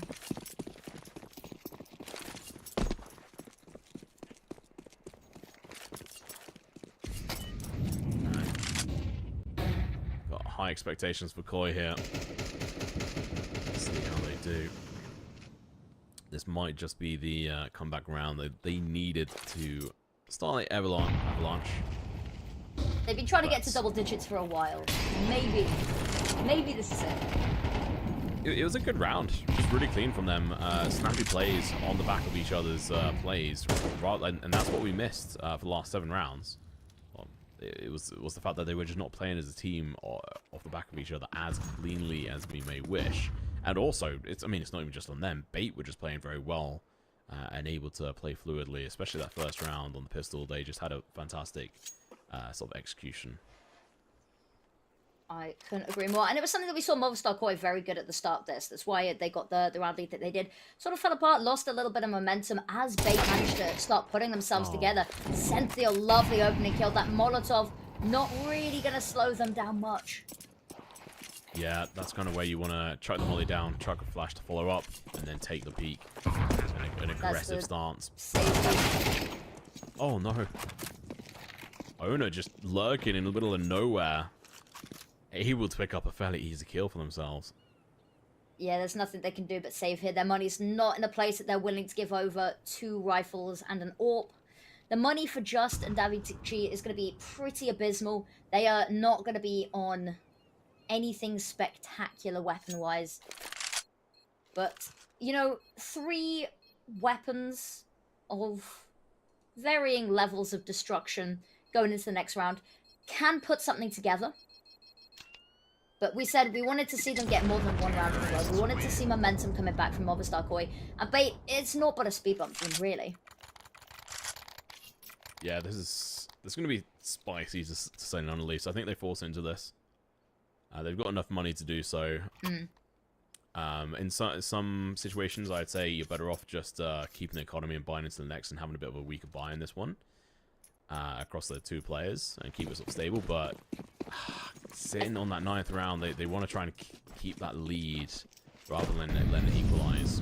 Buying around the AWP as well. If they've got a saved AWP, you kind of want something to support it as well, because the state that their economy's in right now, it's not a luxury they're going to be able to have too much more in regulation.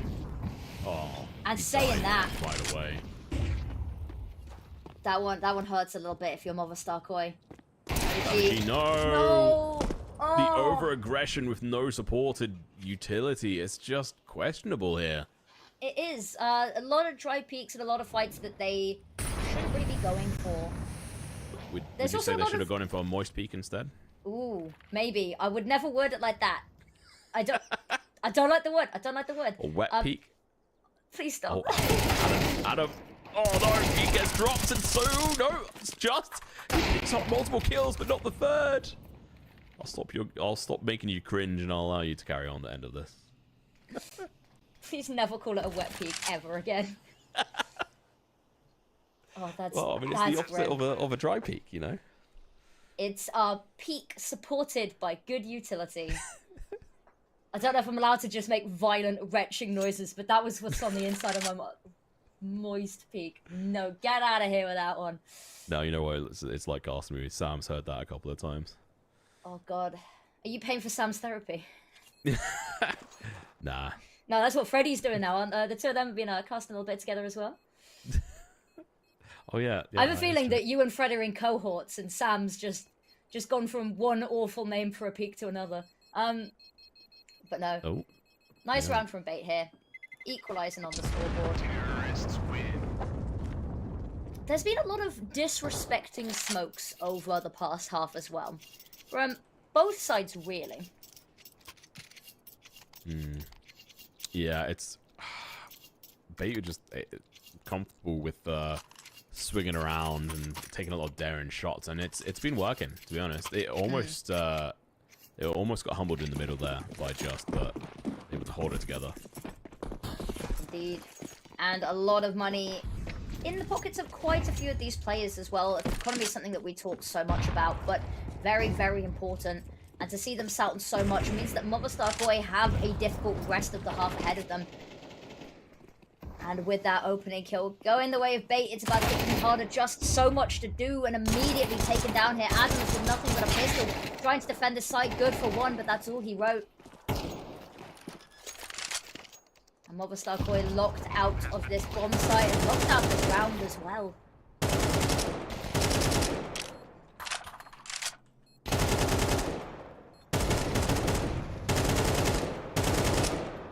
Spam coming on through here. Wrinkle desperately trying to fire off these shots as well. The round already confirmed, but just wanted to pad the stats a little bit there as well. Oh, very spicy play. Definitely enjoying that. There we go. Koi using their final timeout here on this map on the second half as they lose that round. And 10 rounds on the board for Bait, looking rather spicy here. Good, solid amount of money in the bank for them. They've got enough money for the rest of this game, pretty much. Unless they do terribly, they might end up running out of money, but I doubt it, with all things considered. And Koi, on the other hand, I mean, they can fully buy into this, and I think it's a question of, do they go in from the AWP, and they do. So I don't know. He had some good kills on the T side of the AWP, but I can't remember him being effective with it so far on the CT side, right? He's not had too many opportunities to pull this weapon out as well, because of course they've only won one round, and their economy, you know, loss bonus is good, but it's not frequently getting the AWP good. So he's not had the opportunity. The times he has had it hasn't been anything, you know, stand out and stellar. Maybe we see that switch up now. We really need to see that sort of coming through here. Here we go, pushing in towards the B side. Davigi gonna get dropped, but around the corner, Mopez is here to try and save the day, and Owner just drops straight into the fire and out of the pit.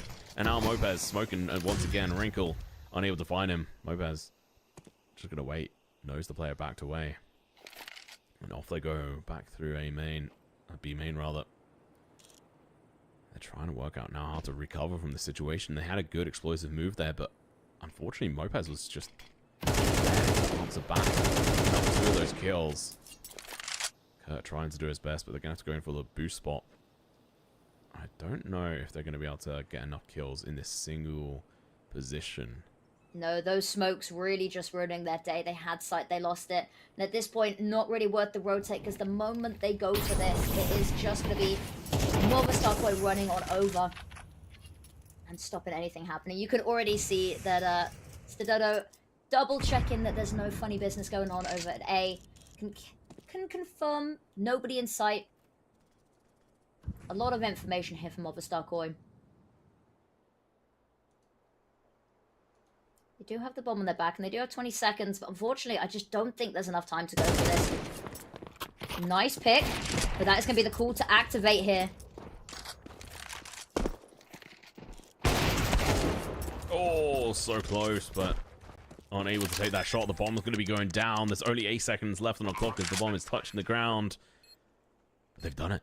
They've got the bomb down. This could be 11th round coming in from CT. It's going to be Mopez trying to get a wrinkle, but oh, he actually wins the fight now, Captain. Last one left alive. Adam going to be peeking on in towards this A connector position. He's got the disadvantage, but there. He's on a little bit lower. He misses the kill. Both the players left on around the same HP, but they survive nonetheless. And they get the kills here, Affinity, and they're able to get 10th round, the equalizer on the board. But the money is in the bank for Bait, whereas the same cannot be said for Koi. We talked about sort of these team play, sort of looking a little bit better for Bait now as well. It's MOVISTAR with individuals stepping up here, because team play is good, but each of those kills was 1v1s, where they were just quicker on the trigger, quicker at finding the head as well. And it was all well and good because the team play got them to that point, but we do need the individuals to be stepping up. And it's moments like that that we see MOVISTAR Koi just have this incredible mechanical level that I don't think can be denied. A little bit of a lack of cohesion elsewhere sometimes. But as you said, equalizing round. Another timeout being called, and I think that is all 6 of the timeouts available to these teams has now been expended. I like that. It sometimes annoys me when I see just all 6 free. Which I have seen every so often, even at like the higher level of plays. You know, they're free breaks. Take them. Although sometimes, you know what, if you're not feeling it, go for it. But I think that's rarely the case. Either way, we move on. Baits. 10-10 at the moment on this map. Is there a map pick here? Next up is going to be Nuke. Wait, yeah. Yes. I'm not going crazy. Nope, you're not going crazy. I was crazy.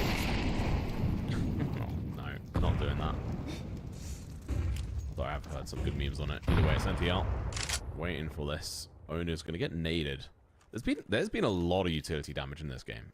It has. It has indeed. Some of which being on their own teammates, although not very much. They've been pretty good. I think we've only had 1 team kill this map so far. And it was very early on in the game. But yes. I love it. It's like, only one. Only 1, you know, as a treat. It's the Dodo, perfect angle here. Missed shot, however, I think was just moving. Second missed shot as well. Desperately trying to fall back. Lines up. Finally gets the third. Third time is the charm. And essentially that Molotov going to force out Adam S. Ooh, just misses him behind the pillar. Oh, but it was a distraction. MPL coming in from behind. He's going to slaughter player after player. Now looking for Stadado, who's trying to hide over towards CT, and they're going to have to save these guns. They've got no money. They've got no savings. No, they don't. And this close towards the end of regulation as well. That is a worrying and daunting sort of prospect for MOVISTAR Koi here. As you said, there's no money, which means this is an 11th round for Bait. They don't have very much to defend against this 12th round either. So suddenly, before you know it, map point.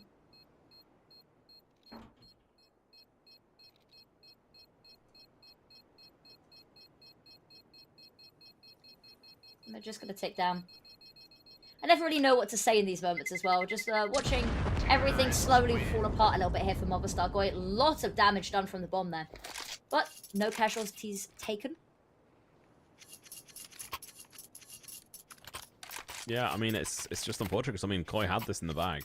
I say no. They didn't have it in the bag, but they had a solid lead. I mean, 8-round lead. To then obviously lose 4 rounds, go into the second half, and then lose 7 rounds in a row. They've got to be kicking themselves. It's going to be it's unfortunate on that front. They had a strong comeback, but see that last round, there's a lot of missed opportunities. Big one for Bait to win though, because of course Nuke coming up next, a map that MOVISTAR Koi is a particular liking for. Dare I say, particular affinity for. Hey. Got to get it in there sometime. All right, playing a little bit more aggressive angle here. It's going to be started out. I think he might have seen a pixel there of Owner. So they actually had a bit of an idea. There was an early nade that we just saw go down in towards that B connector. A little bit premature. You see an Owner pixel? Owner pixel. I missed that.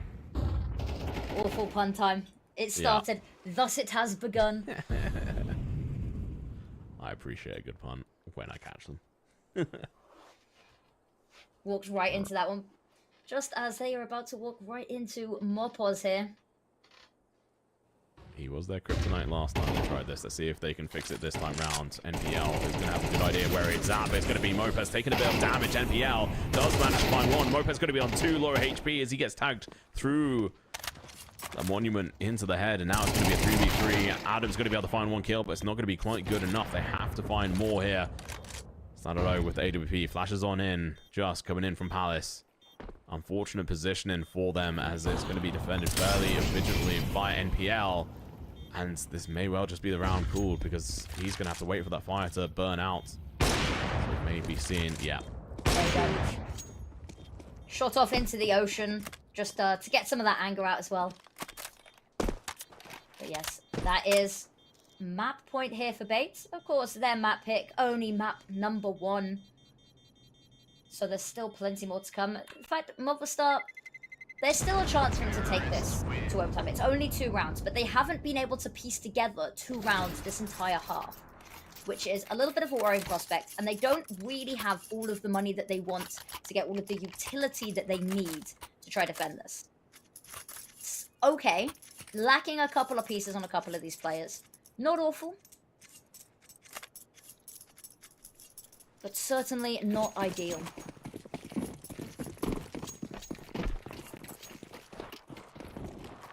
There we go. Extra utility thrown on over towards the site for the players at NPL. Going to be charging down mid. We can barely see anything, but he can see enough to find the kill onto Adam S.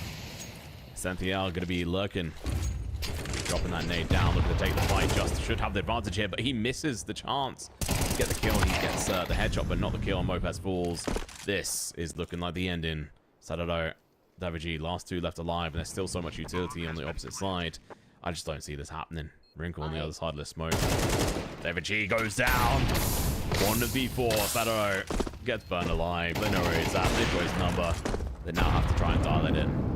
They do. They are throwing nade after nade at this. 1 HP, and it's the final nade that does it. 3 nades in a row to finally take him down.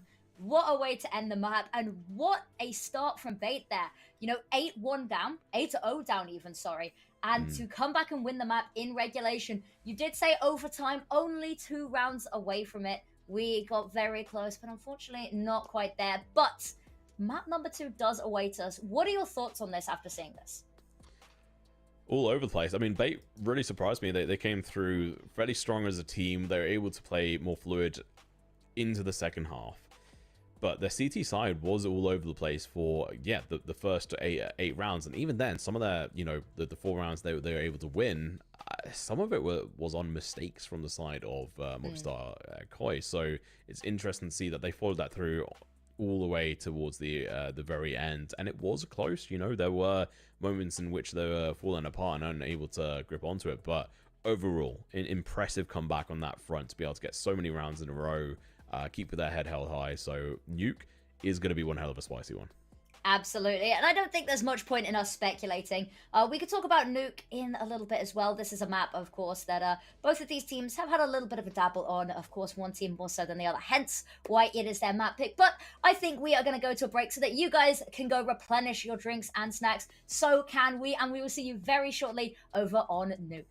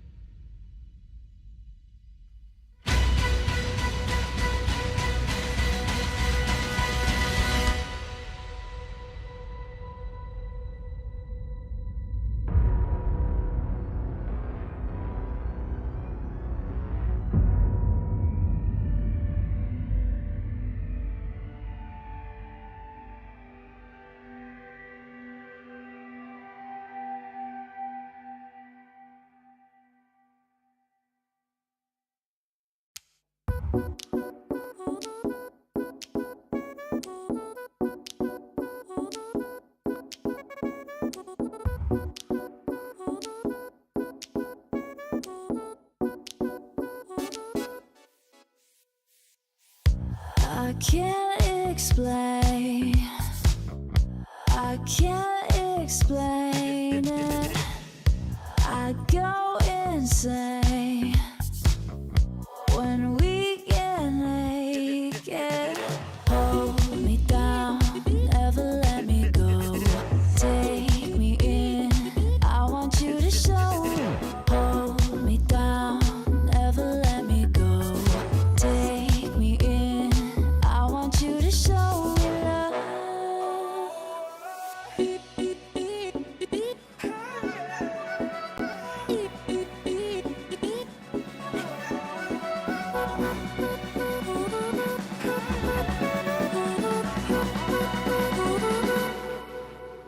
Don't give up on us, don't give up on love.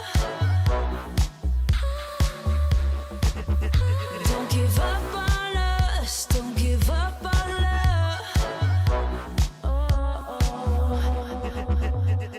Hold me down, never let me go.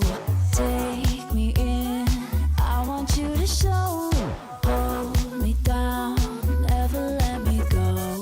Take me in, I want you to show me love.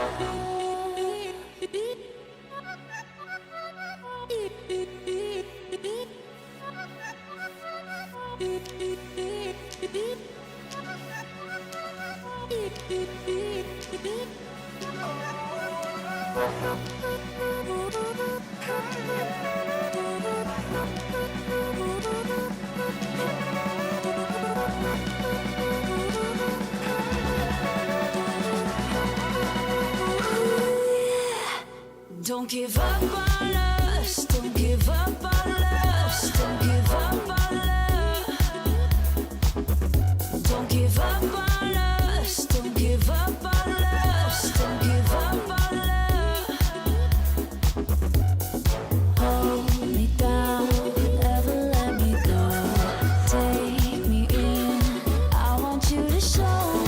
Hold me down, never let me go. Take me in, I want you to show me love.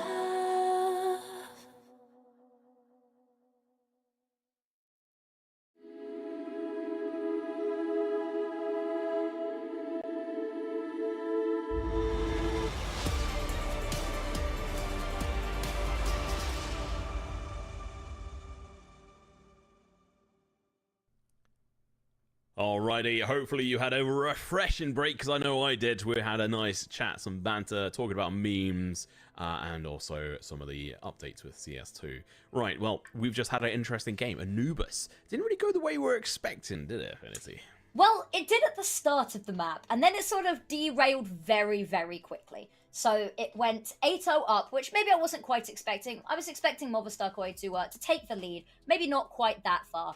And then they managed to bring it back a little bit, and then just no more rounds really were found from MOVISTAR Koi. Just something changed, something switched on in bait, and suddenly they took the map by storm in regulation as well. So it started a little bit how I thought it was going to, completely off track by the end. What about yourself? Were you, was that expected, or? Yeah, no, definitely surprised in the fact that Koi were able to lose that. I definitely thought they had it in the bag, but they started, you know, just crumbling apart, and bait took that and ran with it. Koi, you could say Koi took the bait. Oh, I see what you did there. It is going to be a series of awful puns, I have a feeling. But next up is Nuke. So Nuke is a map I'm quite personally fond of, and I believe it's a map that, of course, MOVISTAR Koi are quite fond of. It is their map pick, and we are going to get straight into it. I'm assuming that we will see bait starting on the CT side. It would only make sense. Oh, we do have the vetoes here, so let's have a look. Yeah, bait starting out on CT side, and here we go, into the action. We've cast this map earlier on, and I'm excited to see more of it. I love it. It's always so good. And now bait's going to be out on the pistol side. We have a look at it. Sentiel has $800 in the bag. He's opted to just spend nothing. On the other side, it's armor for everyone apart from Adam, who bought out utility. David G going to be charging on through. Already taking damage from the pool, but not a crazy amount. Just absolutely stormed through this map.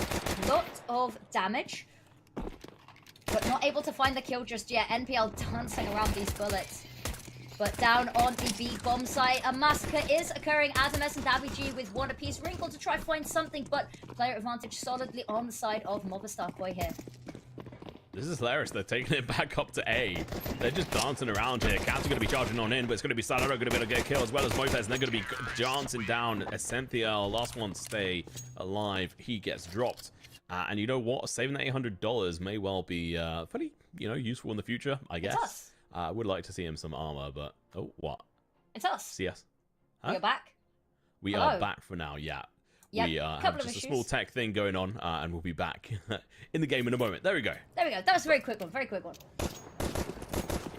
You know it's bad when you see our faces again so soon, but luckily only for a second. Now, this should be a pretty simple round here for MOVISTAR Boy. There's no buy that they're really up against. I don't think any money was spent. They're just going through the motions to make sure that they don't lose too many bodies in the process of securing themselves that conversion round. Santiago's in on that $3,000. Got an extra 300 as well from getting a single kill. But from that pistol round, they only managed to get 2 kills, so extra $600 injected into the bank balance, I guess. Now they're gonna have to just cope with losing this one, I imagine, on this round. But you never know. Maybe they can get a couple kills here or there. They are stacking up over towards ramp. Player on site on A as well. I like the fact that Koya, gives some respect. Oh, Davy. It's a dangerous situation to be in, but he remains on top. It's Heaven, talking of which, is going to get the better of him. It's going to be NPL. Straight shot down. Yeah. Ooh, Stadodo just misses. Ships in the night, not for long though. NPL spotted out by Stadodo. Taking back that Heaven control. Unaware that there's a couple of players lurking down below him. Going to be able to find them, and they stood no chance. Unfortunately, this pistol is not going to be powerful enough. Picks up USB for his trouble. 3 kills in the bag. Not as much money made on that round. Obviously, WG getting dropped the kill, because he also got dropped in that previous round. And we go forward. Bait now buying into it. Wrinkle with the AWP, and you know what? He was the best shooter with that AWP last map, so I'm excited to see what he's going to be able to do on this one. Yes, Stadodo struggled to get hold of the AWP for a lot of the second half. Of course, money just not really being on their side, so couldn't afford it all of the time. And then even when did have it, didn't quite have the showing that we would like to see. But, maybe this map is different. But Wrinkle showing us how it is done with the sniper rifles. Gets the opening pick. Owner backing away a little bit. Might be fed a couple of kills here. Are they going to check him? Oh, no, they are not, and he's going to be able to find 1.5. Davy G knocked down to 39 HP. They have a chance to axe, but they're going to have to do it now. The bomb is lagging behind at the moment. And Captain. My Captain, he's already made his way down. The windows are blocked off. Perfect smoke. But unfortunately, the timing is just not here. They haven't got the bomb down yet. Glass is broken. Molly goes down, but Captain read it like a book. Got past. And he's patient. He's waiting for the moment, letting his teammates catch up with him. Rather than going full alone hero, he waits for a moment, but not long enough. He gets dropped. All of that Crucial patience kill. for nothing. NPL might spot Davy G here. Actually, no, covered by the pillar from that angle.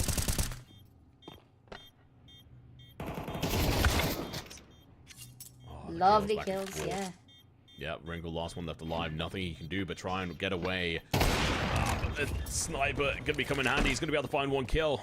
He can make it away as well. If he just runs, he has a chance. There we go. He is fine because he has full HP. He will get tagged quite heavily. That looked like such a promising start of the round there. Early player advantage. But unfortunately, once that bomb went down, of course, that smoke for windowing control as well caused a couple of problems because, of course, they had absolutely no vision onto that site. None of the doors were open. They didn't really want to open them and face a barrage of bullets. Which meant sort of fog of war moment. They had absolutely no idea what they were getting into on that site. They had no idea where any of the players might be. And that just makes it very, very difficult to retake when you've got absolutely no eyes at all on the entirety of the site. Oh, Wrinkle going to be playing aggressive once again. Mopaz going to be able to get a trade onto Essential, who's able to find one. Owner looking to find multiple. They line up. He finds a lot of damage. Only one kill. They carry on pushing. Just going to be able to find 2 kills. Damage E going to be on super low HP. And Wrinkles got him kind of cornered here. NPL going to get volleyed out.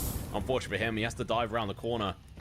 But thanks to this smoke, it actually works in reverse. He's able to sneak on through. Is he noticed? Just is in a good position to be able to potentially spot him, but it's all going to come down to the wire here. Last one that's alive, NPL might find some damage, but he was stuck in the window. And he is found. That is so close. That MP9 almost entered them. I was going to say, for most of that round, they had less than a player's worth of health between them. And it's all about applying the pressure, though, isn't it? And whilst they may not have had much health, they had 3 people still alive, and that meant that they had a lot to play with here. Using people maybe a little bit as a human meat shield there, but not really needed. Fairly clean round after all of that MP9 damage, of course, as you said. But full buys from both teams here, something that we've not really been privy to see much this map.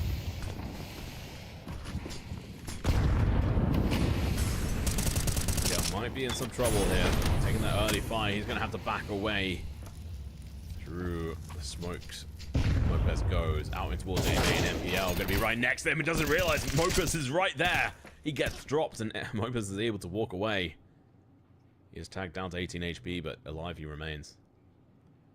Indeed, they do have to be a little bit wary when they go down secret. However, there is the AWP trained here. As you can see in the corner, not the only AWP that's headed down that direction. Just a bit of a battle of wits here. Patient game. And they don't check. Oh no, why would they? Don't think they expect anyone to be here. And the trigger discipline is perfect. Good for one. That's the bomb going down, but immediate trade back.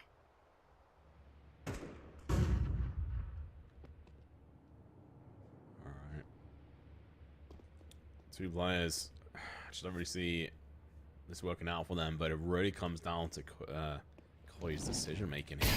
First steps ahead, and Cantus is going to be able to sneak around the corner. His barrel of his gun is going to get spotted. He's not careful.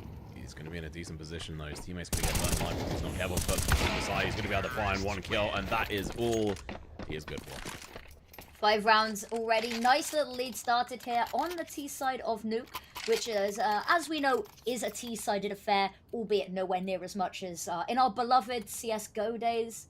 But still definitely a promising start, especially with so much left of the first half to go. Timeout being called here from Bait. They've lost their second proper gun round here.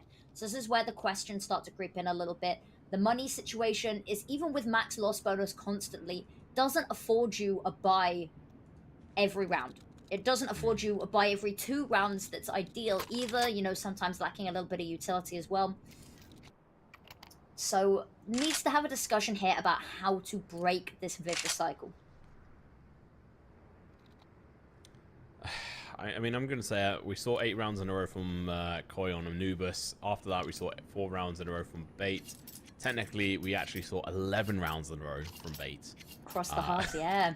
So we didn't even mention that. I mean, we just talked about the fact that it was actually 7, but no, it was actually far more than that. It was a solid amount of rounds, so really impressive overall. All right, we move on. Dude. Pistols. No Zeus's, unfortunately. Okay, Wrinkle. Oh, What? coming in for the second. The Huandigs. Making it a 2dig. He wants more. He's hungry for more. Not necessarily he'll be awarded anybody else, however. After a performance like that, they are going to be avoiding him like the plague. Yeah. You can't really ask for more than that. Two 1digs. Back to back, not another Absolutely shot beautiful. fired as well. That's grim. And it's definitely going to be putting Koi on edge here. Wrinkle's still alive! He takes 2 more shots, but they are not headshots. No, I but think they look actually at they did this. not land at all. Oh, Oh, he he discipline! decoyed it! Oh, but he brings it back! and Takes so down much Just. damage. The Dodo just trying to get rid of Oh, that. it bounced back! Oh, that's heartbreaking. What a round for Bait to get as their first. 2 clean back-to-back 1digs. Another couple of missed shots getting us on the edge of our seat there, as you said, Nicoing it. Maybe not quite in the same spot, but same map. But, you know, a third clean headshot. What a round for the Eagles there. Oh my god. And then to end it off, trying to chuck that AWP out of zone, but couldn't quite get it out there. Look at that smoke. It looks like Marge is a hair from The Simpsons. Oh, that nade coming in, going to be able to get the kill. MPL takes down Adam S in that situation. 3v3 in this situation. They might be able to bring it back, but no, NPL gets dropped. As, I don't know, charges on through, but the trades are coming in thick and fast. Yeah, 2v2. We've not seen it get down this close in a while here. It's been a little bit difficult for both of these teams trying to get the trades on through. Buzz here in the perfect position. Oh no, unfortunately. Oh, I was going to say me, it's an unfortunate end, but they sort of line up here. And Wrinkle gonna pick up the orb, head back down. Plenty of time here. Gets caught on the edge of vent there, I think. We've all done it. Embarrassing. Embarrassing. Get on the Bunny Hop server or KZ server or whatever. Although, oh wait, you can't do that as easily anymore, can you? No, no. Thanks, Valve, Albo. please fix. Please fix.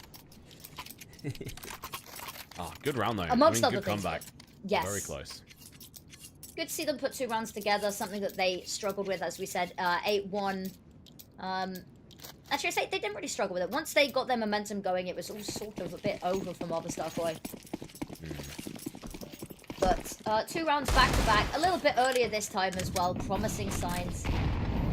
But we also said 5 rounds already on the T side of Nuke, so Bait really did need something to bring us back and stop it getting too out of hand.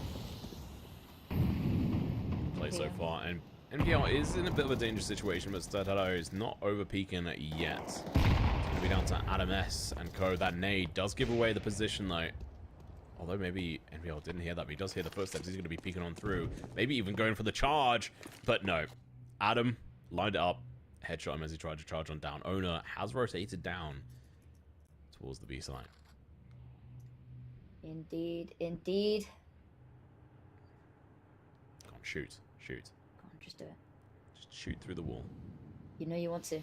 Make HLTV use a screen. Because you know the moment that shot fired off, there'd be threads. Hacking? Fake hacking? This user's cheating. Alright. I will stop baiting in the chat. We move on. Lopez around the corner. He is not meant to be there. Captain Kurtka does not expect that whatsoever. Adam's going to be coming up with the bomb. A little slow on this one, but luckily he's got plenty of time, but they may not realize. Started over with the bomb instead, actually, so. I don't really think there's anything they're able to do here. Will just be us waiting down that bomb timer.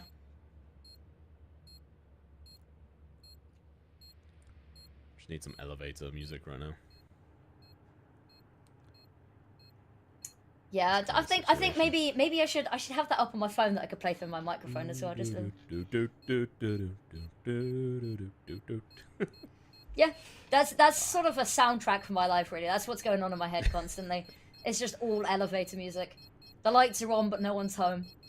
Yeah, mine's like Homer's that just have like a monkey clapping in my head. Yeah, one of those little syllable monkeys, you know. Yeah. Oh, Adam still died because the bomb zone on this is absolutely ridiculous. Bomb zone? Although, I mean, it is a map called Nuke, to be fair. Okay. Thoughts. April Fool's update. They release a game mode where nobody knows until they play it. You queue into Nuke, and every time the bomb goes off, it just blows up the whole power center. Because realistically speaking, that is what would happen probably if you did plant a bomb in a power center. It would likely cause a lot of havoc. So I'm down for that. April Fool's update, which is not far away. Just like April Fool's, it's just something they test to keep around. But look at this Wrinkle. He's pushed off aggressive into the position, but Adam, he's played even more aggressive. Round the smoke he goes. He gets the shot, and just through the smoke finds NPL as well. And Captain gives away his position. They know where he's at, but Oda going to be coming in from hell, delivering the damage. Captain going to be shooting back as well. Just gets dropped, and now it's a 3v3. Big advantage to an equalized position, although advantage still in Koi's hands. The fact that they managed to get those equalizing kills as well puts them in a really nice position here. Because that bomb definitely heading down towards that B site, but hasn't been planted yet. Gives Bait some time to figure this out. Try get the read here. I think they have. There's going to be a little bit of a tussle down in secret here, and Ascenthiel going to be the one to win that one out.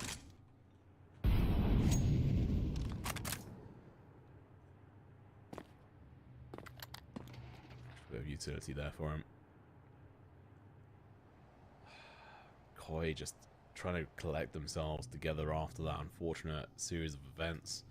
Well, from fortunate to just very unfortunate here.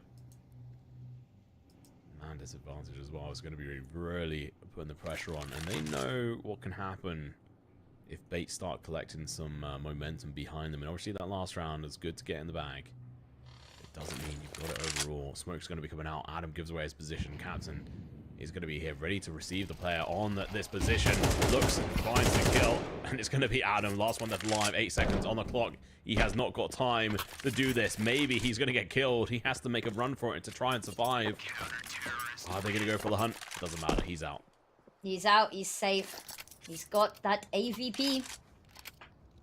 That is, I think, the best that they could do at the end of that round there is managing to grab that AWP and get out. And as you said, Bait starting to get that momentum. Worrying sign here. And a tactical timeout being called from Koi, because I think they might have had the same idea as us there. You know, the fact that this is exactly what happened last time. They've got some more rounds earlier on as well, which is even more of a worrying sign.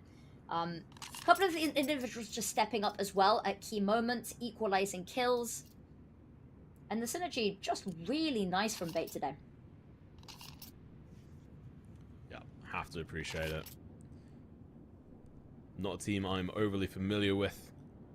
NPL, the only sort of real recognizable one that I've seen across the board multiple times. Obviously, I've seen multiple of these names in other places, but it's good to see them coming up here. Going up against MOVISTAR, Koi, who obviously they've made it through to the major. Obviously, at the moment, you only really care about the IEM Dallas event, which is what this is all about.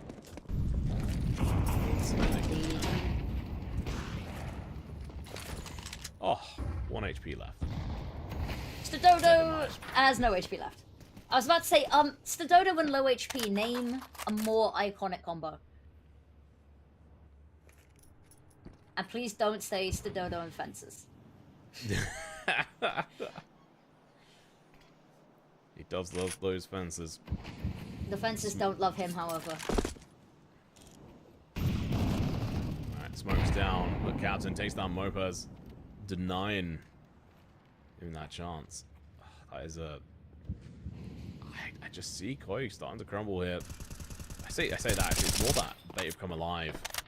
This has been 2 maps in a row that this has happened, is that MOVISTAR seem to lose the steam. They start off really strong. They seem to lose a little bit of steam. And Bait, they take a little while to re-warm up at the start of each map. But when they do, they start to snowball the whole map pretty quickly. That play from Wrinkle, though, that informational play up top, whilst also getting a bullet out, making full use of that Peek's advantage, diving back down. And they should know that it's gone down towards B. But they've got all 5 players, so they know that they can go in for this retake. They've got 2 players already dealing with that situation, so they don't want to overcommit. Wrinkle, he's going to be following up behind them. I say 2 players dealing with it. There's actually not. I thought they had got someone down below, but they haven't. But even if the bomb goes down, Adam with the AWP, his head's found. It's donked. Is Wrinkle, indeed. 3 AWP in his hands at the moment. The bomb goes down, but there's not enough utility in the world here for these guys. It's going to be absolute hell as they push on through. David able to find one just with another, but NPL closes it out. That's going to be round 3 OWP in the bag for Wrinkle. And they're going to be sitting pretty on 4-6. Cannot complain about that in the slightest. And closing that gap already, not letting MOVISTAR Koi get too far ahead of themselves, because they pretty early on reached 6 rounds. And that's, you know, at the halfway mark, you go even at the very worst case scenario on T-side Nuke. That's pretty good. You'd like a little bit more from them, especially given what happened last map. But Bait wanting to close this out in a linear fashion, at least the half. The fight isn't amazing here for MOVISTAR Koi. I'll level with you, Tom.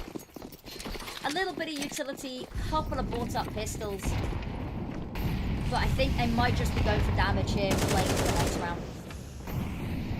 Unfortunately, Mopez didn't quite get into the vent. Eventually, he makes it in. We see the outline of him make it down.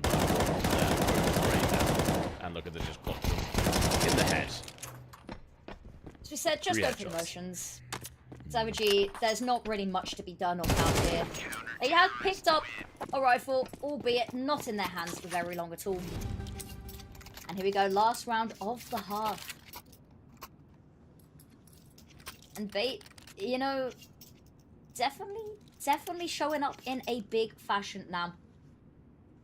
No AWP once again for MOVISTAR Koi. We talked about Stododo having some issues, having the financial difficulties with getting this AWP, and then even when having it, not always finding the impact we'd like to see, and it has really been felt.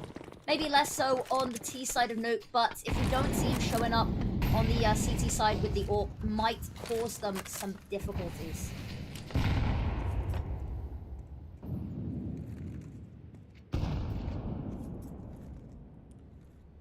Alright, well, Mopez is already tagged down to 48 HP. Not so good for the gentleman who loves charging head on in first.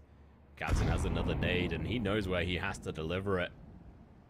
Let's see, as and when he decides to do that, another smoke goes down. Still got the nade in his pocket at the moment.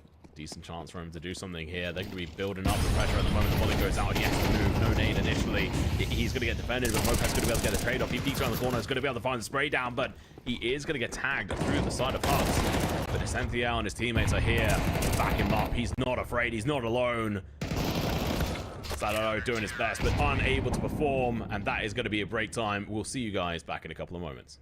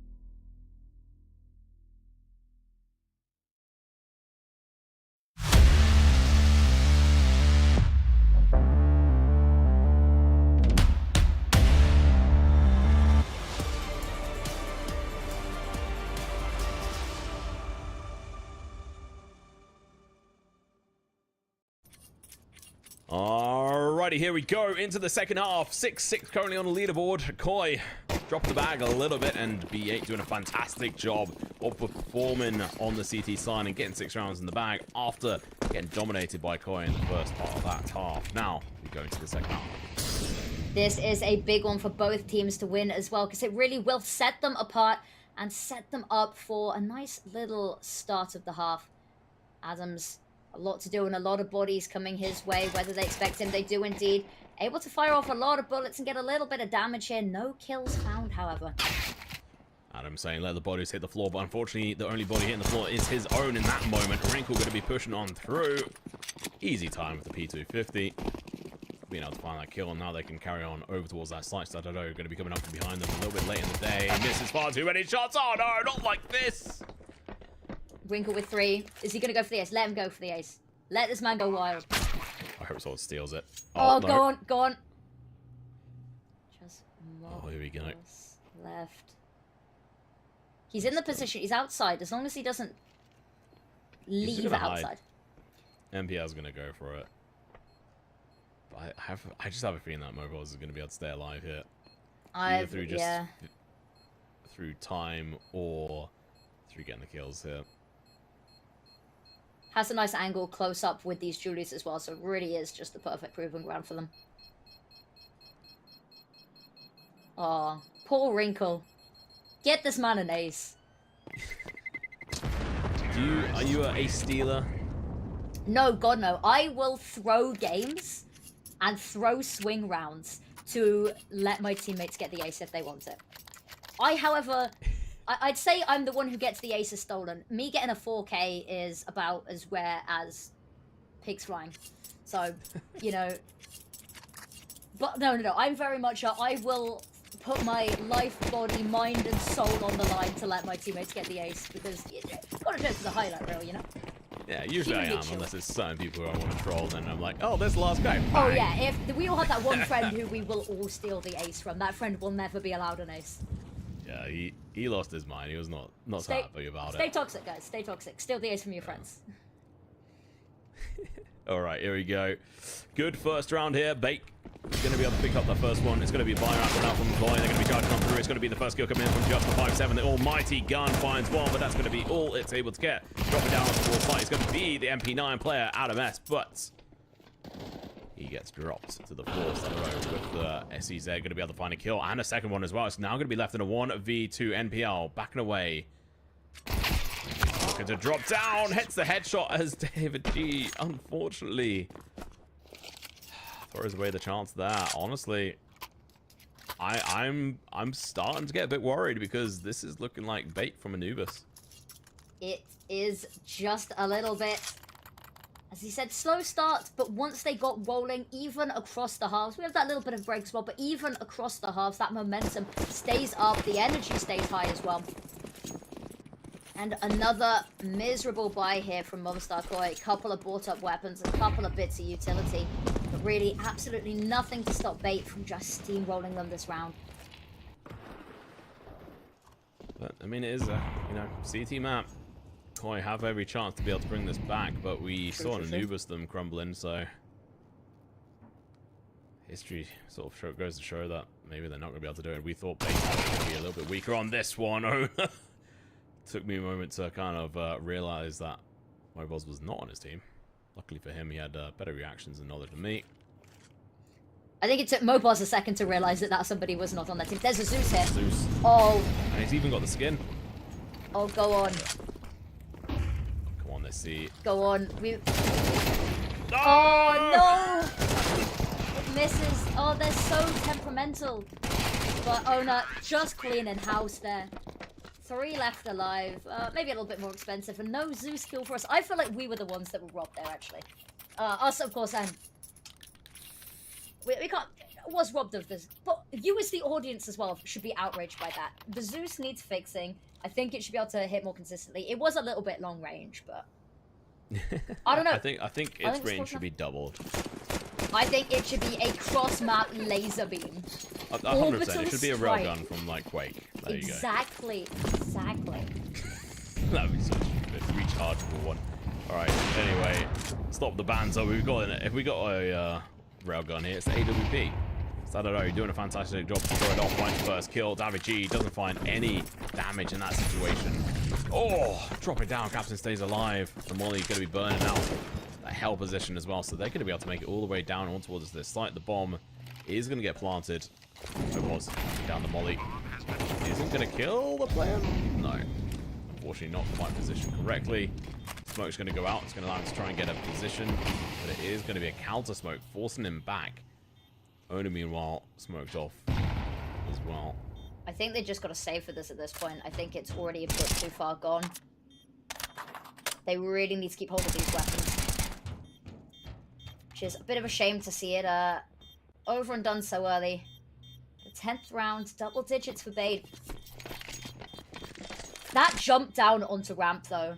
If the captain had died there, that could have played out a little bit differently, maybe. But as you said earlier on in the map, you know, movement plays. What on earth was that from the bomb? The bomb here has done the most damage. The bomb has the most ADR of everything in this server. It did in that round, yeah, for sure. That was nuts. Crazy. But yeah, you talked about, you know, people should be getting on, doing their KZ practice, doing their self practice as well. And it's moments like that where you just manage to slip down ramp that, you know, people are sleeping on movement plays. Yeah, I mean, Valve hate on bunny hopping and movement, strangely, but it's definitely one of the main things I love about CS is just how important that movement is. It makes such a difference. It is sort of a differentiating factor between sort of the lower and higher level people as well. Is that as you get higher up, movement becomes more important, and somebody that's really good at movement, it's just so clean, it elevates them to just another level. Indeed. Because clicking heads is good, but there's other things to do in the game, you know? It also just looks cool. Oh my god. That looked cool as well. I mean, he tried to get down into the vent and failed, just every other which way. Unfortunately, today is just not his day. He's just not been having a good time with it. So I don't know. I mean, it seemed like he kind of went on tilt at the end, towards the end of Anubis, because he was just missing every other shot. I say every other shot. Pretty much every shot he was missing, aside from 3 or 4. You go, WG's gonna have to back away. Hole of Bait are gonna be coming down towards him. The shot towards that position is gonna be quite nice in regards to changing direction, like sort of focus off of him. The doors are open as well. It's gonna be the 4th missing, and the Sentinel's just gonna be charging on in. Bopos finds one. Owner looking to charge around the corner. Nate gets damage. He gets dropped. Beautiful nade there, as you said. The follow-up as well. Well, I'm gonna go down. There's no way for Just to contest this, not with that relationship. Caught out there by NPL, and that's an 11th round. This series and its end draws nearer. I think that this is a good use of a timeout, because, of course, they've got the money for a buy here. If they mess this up, there won't be a whole lot of money left to try keep this game going and to keep this series going. So they're going to try stop them getting to match point, series points. If they fail, they are in deep trouble and deep water there. 11-6. How do we get here? This is not where I expected us to be at this point. I thought we, you know, might be seeing a little bit of a spicy situation, but no, Bait are just pushing them down, saying this is not going to be an easy one for you. We thought MOVISTAR, actually, we were quite adamant that we thought MOVISTAR was going to come out on top. Not only, you know, their recent performance and just sort of having that little bit of an elevated status in the CS scene at the moment as well, but also just having a wider map pool, and this map pool, Veto, sorry, played very much into that.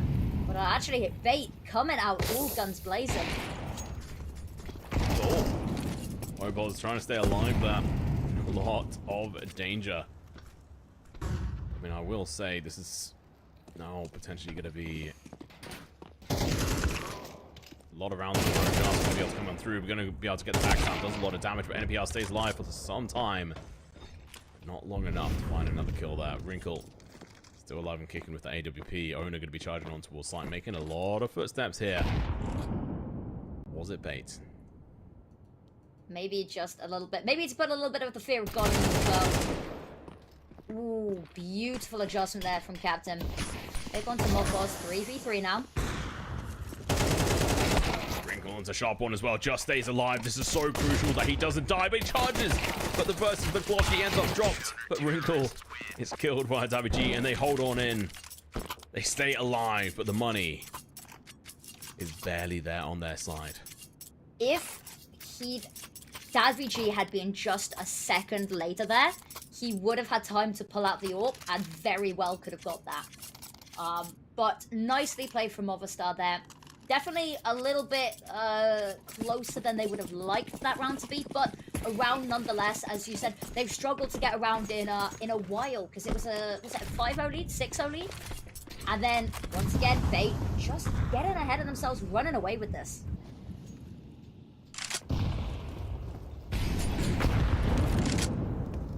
Okay, here we go. Really important for MOVISTAR Koi here to bring in this round. If they can do it, it'll start to give them a chance, but even then the economy on bait can recover fairly quickly, especially on the T side. They've done such a beautiful job to put the pressure on. NPL can shine on down. I don't know, peeks on through, but it's far too late. NPL was able to walk across for free. His teammates letting him down once again over towards ramp as Tafichi gets dropped.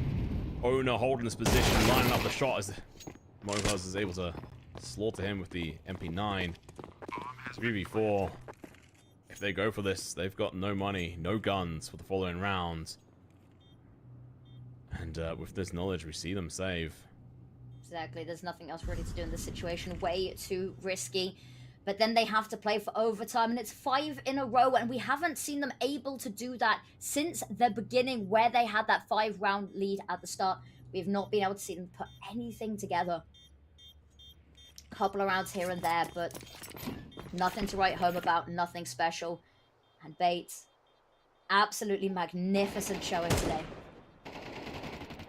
There we go. Well, Mobile's going to be able to get a couple of kills here, and you know what? It's something, but also nothing. The fact that they lost an extra player in that is going to be painful. They're going to have a bit of a painful bye here for 2 of the players, although Mobiles could get a drop out there. There you go. Maybe not as bad. Now they're just deciding whether or not just goes for utility or drops Davy. In honesty, utility, get Davy an MP9. I think that would definitely be the smartest move, especially since Bait, as we've said, money absolutely flowing for them. They are set for this, which means there's been no breathing room for Koi this half. And there will continue to be no leniency, no contingency rounds left for them. It is pedal to the metal until either overtime or until this series is over now. But yeah, FAMAS, they've decided to go for FAMAS. Adames maybe lacking a little bit of utility, but as far as buys go, this could have been a lot worse.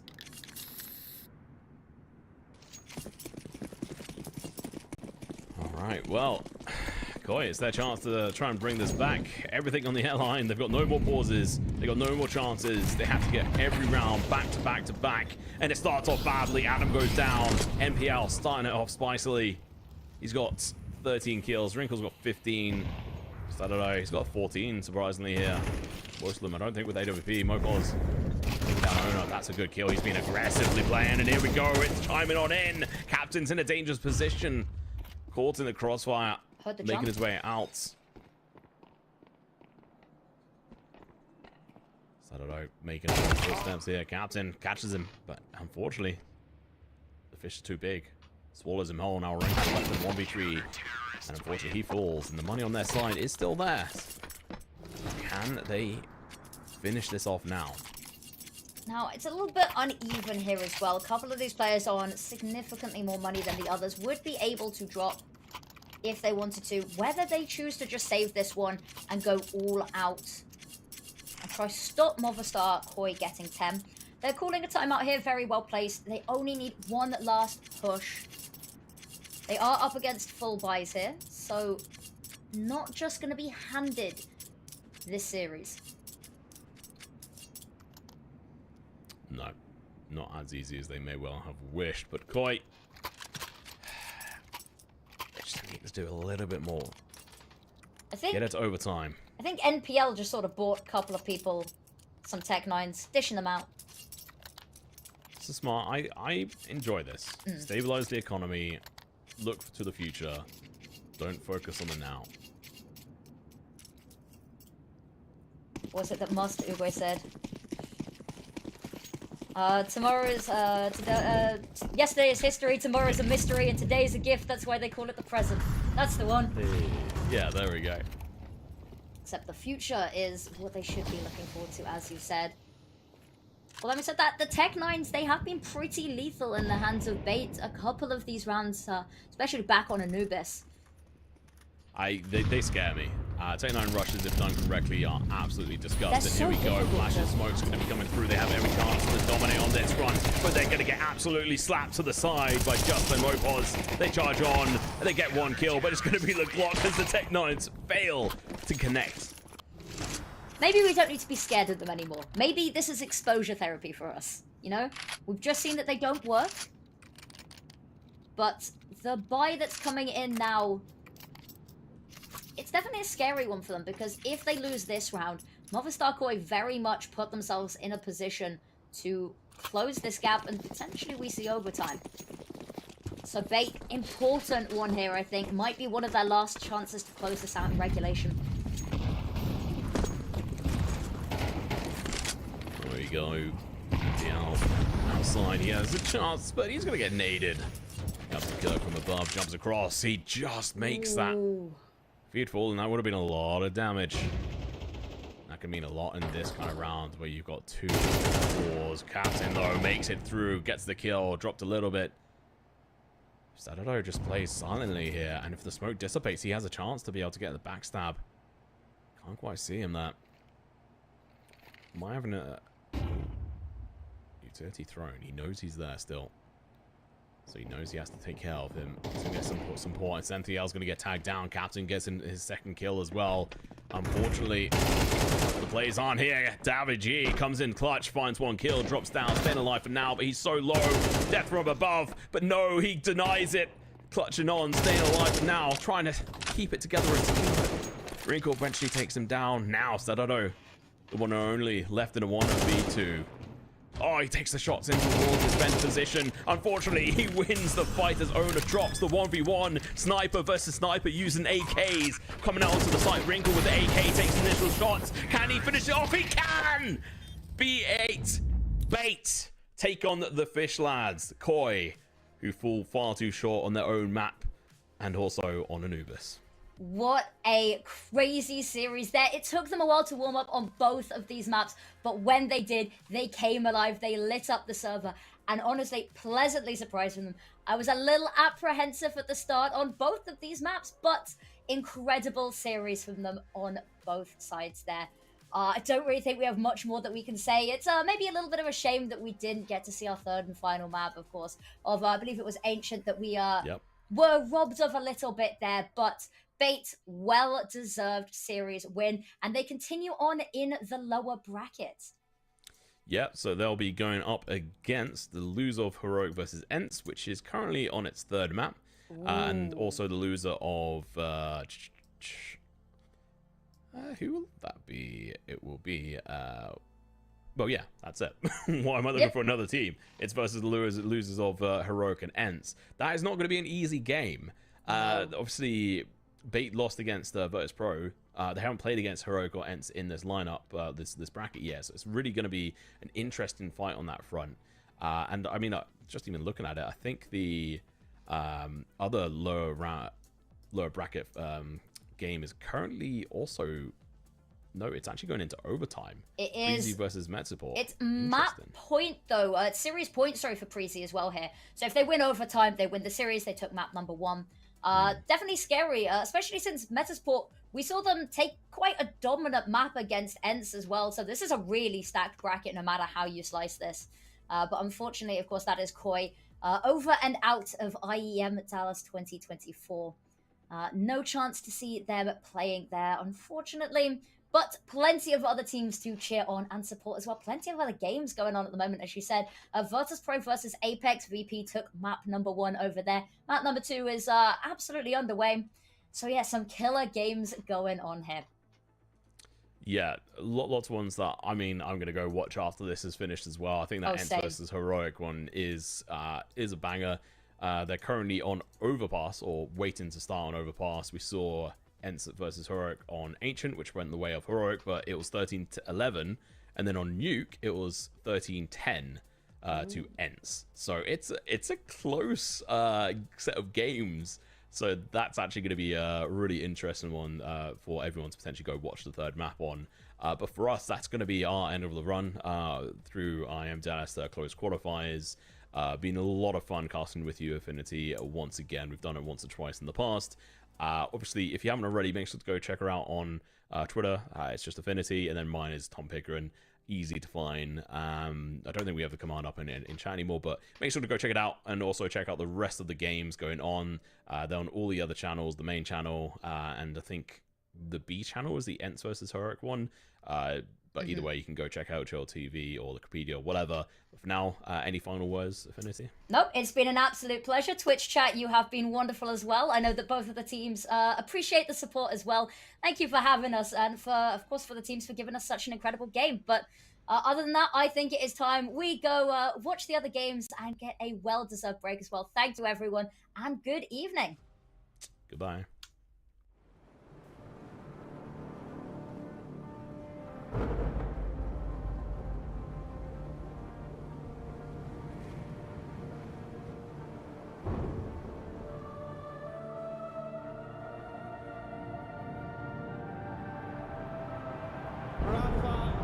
Making history. Absolutely phenomenal. And Ace is the champion of the Intel Extreme Masters World Finals. Storm's still not quite done. MC is going to take this fight, though. 3 seconds left. Last 2 rounds of Ashes got to start it well for ESC. And this is a massive move for Zez, but he's not content with just a Nexus kill. He wants to win.